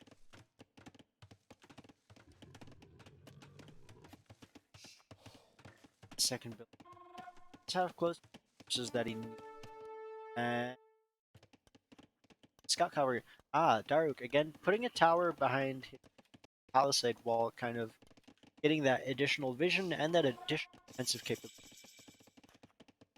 Bloodlines now going Cav against CA. I think that'll out in favor. I guess she might also be going. Just the again, this is Black Forest. There's not a lot of room. I think knights are going to be track down those Cav archers. Yeah, Dark Zane is going to CA as we see the double arch stable.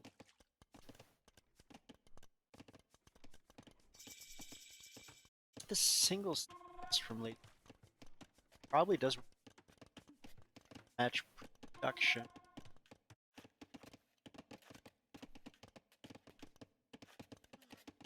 As we see a lot of eco. Osa, yeah, horse collar, gold. Definitely look.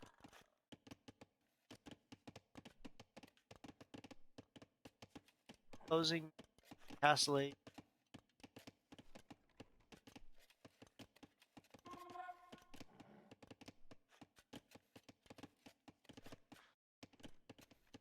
So likely we're seeing action on the side. Play by Lady A loved. Second TC now coming down for 12 gunslinger. On Warships Nikolai, I use Mod Station. Alright, more upgrades, more upgrades, more upgrades, upgrades all around. Everybody getting the upgrades because they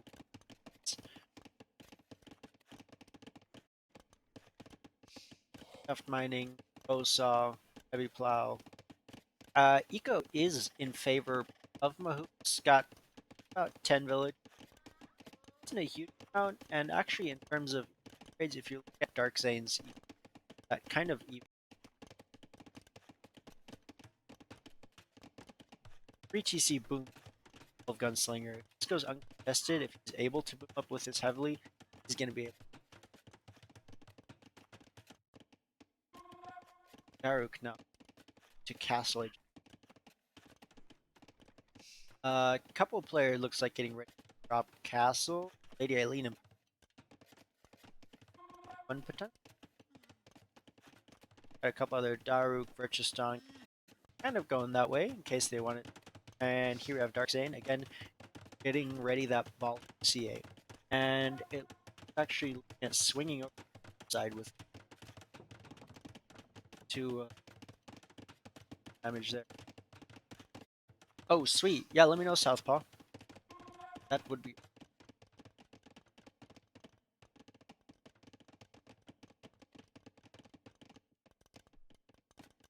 Yeah, so Dark Sand coming around, and that's a good choice because, you know, Cav Archers are not getting through a double stone wall anytime soon. Plus, there's Knights behind it. This isn't an ideal engagement. On the other side, right, this team control with Dark doubling down on these towers. What's up next? Good question. So after this, I'm probably only doing one more game. I didn't get a game of Atlatl versus Sipahi in the first round because those all seemed bugged for me. Get a good download of that, that would be sweet. Otherwise, I was thinking of I don't know. We can talk about it. There's a couple different options whether we go into round 3 games, cast a second game from first sets, or whether we like the Black Forest that we had that got over here now. Dark Zane is in with Cav Archers. They have swung all the way around. Daruk opens it for him, and he is in now. There are a fair amount of spears here. Again, this is where kind of the downside to CA on this map is they're going to have a hard time running away. However, he does do a good job, manages to clear up a lot of that, and you know should be able to. Now, should be able to clean that up. Now, on the other hand, all all of Team Anarchy is housed, all 3 players. So there's that. More importantly, however, it looks like JD was bringing some units to pull this off. However, his military has been cleaned up in the meantime, and yeah, Dark Zane is going to be able to move in. Lady Eileen has a castle ready. This is locked down, people. No one's getting here without Lady Eileen's permission. Gonna be a matter of her deciding to push through. Now, given that Dark Zane's army is here, I think it would be a cool idea to communicate that and be like, hey, you can Dark Zane. Uh, looks like she does choose to come and also isn't yeah, I know. I think sending those forward to raid would be quicker and also damaging Dark Zane. Also kind of a missed opportunity here for JD, I think, to fall back here. Well, um, now forced into Town Bell as we have Marauders coming in. Ellie. Exciting. Love to see it, as they say. Yeah, the Knights will clean up the skirms, no problem. Oh, we got a red water buffalo. There it is. It's red. Alright, Lady Eileen's Knights arrive. The Sea are going to be forced to pull back. Daruk coming up with some scouts and skirm. Oh, these armies are gonna need to pull back for the time being.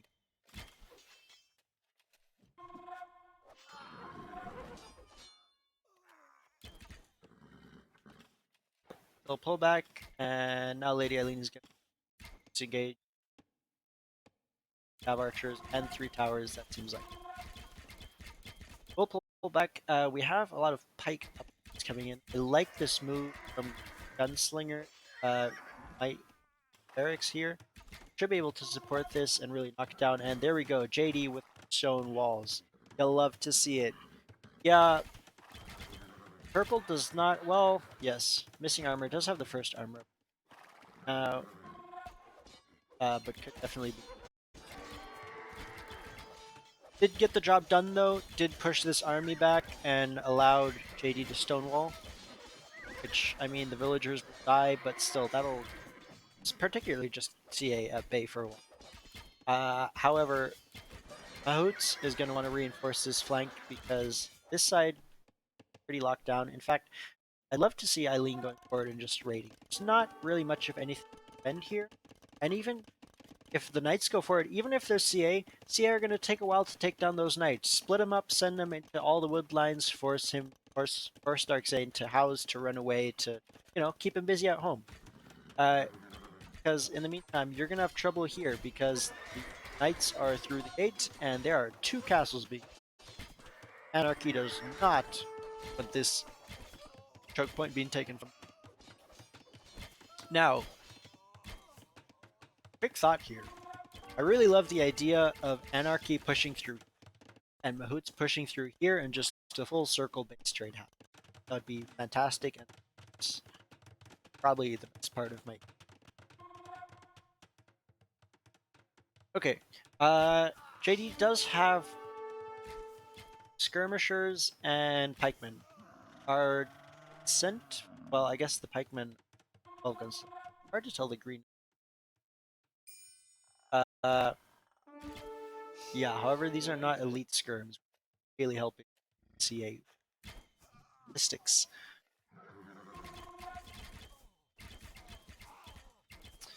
And yeah, no upgrades of any sort on skirm. Fletching, no. And oh no, that I think that was a mistake. All the villagers sending them to the army, pulling back now, but those are all going to go down. Well, not all of them, but most of them. Oh no, so many dead villagers. JD rings the town bell to separate out his go, but that is not cash money, as they say. And the CA will be able to put. Well, there's still.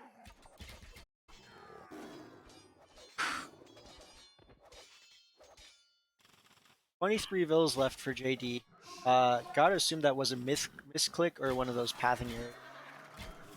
Accidentals. 4 villagers down, and good news is the Tooten town centers keep a lot of these villagers safe. If this was any other, there'd be an extra 10 vills. Little bit of consolation. Lots of spearmen coming out now, but again, JD missing any sort of upgrade. No pikemen, no elite skirm, attack upgrade, armor upgrade finally. Right now the CA are just kind of popping up. Eileen's sending in the odd knight to raid, but again, I think the bigger value is come over here, send the knights in, run through this eco. Nothing. 1 TC. That's all TCs. But again, dive under here, hit the goal. A lot of potential.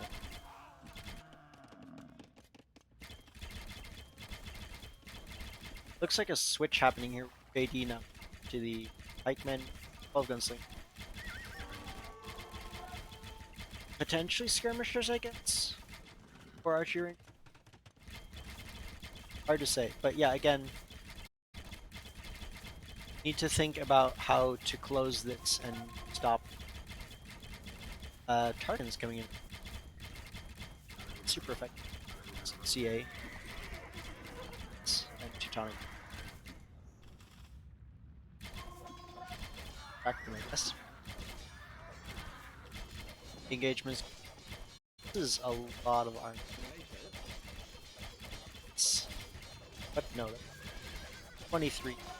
CA and 6-9 and 8. This is closer to. This is basically all. Bad news is this is basically all of Mahout's army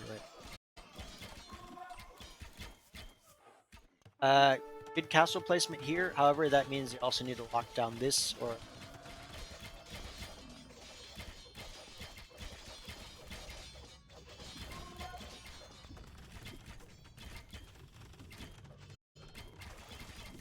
Question is,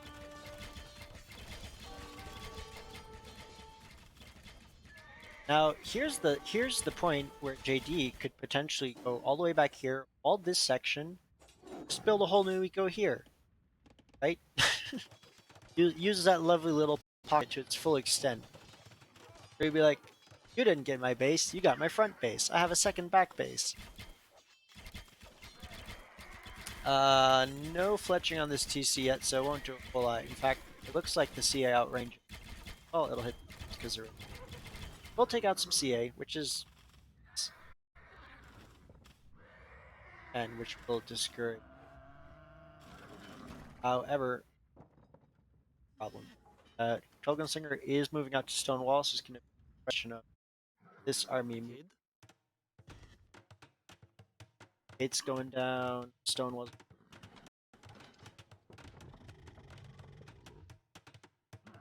Yeah, I think they'll get this. Still leaves the problem of C goes down to the, I suppose. So yeah, nah. Dark Saint running with has kind of splitting the back base, its future back base, and don't know how many. But this area is locked down, which is great.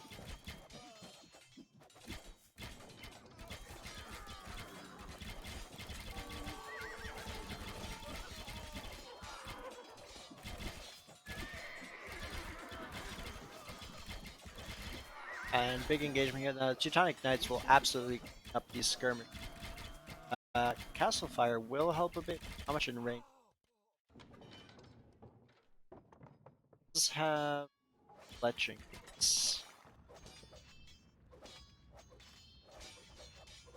God can come. That'll also be nice. So good defensive positions. Also love the second ball here. Question now is what does again still a lot of potential right on this right on down pattern right. Some sort of siege to get counter castle coming Dark Zane side does have bot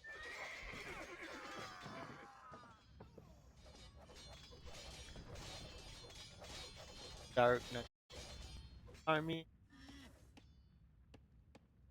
Ja, 5 village left. Give them. Yes, the other two blending in the way only green villagers can. Stay safe. But yeah, another situation where one of the players is basically out of a long time. Half an hour of game time may not even be. Castle though, putting in some work, taking out some CA.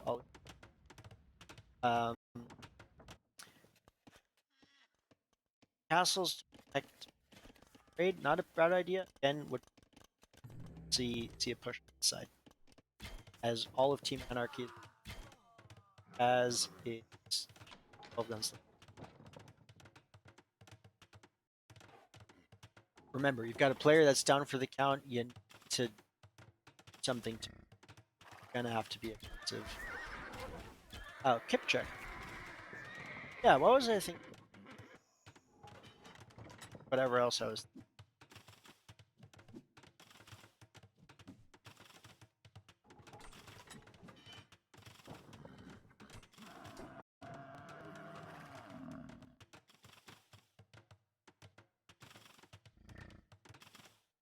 ja, what?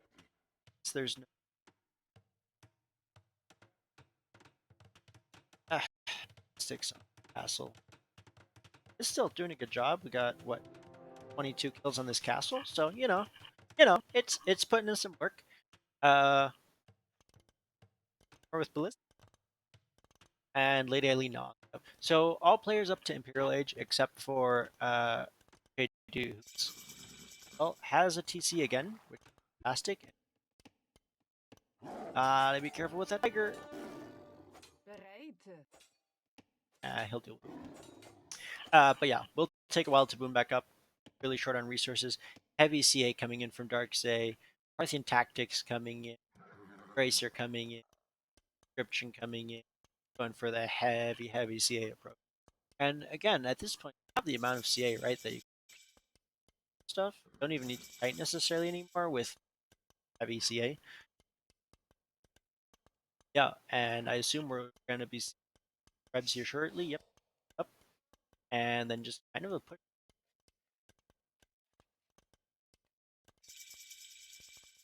Which, you know, is exactly what Eileen and 12 Gunslinger have been doing.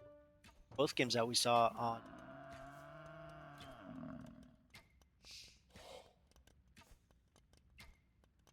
Same concept here. Setting up the castles, armies, them, and push through some. Again.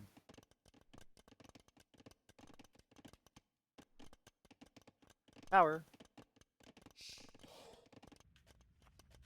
I keep thinking this is a Teutonic castle. Not, it's Celtic. It is too. So, Singer does need to get Myrtles if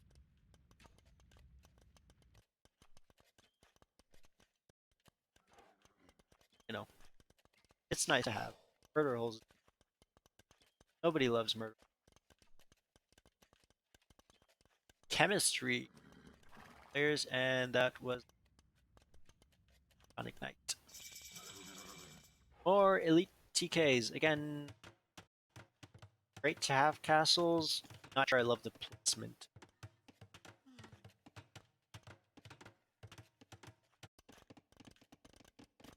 Stacking them.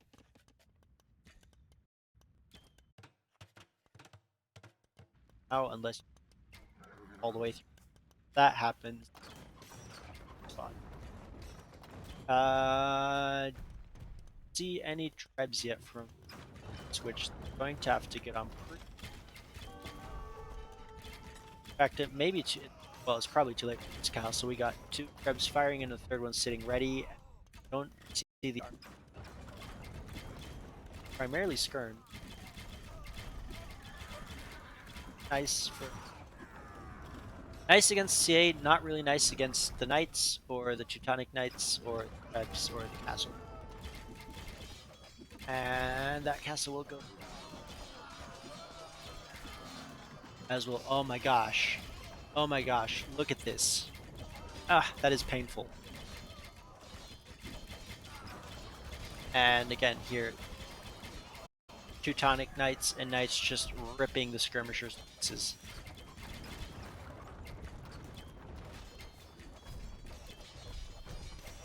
And they will go down even if the side wall doesn't long against the Krebs. At which point JD, however, slowly builds back to Anvil.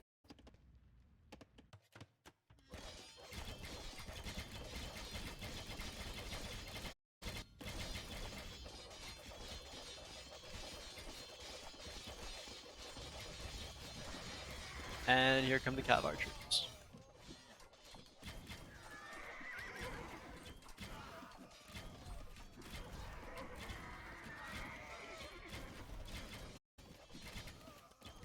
It's a couple of years to the pikes and skirts, but all of this. Cavalier.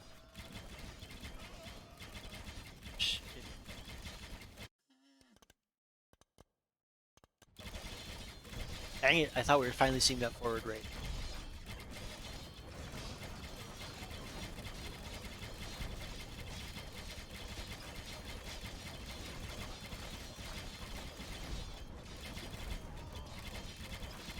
Yeah, and all the trebs here, all the knights, these. And yeah, the castles will drop one by one. Another one coming out here. Only going to be able to do so much. Now this, I guess, Teutonic Knight Cav Archer is difficult. But they have, I like, maybe, yeah, it becomes a question of controlling the game. Back to something else. Skirm's coming in, and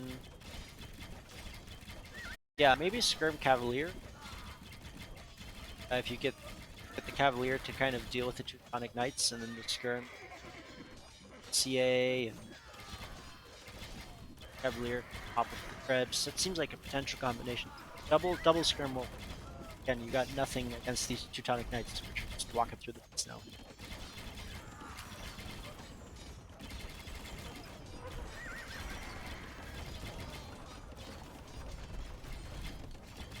Oh my gosh, what is that? 8 trebs now? 6. Yeah, 8 trebs. Trebs in total. Yeah, buildings are just gonna.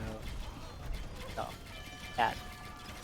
Ring the town bell, but the building goes down before the bell finishes. That's what 8 trebs does. That is crazy. Crazy amount of army, and yeah, if you look at this, 115 army to 4, still about the same, but kind of idle here. The military just kind of shows what's happening in this game. Not pretty for anarchy. As another castle goes. Manager gets a shot off, some damage, killed. And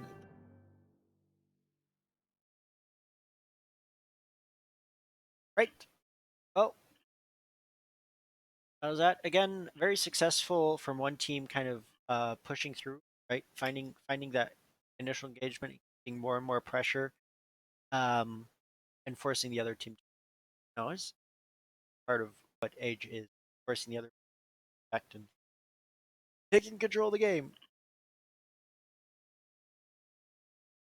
All right, I got one more in me, guys. One more. Whew.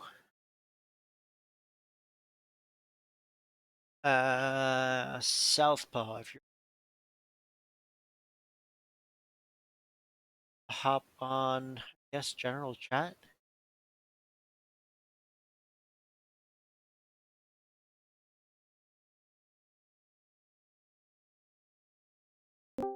What's up? How's it going? Going pretty good. Yeah, So what are you feeling for casting? I'm up for casting any set. So Well, you okay, just fun. particular game, particular bracket. So at this I point, don't basically know which ones complete. you've done. So okay, I've done the first 2 rounds essentially. So there was 3 rounds of sets, right? Playing each, Right. if that makes. So I've done the first 2. I've done a single game from each paladin, champion. Okay. This was Mahoots versus Anarchy, then Chivalry versus Warwolf, Atl versus Howda versus Sipahi. Didn't do Atlatl versus Sipahi because corrupted or save or something, which Oh is kind no. of a bummer. Yeah.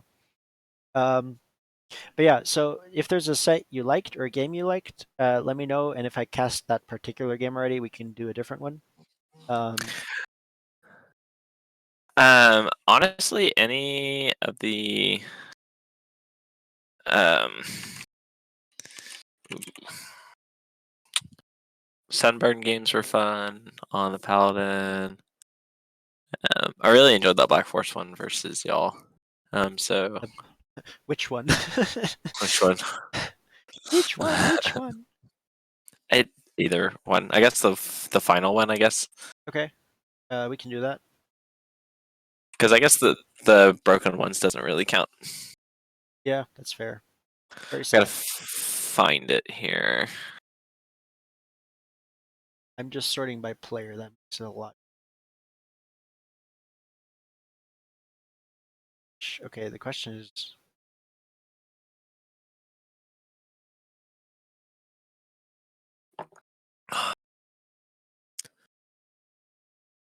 The game is moving really slow.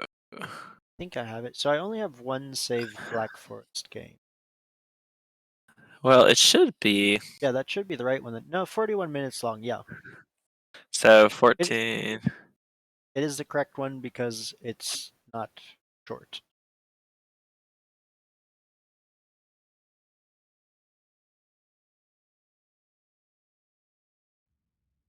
Wow, there's like 3 of them. Yeah, well, if you look at how long they are, one is like twice the length of the other two, and that's the correct one. Okay. Oh my Let gosh. me. My game is moving quite slow here, but give me a second. Get a few. Okay.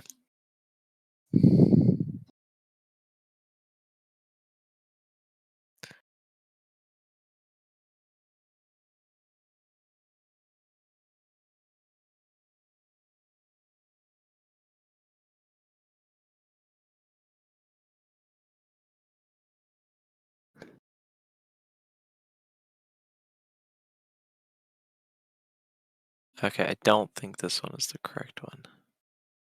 What? This is not the correct one at all.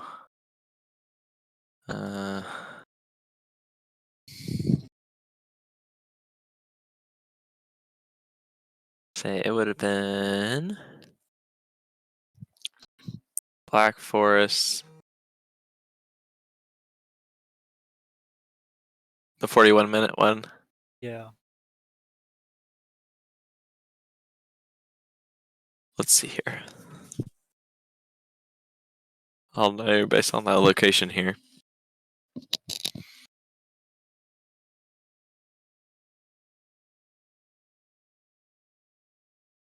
Mm.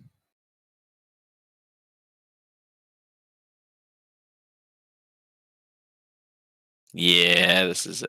This is it. All right, I'm at 2 seconds. Okay, I'm at 3 seconds. Okay, give me a second. It's All right. fun, but 12. Give me a second to pull up your stream so I can kind of keep track and make sure we're. Wow, look at all this idle eco. Disgusting. 3 seconds already. At the top, like idle. Oh. Both sides, like 75% idle.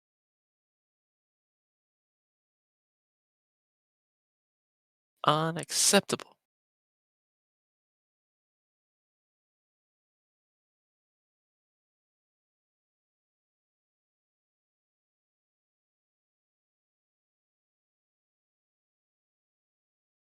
One second of idle TC already. Actually, that's quite funny.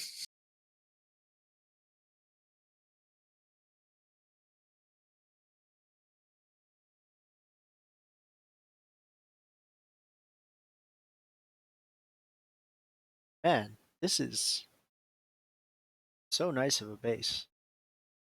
For Starting you. position. No, for Aaron Yeager. Mine was solid as well. Oh, no, his is amazing. Mine's pretty decent as well, but his is just like, man. There's so much space. To be fair, you have a really nice spot. I think I had the best spot on RT. I feel like mine's the worst. I'm almost a pocket. Yeah. Oh man, I had no idea Sir Wazell was so far removed. It's like he's his own little team.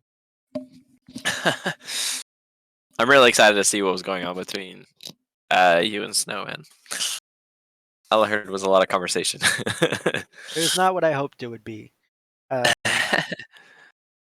Only game that I did sneak village.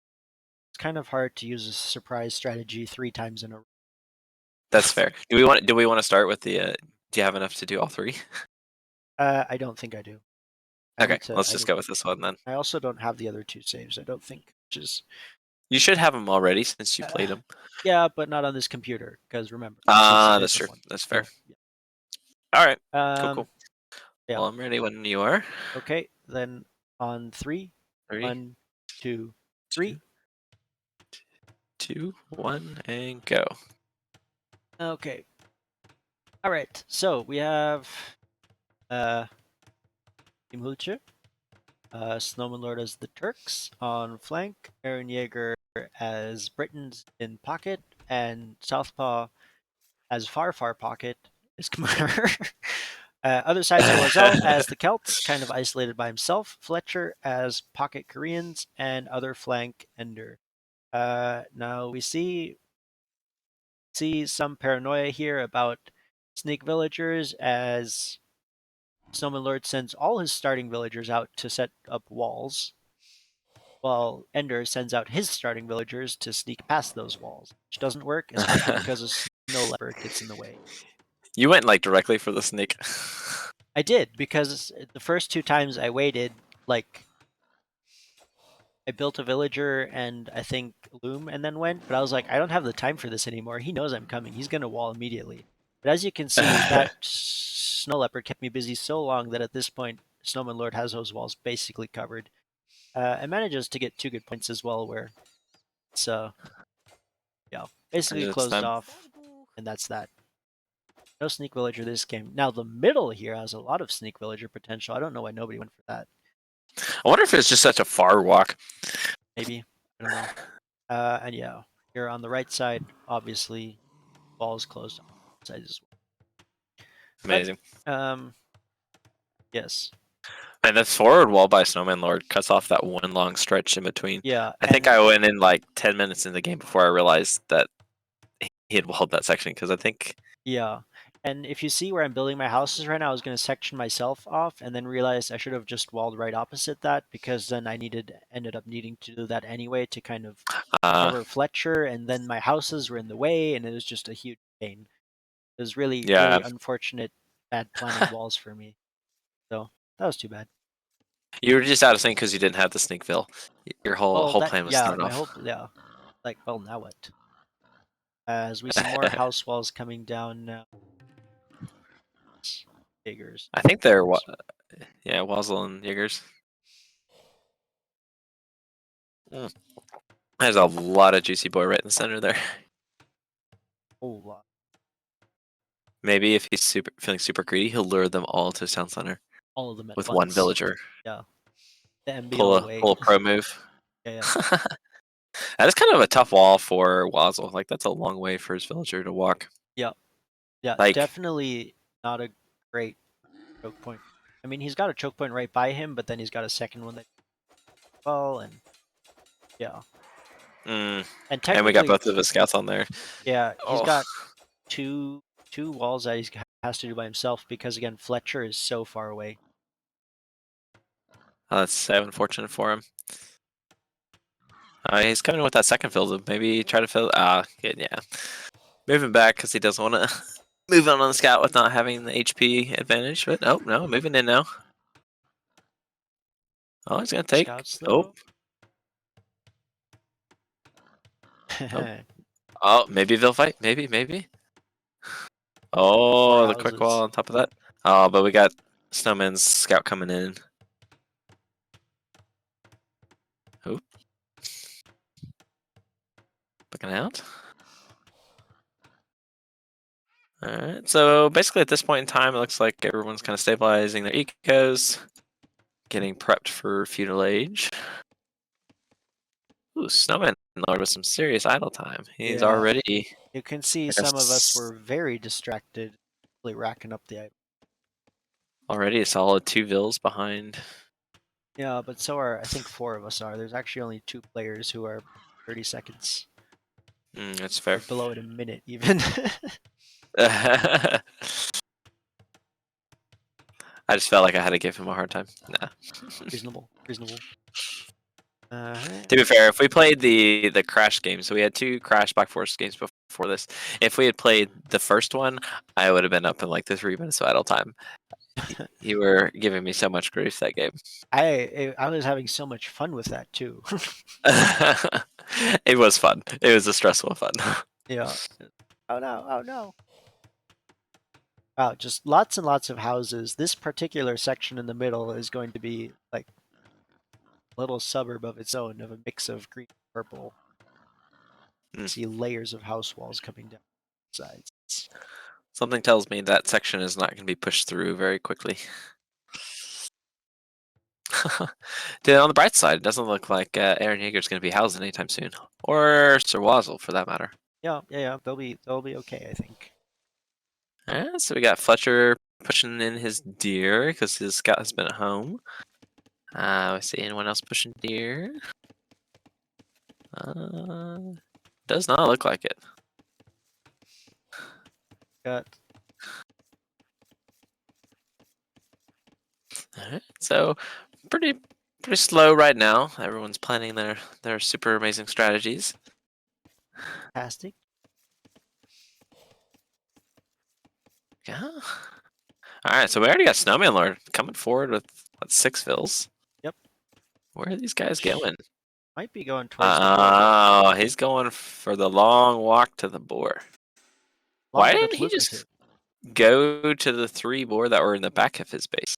Because why have Uh, 3 boar when you can have 6. 6? Plus the Is that initial 6? 3, I guess. No, it's just 5, isn't it? I wonder how Nope, it's Aaron 6. Yeager feels about that. Oh, he's fine. He's got a pond. Ah, that's true. Also, a small pawn advantage, I guess, for Howda's team.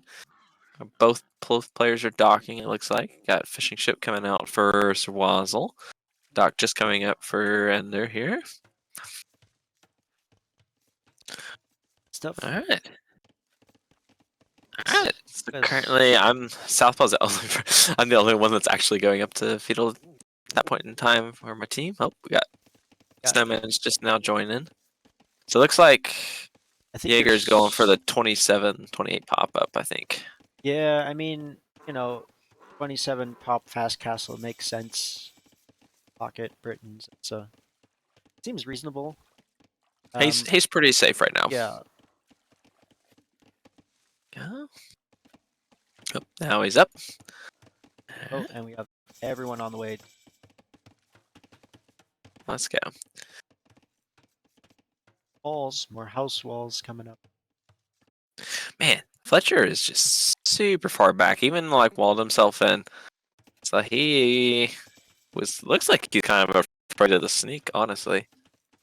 Doesn't want anything touching his beautifully clean economy here. Look at that. No wonder. Got Deer underneath his town center. Southpaw up to castle already. Fletcher should not. Yep, he's up as well. Oh, he's on. Just waiting for his market. There it is. Balancing. Alright, so fill count just slightly in favor of Howda. Part of that, I think it might be fishing ships. age. Yeah, fishing ship, I think, is kind of what shifts it slightly in Howda's favor. But yeah, if you look at it, it's a 5 villager difference, 4 fishing ships out, and well, you have times and stuff coming into that as well. But right, upgrades coming in for Fletcher now though.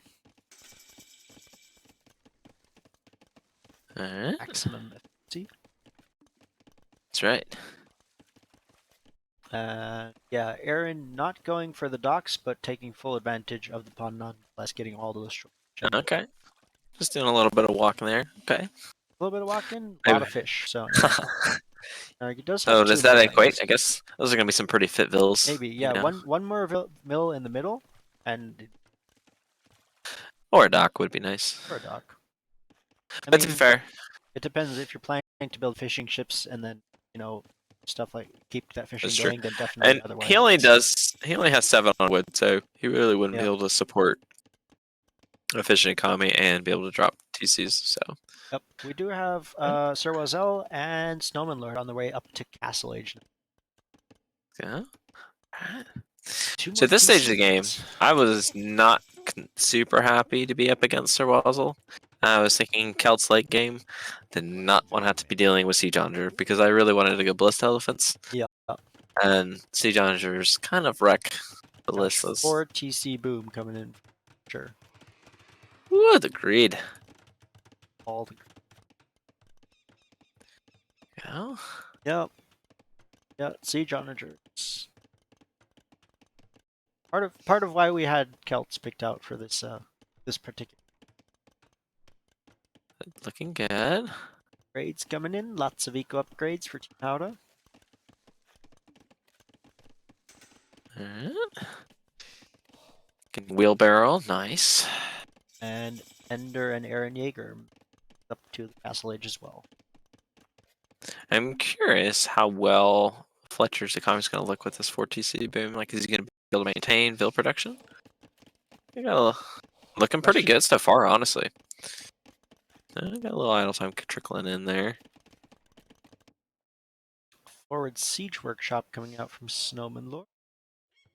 Ooh, it's going with the aggression. Oh, we got forward tower with Enders. So what was the thought with the tower? You're gonna shoot that relic? Yes, shoot the relic. No, I think I had some potential looks of aggression, so this was kind of to forestall that and allow me to control this particular entrance. Okay. Yeah, I think I was looking at potentially shooting down the palisade wall, which Huh? is happening. Yeah. Middle palisade wall. 1 HP at a Okay. time. Gone in no time. 4 TC boom from Mozelle as well. Okay, I didn't know my entire team was gonna go this greedy. And already, I mean, you got a sizable lead. Like Fletcher's at 42 vills, looking really solid. Yeah. Oh, fast imp from Snowy. All right, so he's going for the Turk fast imp. Okay. Just a fast imp. Last couple players He's gonna be still barely reaching castle age, and he's up. Going for the second house wall, got a monastery as well. Defensive castle from Southpaw, further locking down against the double stone walls. Very, very no defensive aggression. play. No aggression anytime soon on that Yeah, front. it looks like Aaron Yeager is going for a 3 TC boom. Well, he deleted that third one. Don't know if he's putting it somewhere else. Found a better woodline. Nice little corner there. It's a TC exactly. Oh, it's so beautiful. So Lovely. beautiful. You can even like probably fit a farm right in there. Oh, you have the large tree mod in, so you can't see. There's like just enough room for a farm. Well, it looks perfect. Ooh. Yeah, this game. Ooh, Fletcher getting housed.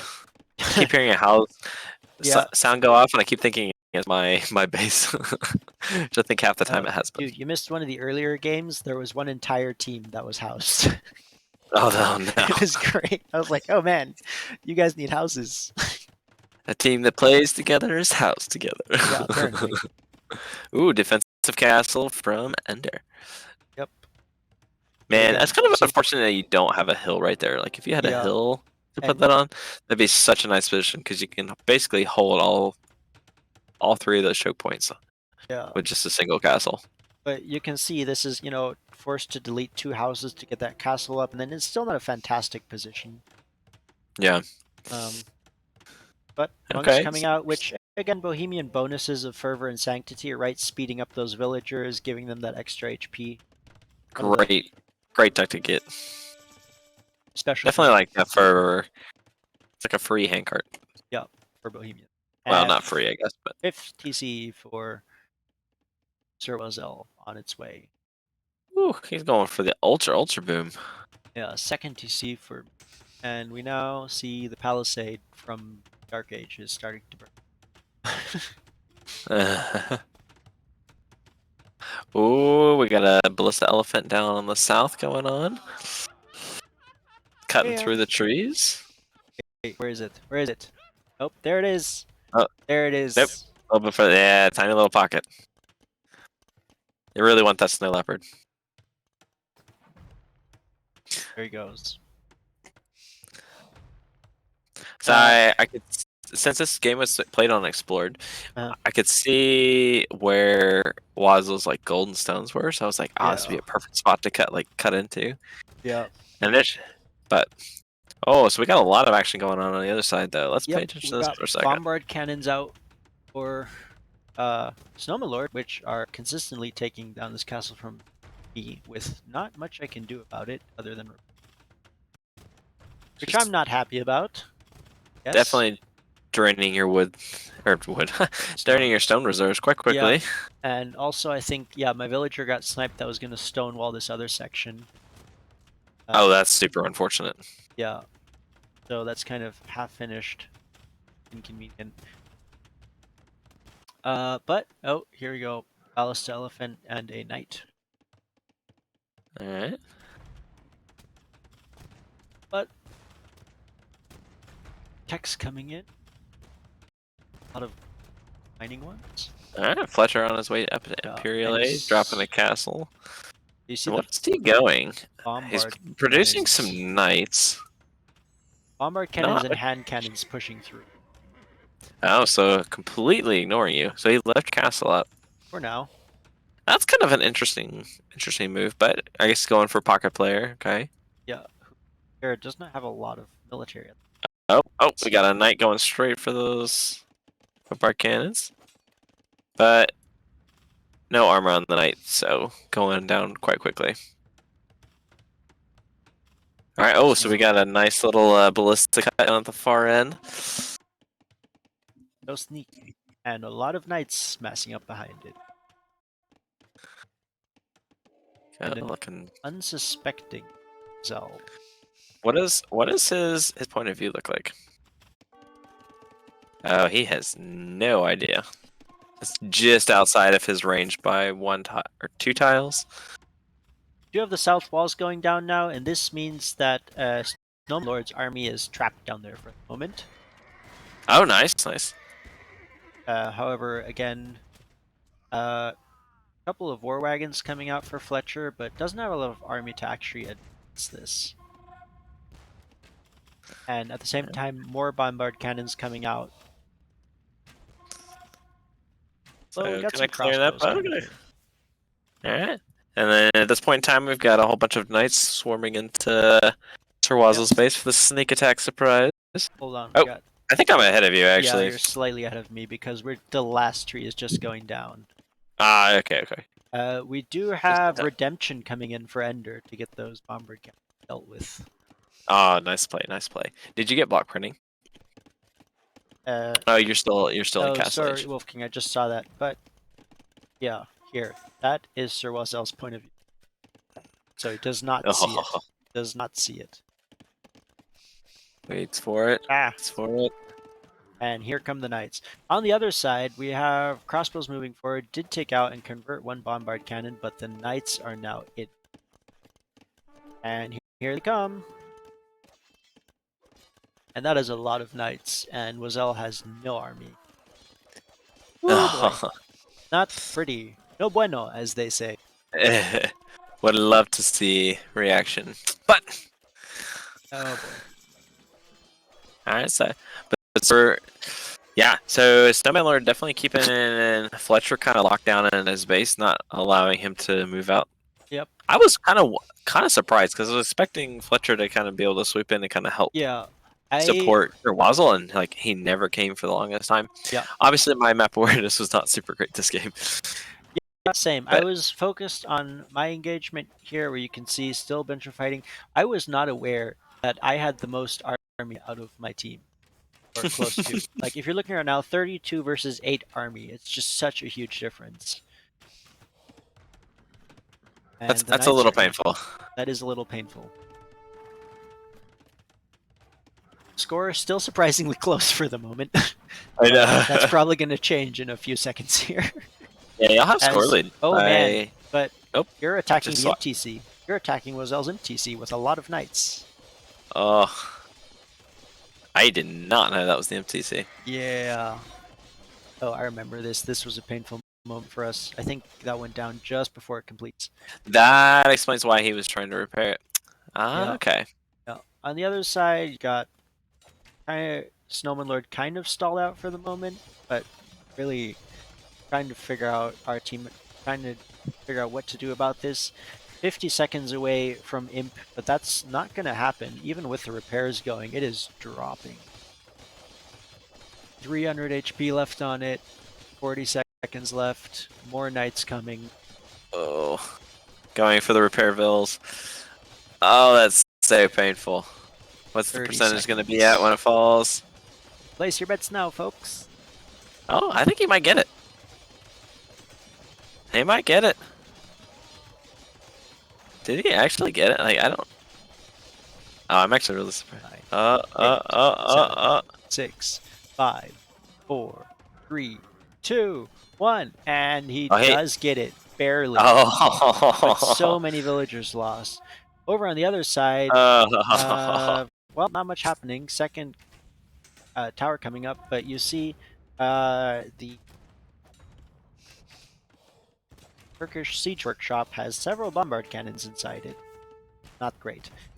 So while Ender is cleaning up those hand cannons for the moment, it's not an ideal situation. Okay, so we got a forward castle dropped by Jaeger here.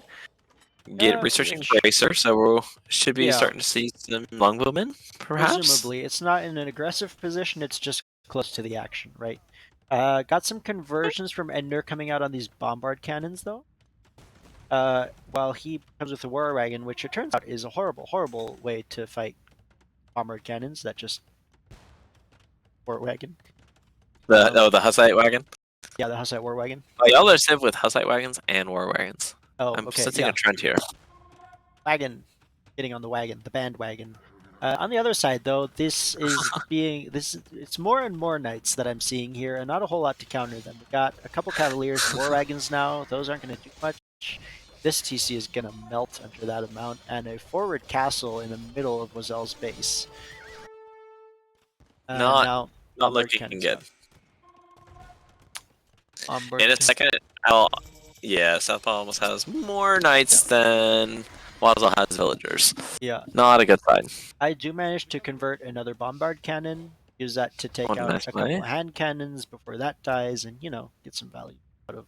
Nice, nice. Now, did you research the tech where your monks were just food? I did, and that was a mistake. Because after I did that, I realized at that point I had a lot of gold that I didn't need, and I had not much food that I did need. I don't know if I've actually researched that yet, or whether I was planning to. But yeah, you can see I'm kind of stuck here. But again, look at the army count: 62 to 24, and a lot of that is knights, which are now just kind of cleaning out Wazel's base. It does have a castle right there for the moment, but how long is that going to last? I think there was a nice snipe that came in and killed that villager. I was a little annoyed. No. For the time being, though, with his hand cannons and bombard cannons, yeah, Snowman is able to keep me stuck here. And again, problem with that is because this is such a narrow, contained space that my monks and crossbows have to run a gauntlet to get to his units, and in that time, you can just snipe them down. And you kept that castle up for a lot longer than I was expecting. Like that's. Oh yeah. I wonder how much stone you spent but repairing that castle. a lot. And then when I saw it wasn't worth anymore, I built a second castle behind it, which went down even faster, I think. But we got forward castle coming here, double castle stack from Aaron Jaeger in the middle, as we see knights coming in and the cavalier upgrade for you. Yeah, this is getting pretty definitive, as the eco is 40 villagers apart now as well, and the army count is closer to 3 to 1 than. Yeah, and we have. Yeah, so Wazel tried to wall out the reinforcements with the stone wall, but with a ballista you can just cut right through the trees, so relatively ineffective. Yeah.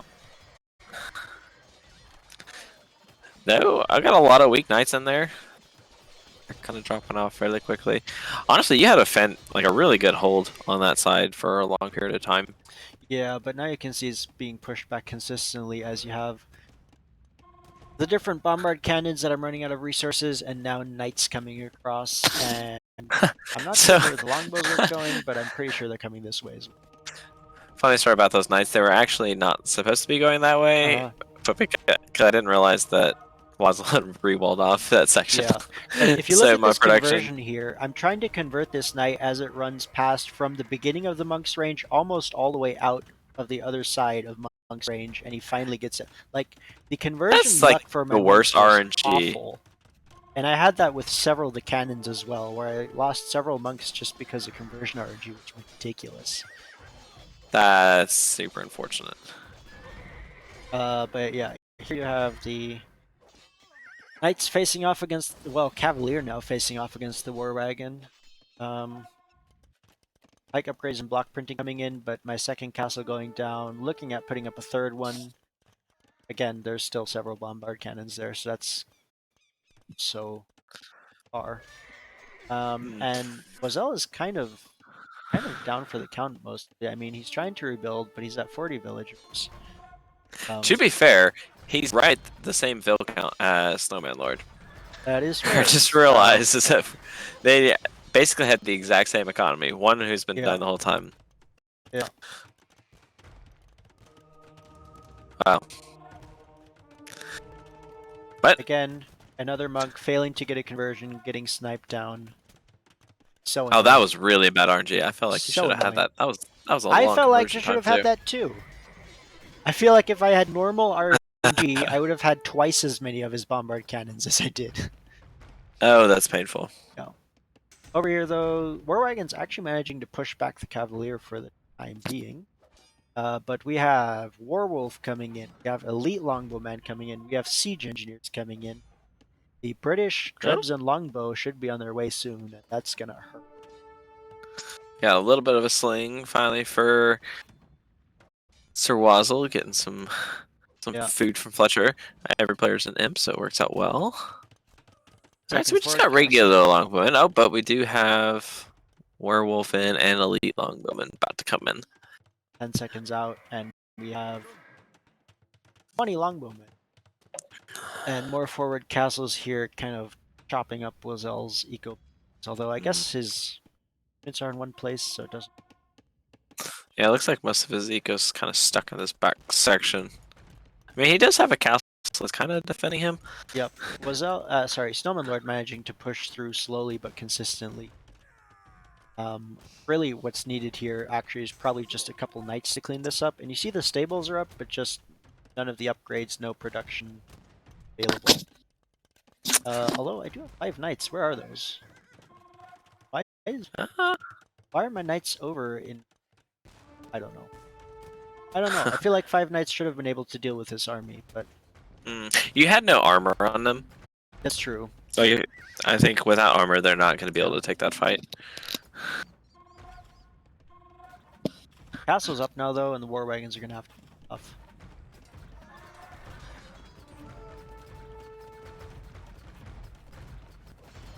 Yeah. Hoofme's coming in. I think that was a mistake. I think Hoofme's Yeah. was a mistake. Yeah. I think you just need some military. Though, Yeah. Fletcher's sending some Cavalier to kind of help you stabilize. Yeah. I mean, Vil count is still relatively even. I mean, I guess there's a 40 Vil count difference. Just because you're down relatively low. Yeah. Like, I thought the disparity between... I didn't realize the Snowman Lord and Wazzle were that close. Cavalier not fighting war wagons. We got pretty longbowmen with some Warwolf Trebs coming in. Oh, that many Cav should be able to. Though I don't think they have bloodlines. Yeah, they don't have bloodlines, which definitely hurts. Yeah, Having and it to is an have unfortunate the timing. Korean I player think go. also potentially the Cavalier are coming around to assist right as the other army left, and I can't tell. Does that archery range block them off? Do they have to loop around the south again? You know, I think he is locked out. Yeah, so he's gonna have to loop around the south again, which is really like he could hit them from behind, take out all the siege probably. This way, he's Archery just range locked wall. out, and you have a lot of idle Cavalier here when they're needed over there, and they just move from there to here. Just unfortunate. And your game crashed, it looks like. Who crashed? Because at this point, Fletcher has crashed. Right now, Really? Fletcher has crashed recently. Yeah, I think. Oh, interesting. Because it doesn't show him as crashed, but I guess he's not requeuing, so. Yeah. Yeah, so that's another reason why those Cav never moved after that, because they can't. Yeah, if you look at that third, now okay. that the third archer range is going, so there was an opening, they could have looped around, but he crashed before they moved. Okay. Oh man. So that ended up being the actual game. Hurts me to say it. That is so unfortunate after yeah. 3 crashes or 2 crashes prior to fantastic this. play with the ballast elephant going. Yeah, honestly, I don't think if it wasn't for the sneak attack, I think we would have had a really difficult time winning this game. Yeah. Yep. I do think that was kind of the deciding factor here because, yeah, I mean, I was getting pushed back, but I think could have potentially held if I had more resources to assist that weren't yeah, tied up in help. yeah. Well, I just know what like Wazell and Fletcher are just a much better late game players than I think myself, and like Aaron Yeager's pretty solid late game player, but I Uh, think Snowy and I are better in like yeah, early aggression style games. yeah, And so that was kind of our like goal is to make it more messy, but yeah. I mean, yeah, but you didn't let us. We were gonna send Smeek villagers to make it messy, and you guys locked us out. So uncool. except for Fletcher hiding in his tiny little base, which is kind of amazing, honestly. Like 2 houses and what 4 palisades and a gate, like It's crazy. easiest wall ever. But the downside is he was so far away from Waza, like he really couldn't go to help Yeah, and in case Wazoo something was happened. super isolated. It's actually I didn't realize he was that isolated. Yeah, like that's a lot of forest in between. Whereas like I guess Jaeger and I are relatively close. Like I was back in the corner, but we have that open section of wood. That... Yeah, even I mean, even an early warning about that cut if Buzzle had been able to get some pikes ready. Yep, Difference, I think. would have made a massive difference. That, He would not have sustained the amount of damage that he did. yeah. All right. Well, Stats. that's that game. All right, gotta get that one out of the system. Yeah, right. Okay. Well, I am going to end the stream there. All right. I actually got in, I think, 2 more games than I expected, which is pretty sweet. But I guess Sweet. I had planned 1 hour for each game, and they're significantly shorter because 45 minutes, and actually, if you didn't go to time. All But right. yeah, so if you've missed some of those, feel free to look back and look over the rest. Southpaw, thanks for hopping on for the end here and Yeah, casting with absolutely. me. I was getting Sorry super I tired. wasn't around sooner, but glad Yeah, I I caught at mean, least one game. it's all super short notice. Yeah, I'm happy I got co-casters at all. I got a couple people maybe available Tuesday.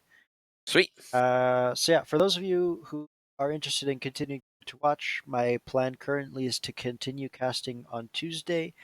However, will be significantly earlier. I'll probably be starting around 4 a.m. Eastern Standard Time Poof, poof. because I will get home from work and sleep an hour or two and then cast. But I should be going around 6 hours again, so it'll end. Gonna say around 9 a.m. Eastern Time, which still isn't great, I guess, for you guys. But But wait, that's what replays are for, right? oh wait, yeah. Yeah, I might even be able to go. But yeah, that's the whole thing. I will have the replays available, so anyone who wants to watch games can watch games. Again, if you have specific ones you'd like to see, send me messages and I'll prioritize those. Okay. Yeah. And I are basically it's just the VODs available now. Is that where we're rewatching them? Yeah, so if you go under the Perfect. channel, if you go to VODs, you'll be able to find this replay and then the other one. And Beautiful.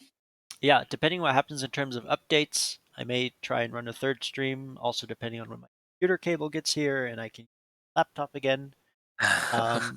Which will be helpful. Yeah, it'll improve like the frame rate of what we're watching and the quality of all my overlays and all that because this is the old streaming setup I have on the other computer, which I'm glad to have something I can get some games going on. Cool stuff. All right. Well, All right, man. see you sometime. Sounds good, man. Yep. JJ's, thanks for casting. Yep. Thank you for co-casting and thank you all Absolutely. watchers. Hopefully see you some other time. All right. We'll see you.